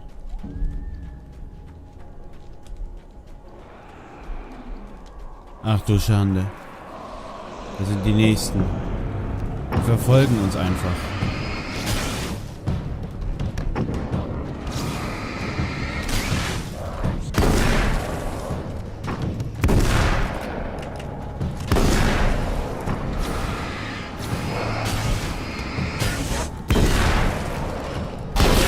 Ja, zum Glück haben wir so gut wie unbegrenzte Munition.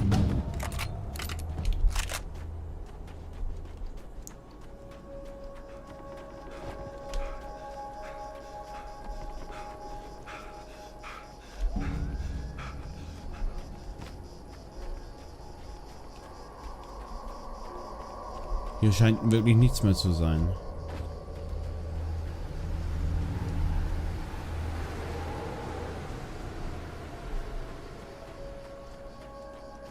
Ich sehe auch nichts auf der Karte.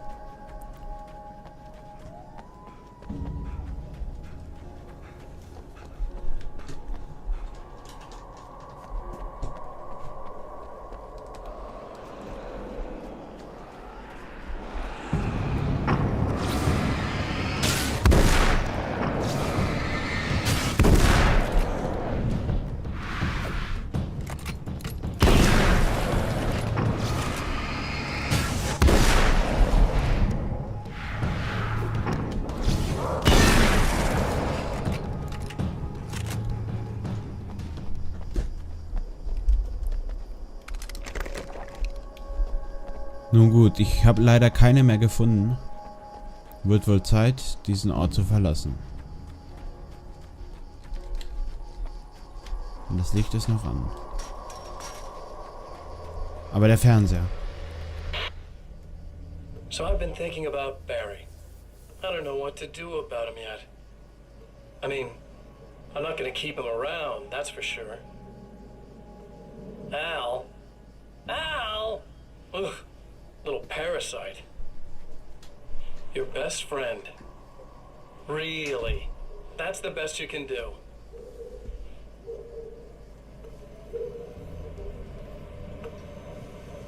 I actually kind of like the guy. He's a plucky little butterball. He plays the clown. That's a hard road to take. But I don't need him sticking his fat face in my business.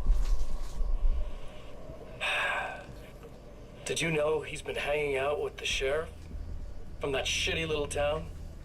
They keep in touch. Barry's about the only guy who insists that you're not dead.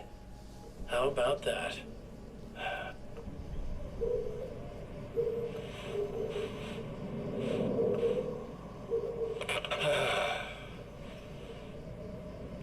I might keep him alive for a while. Just to see him go to pieces when I fire his ass. Yeah.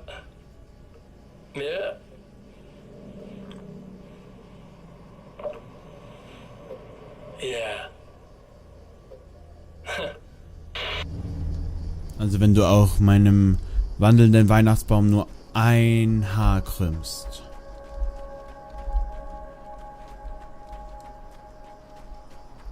Dann würdest du dir wünschen, du wärst nie in der Dunkelheit gelandet, denn dann zeige ich dir, was Dunkelheit ist.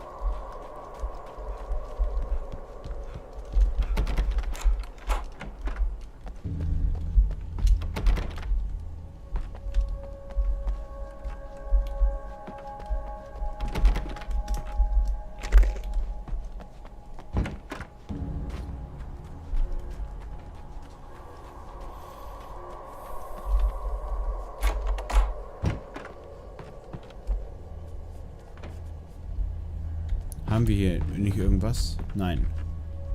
Gut.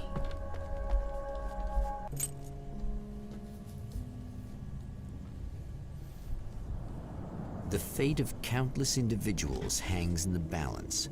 threatened by the machinations of the Herald of Darkness. And yet, for a moment, the champion of light breathes a little easier.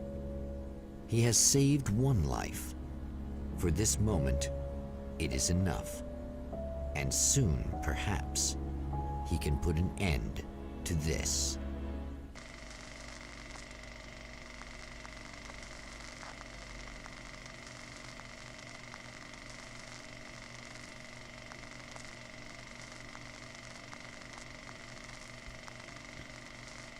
Returning to the observatory for what he hopes is the final time, the man feels anticipation and dread in equal measure. Soon, he knows, he will have what he needs.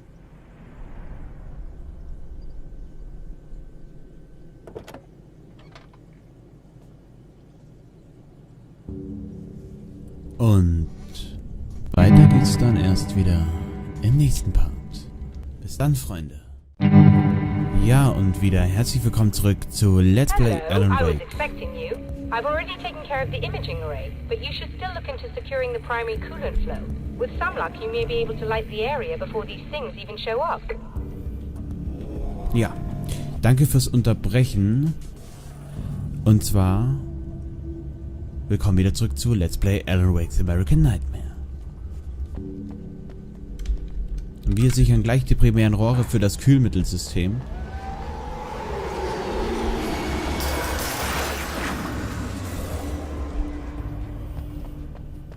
Natürlich versucht uns die Dunkelheit mit allen Möglichkeiten daran zu hindern.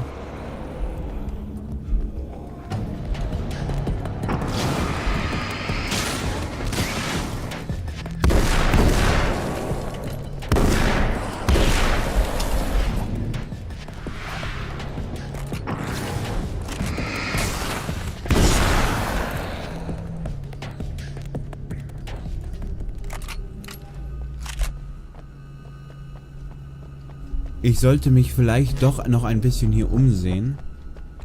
Vielleicht ist hier doch irgendwo die ein oder andere Manuskriptseite noch vorhanden.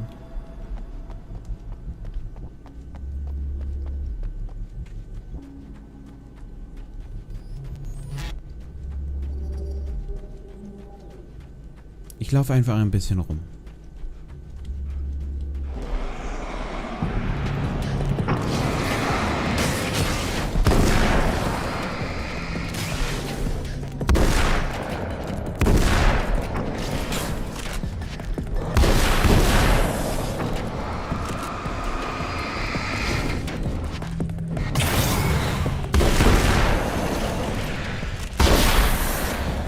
Allerdings gibt es halt natürlich auch immer wieder Leute, die was dagegen haben, wenn man sich einfach mal umguckt.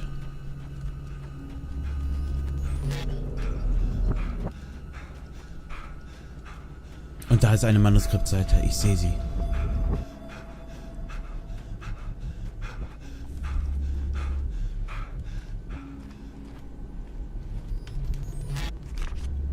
Uns fehlen immer noch 10 Manuskriptseiten.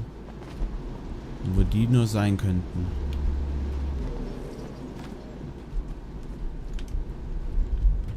Hier nicht. Vielleicht auf der anderen Seite.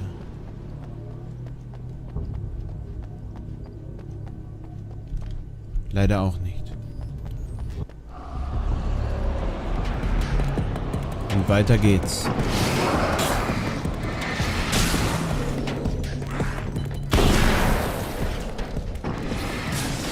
Sie versuchen mich zu umzingeln.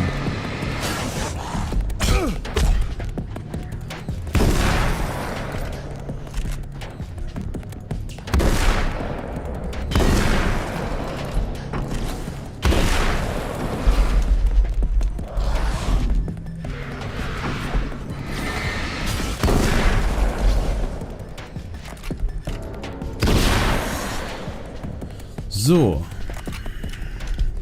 Und nun schauen wir noch da unten nach einer Manuskriptseite. Und danach gehen wir dann hoch zum Observatorium.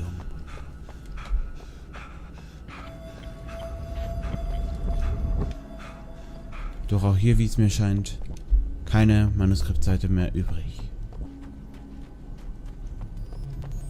Ah ja. Das Radio.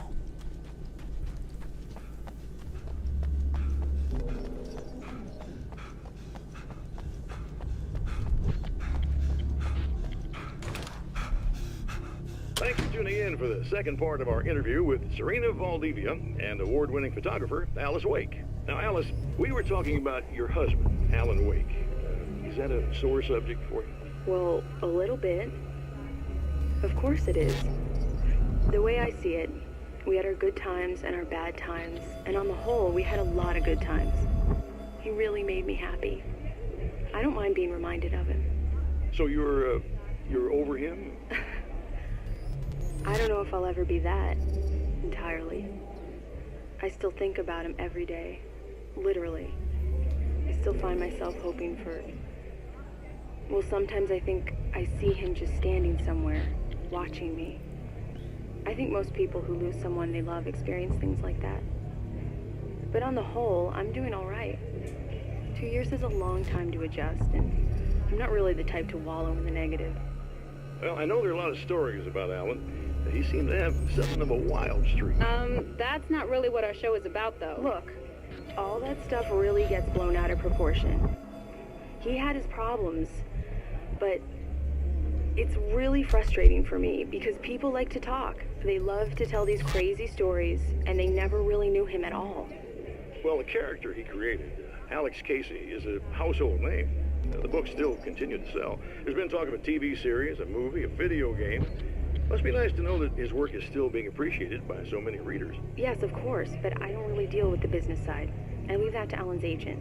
That would be Barry Wheeler. Actually, I just interviewed him.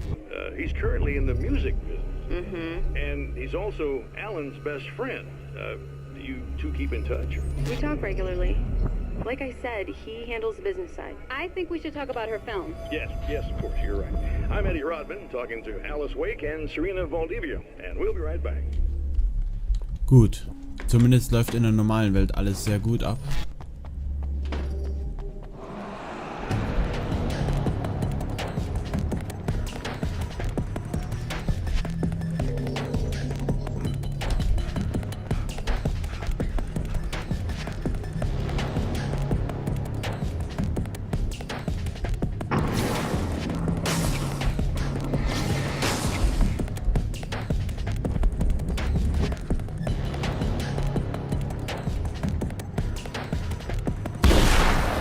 Einfach locker aus der Hüfte.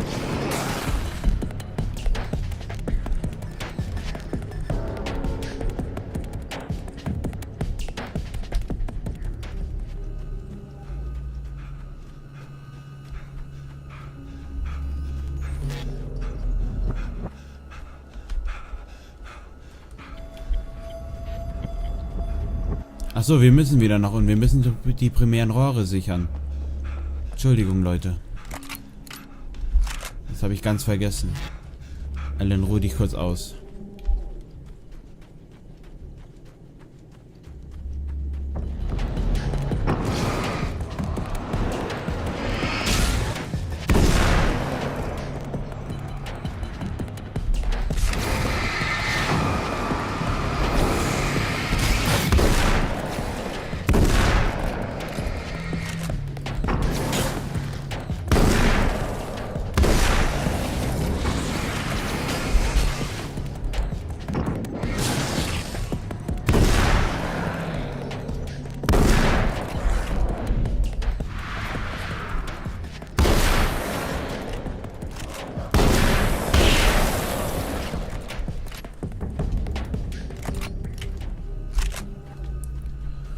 Gut, jetzt müssen wir auf jeden Fall die primären Rohre sichern.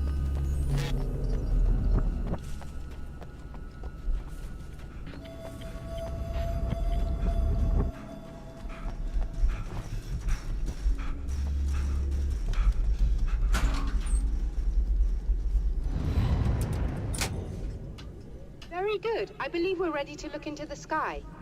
Right there, Doctor.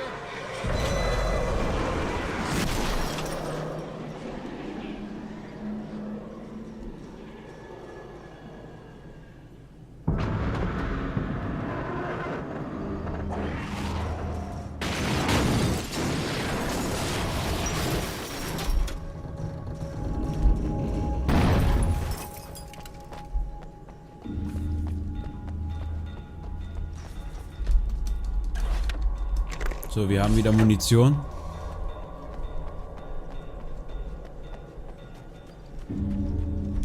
Ich schätze aber mal, wir haben beim Autokino nicht genug nach Manuskriptseiten gesucht. Und das ist ein verdammt großes Areal. Da ist er wieder.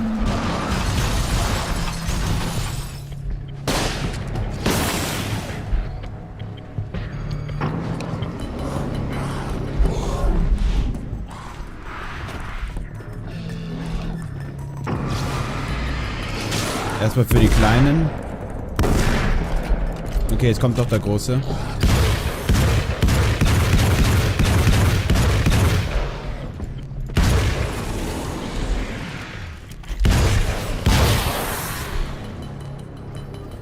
Ich habe ein ungutes Gefühl beim Autokino. Der Platz verspricht viel Freiraum für solche Monster in Masse.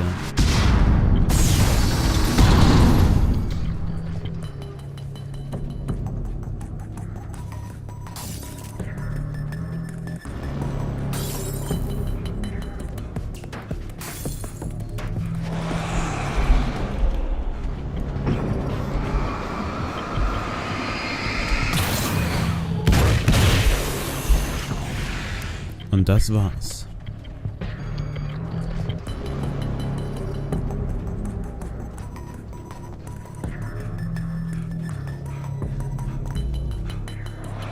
So gut wie. Ach, das sind die wieder.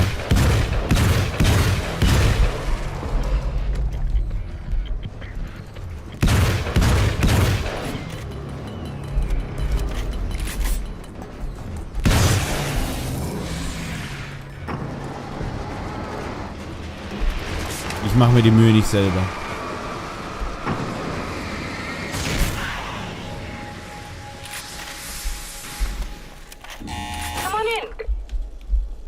Und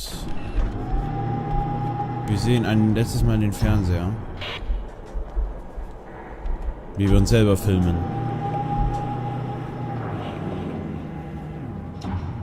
This is what you look like. Does that bother you? I bet it does. I'm not just wearing your face, you know. It goes a lot deeper than that. There's a lot of you and me. All the best parts. At first, I was just an idea. But they kept telling all those stories about you. You already had that rep. And then you disappeared mysteriously. And then, the stories about bad, crazy Alan Wake came true. And here I am. That's the best part, isn't it? When that happens, you can always count on Cauldron Lake.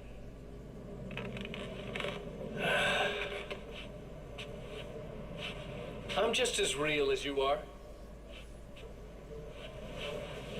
And I'm the improved version. No fears, no doubt, no weaknesses, no self-deception here. I don't let anything drag me down.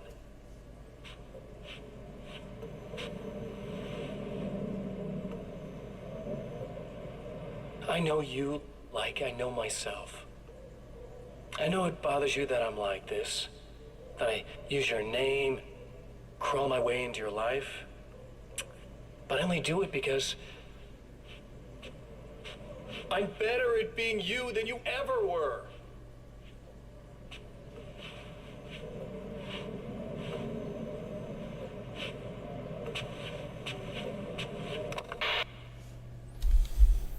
Gut gesprochen. Billiges Imitat. Billige Kopie. Billiges Plagiat.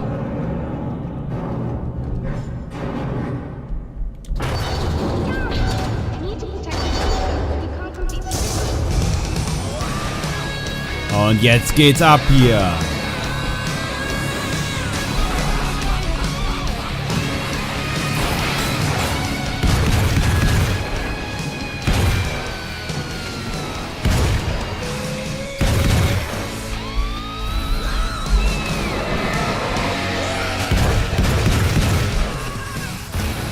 Jetzt geht's ab hier, Leute.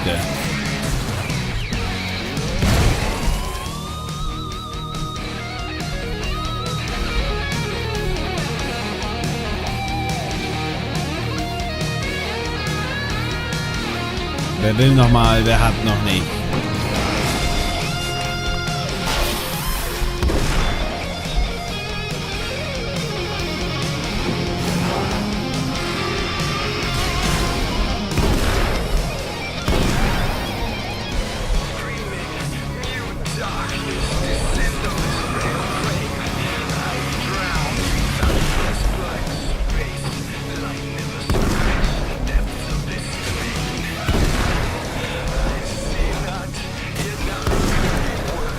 Das ist es, wie ich mit der Dunkelheit umzugehen vermag.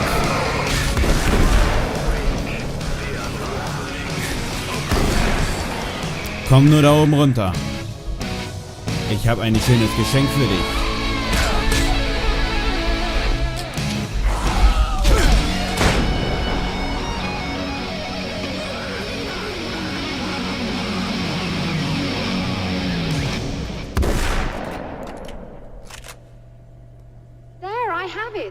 But I wish these things would stop blatantly violating the laws of physics in my observatory. That's just rude. Are you all right? I'll live. I'm glad. I'll send the lift down to you. I remember our previous encounters very clearly now. But technically, if this really is a loop in time, we've never met before. I don't know why our awareness persists, but it's bloody fascinating. Machen Sie sich darüber keinen Kopf. Es wird alles bald vorbei sein. Doctor? You know, I know physicists who would give 15 years of their lives for a chance to experience something like this. I'd imagine that being stalked by horrible axe murderers would curb their enthusiasm a little. Clearly you've never met hardcore physicists. I'm glad you're in such good spirits, but... Signal! Yes, it's completed. Finally. Das sollte das letzte Mal sein, dass wir das machen. If all goes well, this should be the last time we go through the loop. You know, I just realized that I don't have any memory of what happens after you leave. What does that mean? I don't think it means anything. If everything goes well, you just keep going. I don't show up here like this again, no more bad guys. Things go back to normal. Let's hope you're right. I'd love the opportunity to look into this in more detail. Looks like you've accepted the situation. I'm a pragmatist. If this is a delusion, at least my first psychotic episode is anything but boring. Really, Mr. Wake, at the end of the day, I'm a scientist. I love mysteries. I love not knowing. Whatever else this might be, it's absolutely fascinating. I wonder how far this reaches. Is everybody in the world experiencing this? Who knows? I think reality's probably pretty fragile right now. Sie sind von der Sache sehr angetan. Doctor, I can see you're very enthusiastic about this. I'd appreciate a bit of discretion. Are you suggesting that we should suppress this? No. You can do what you like, but I want you to leave me out of it. But surely, with the things you know, the things you've experienced, you can replicate any of these results. We could... Let me be blunt. If you drag me into this, I'll deny everything. I'll lie like my life depended on it. And writers are damn good liars. Word of advice. This is things man was not meant to know territory. You get into this, chances are you'll open up a door into a world of hurt. Believe me, I know. I see. Gut gesprochen, Alan. Ja, und wir nehmen uns das Signal. In a strange way, he feels at ease. He is armed with his own words, and when the time comes, they will be enough or they will not. For now, he's content to let the currents take him toward the final confrontation.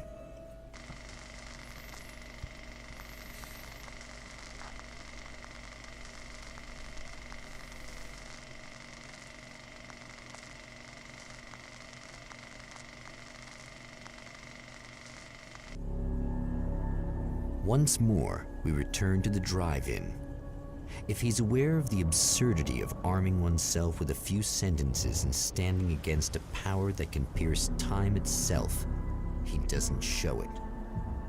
The man has his share of weaknesses, perhaps more, but cowardice is not among them. Und wir fangen jetzt direkt bei dem Elektriklabor, also bei den Power-Generator an und weiter geht's dann, würde ich sagen, erst wieder im nächsten Part. Bis dann, Freunde. Ja, und wieder herzlich willkommen zurück zu Let's Play Alan Wake's American Nightmare. Wahrscheinlich einer der letzten Parts. Oh, you got yourself a little plan, do you? Ja, den haben wir.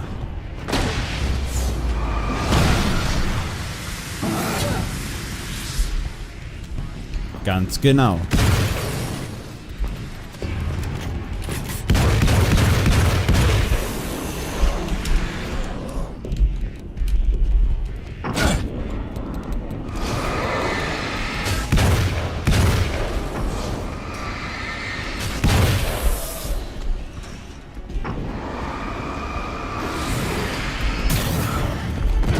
Der war doch geblendet.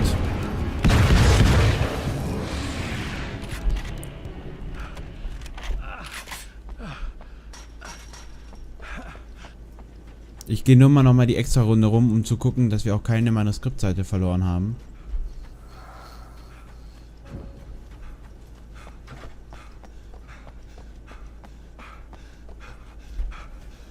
Rein interessenshalber.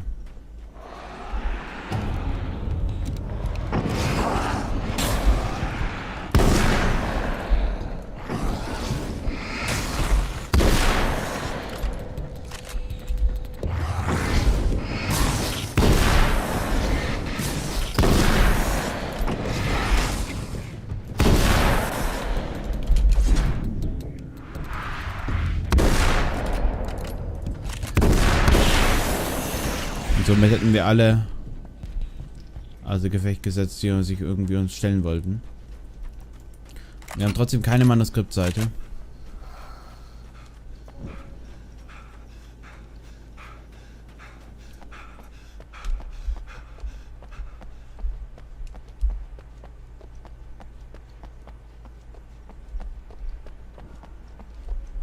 Dann füllen wir wieder unsere Munition voll.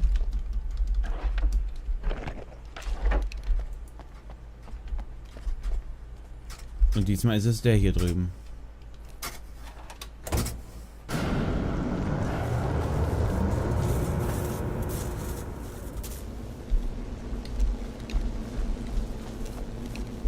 Na, das schaut aber hier ein bisschen anders aus jetzt als vorher. Oder irre ich da?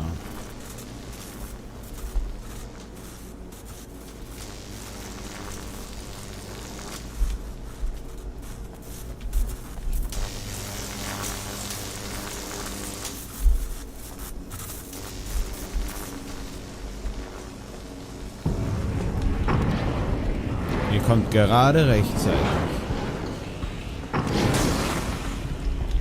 Oh, es sind sehr viele. Ich glaube, ich mache mir da hier den Strom zunutze. Oh, verdammt.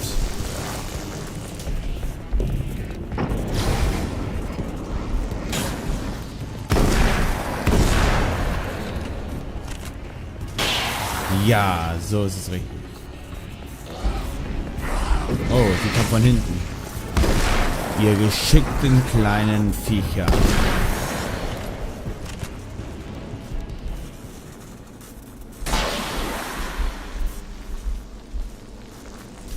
Das war aber der letzte, nehme ich mal an.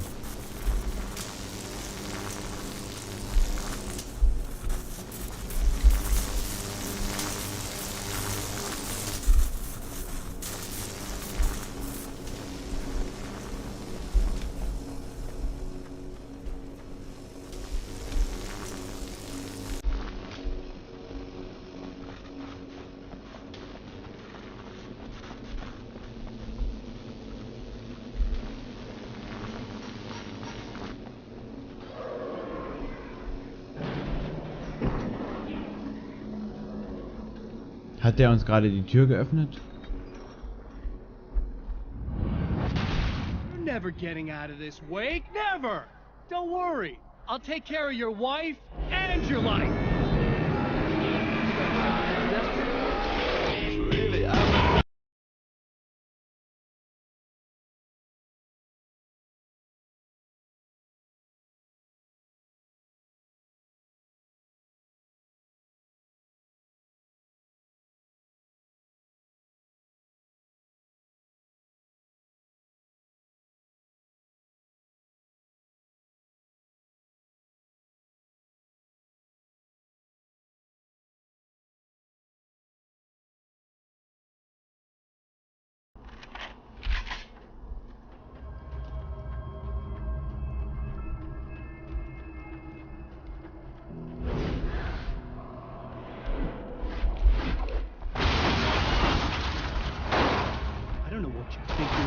I'll send you right back to the beginning.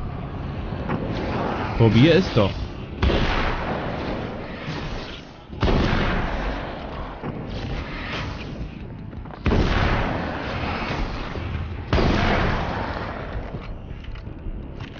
Doch ich habe leider keinen Anhaltspunkt, wo die Manuskriptseiten sein könnten. Tut mir leid, Leute.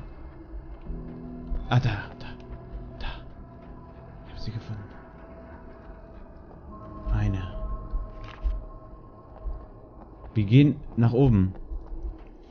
Da oben ist noch eine.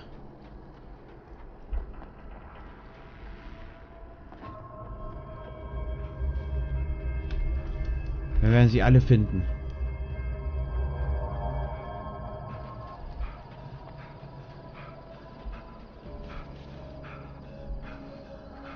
Da ist wieder eine.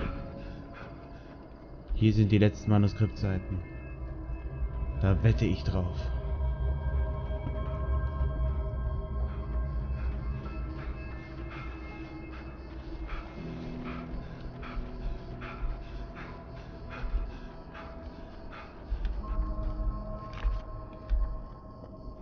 Die letzten 7.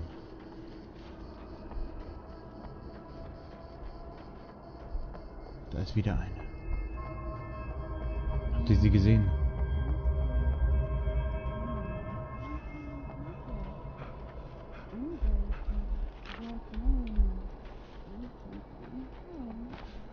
Sechs Stück.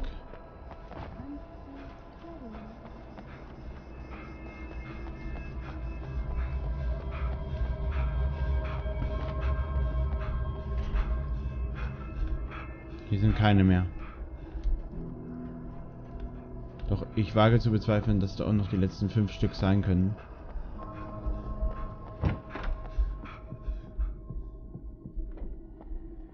Ich spreche sie einfach nicht mehr an, oder? Sollten wir sie ansprechen? Nein. Sind wir noch mit Dunkelheit infiziert. Okay. Hello, folks, and welcome to the third part of our pre-recorded interview with Serena Valdivia and renowned photographer Alice Wake. So, tell me about the film. It's called Sunrise, and it really wasn't something I ever thought of as an actual film. It was just footage, things I saw and happened to shoot. It's not a medium I'm very much at home with. You shouldn't put yourself down. You've got a great eye. Maybe, but experience is another thing. Because you're primarily a still photographer. Yes, exactly. So I'm really used to thinking of the world in terms of snapshots. I frame something and try to pick the right moment, and then reveal that moment to people. Moving images are a different story. I'm still learning a lot about it, to be honest. So, this is a new thing for you? Or maybe I'm just a slow learner. But showing it like this is definitely a new step for me. It's a little weird taking something this intimate and showing it to everybody.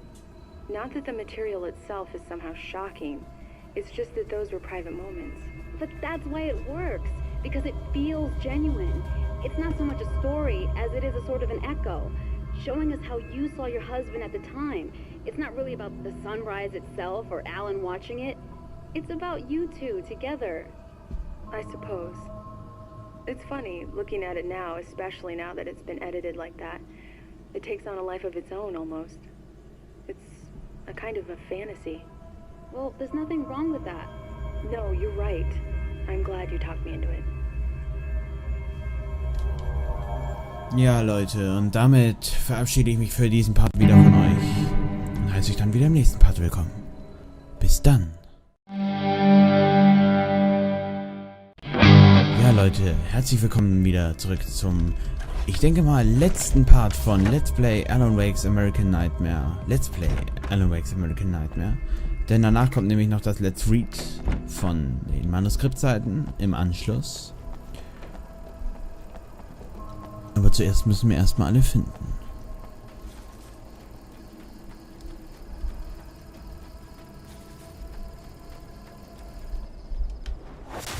What? You think whatever it is you're gonna do is gonna make a difference? This'll end up just like before! Ich denke mal nicht.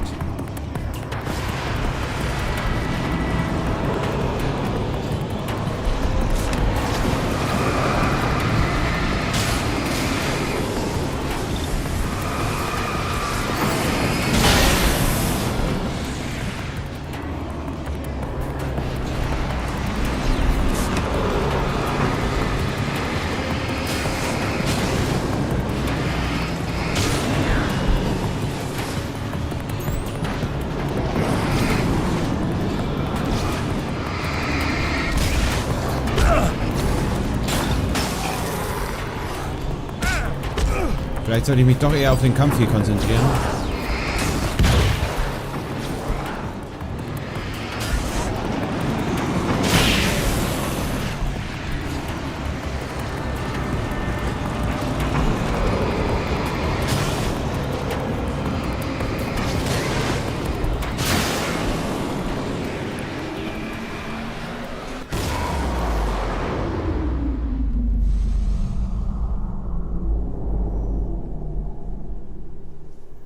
Und schon ist es wieder ruhig.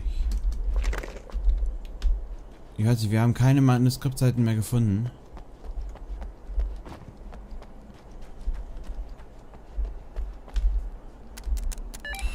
Again, the champion of light enters the final trap.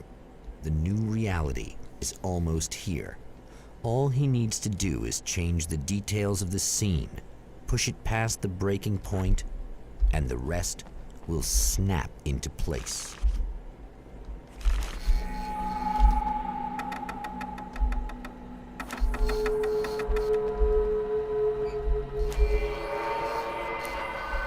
Ich finde es klasse, dass Thomas Zane hier abgebildet ist.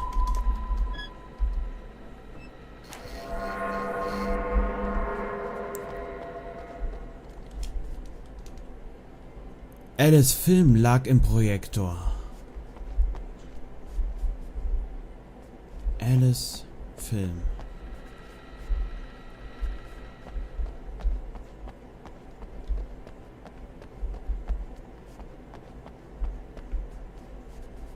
Wo ist Alice Film?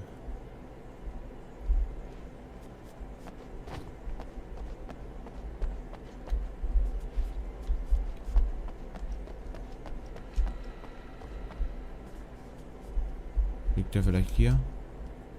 Da ist er. Und dann tun wir ihn mal rein.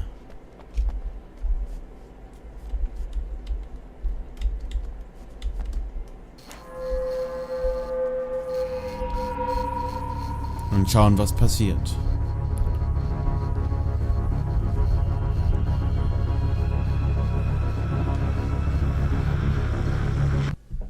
Oh, come on, buddy. Why don't you...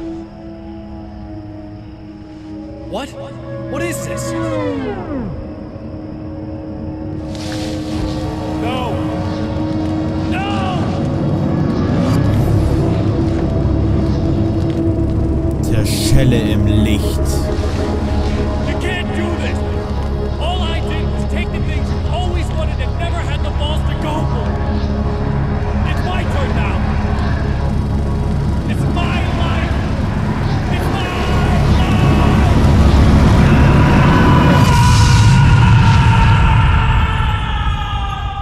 Wäre er besser aus dem Licht gegangen.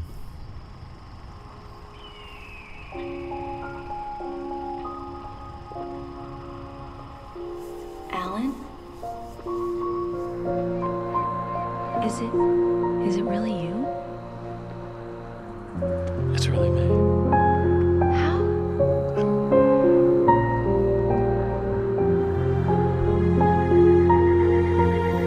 I love you. I love you.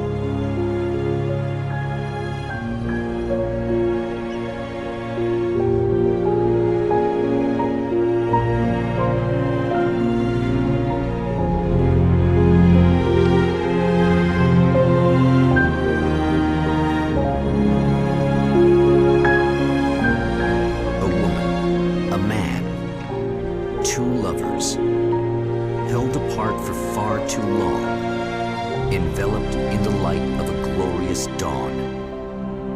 They both feel it. He's home at last. Are these actual events, or merely a dream? A memory, or a glimpse of what is to come? One thing is certain. This scene takes place in another time and another place, far, far away from Night Springs.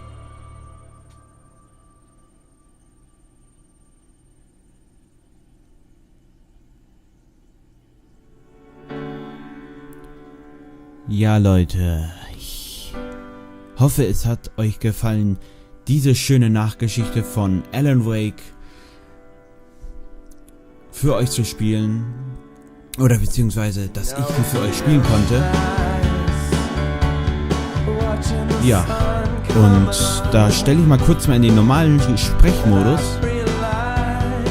Ja, da bin ich. Und ich kann euch ja auch sagen, das Spiel steht in keinster Weise seinem Vorgänger Alan Wake nach. Erzählt die wundervolle Geschichte, was mit Mr. Scratch passiert, der von Thomas Zane als Vertreter für uns erfunden wurde. Nun ja, das ist mit ihm passiert. Das wollte ich euch nur mal zeigen.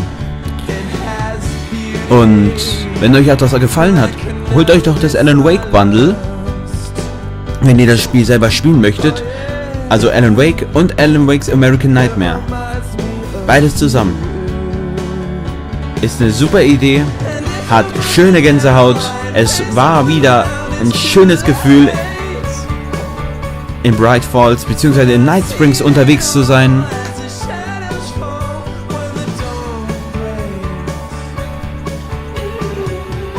Ja, und im Anschluss danach lese ich euch natürlich noch die Manuskriptseiten vor, damit auch die Buchfreunde unter euch an diesem Spiel Freude haben werden.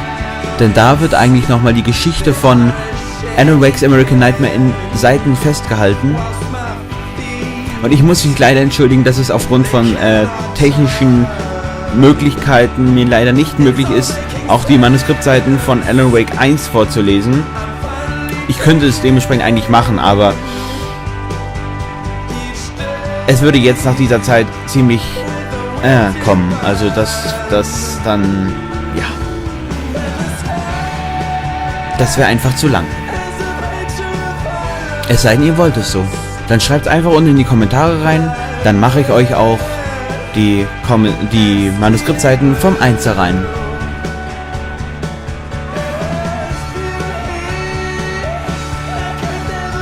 Wobei ich denke, da sitzen wir allein schon eine halbe Stunde oder so da, um allein das Manuskript vorzulesen.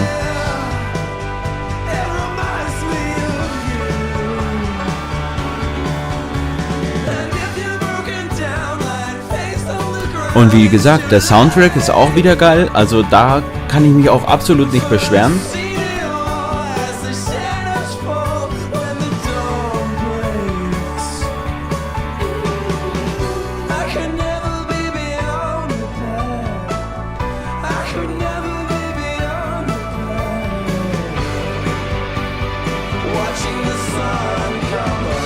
Da sehen wir nochmal das Voice Acting im Original.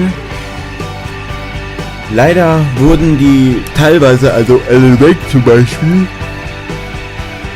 Entschuldigung, es ist 1:30 morgens, da muss ich manchmal gehen. Also, ich finde es schade, dass leider die Voice Actor nicht die gleichen sind wie die Spieler, also die Modellierer, also die Modellsteher selber, die Akteure, die dafür Modell gestanden haben. Weil ihr habt jetzt gesehen, wie Alan Wake, der Schauspieler, in Wirklichkeit aussieht. Und ich glaube, hier wird auch irgendwann mal noch sein Name erwähnt. Oder es war vielleicht schon am Anfang. In dem Fall habe ich euch leider das Beste weggequasselt. Havoc Physics and Animation. Ja. Umbra Performance Optimization. Facial Animations generated with Face FX. Video Playback bei Wink Video. Ist schon seit 1997 da. Und das F-Mod X Sound System. Wobei ich natürlich sage, Alan Wake's journey through the night will continue.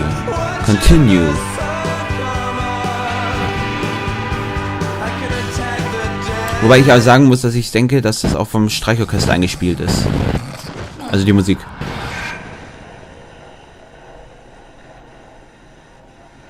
Was ist jetzt? No. Al?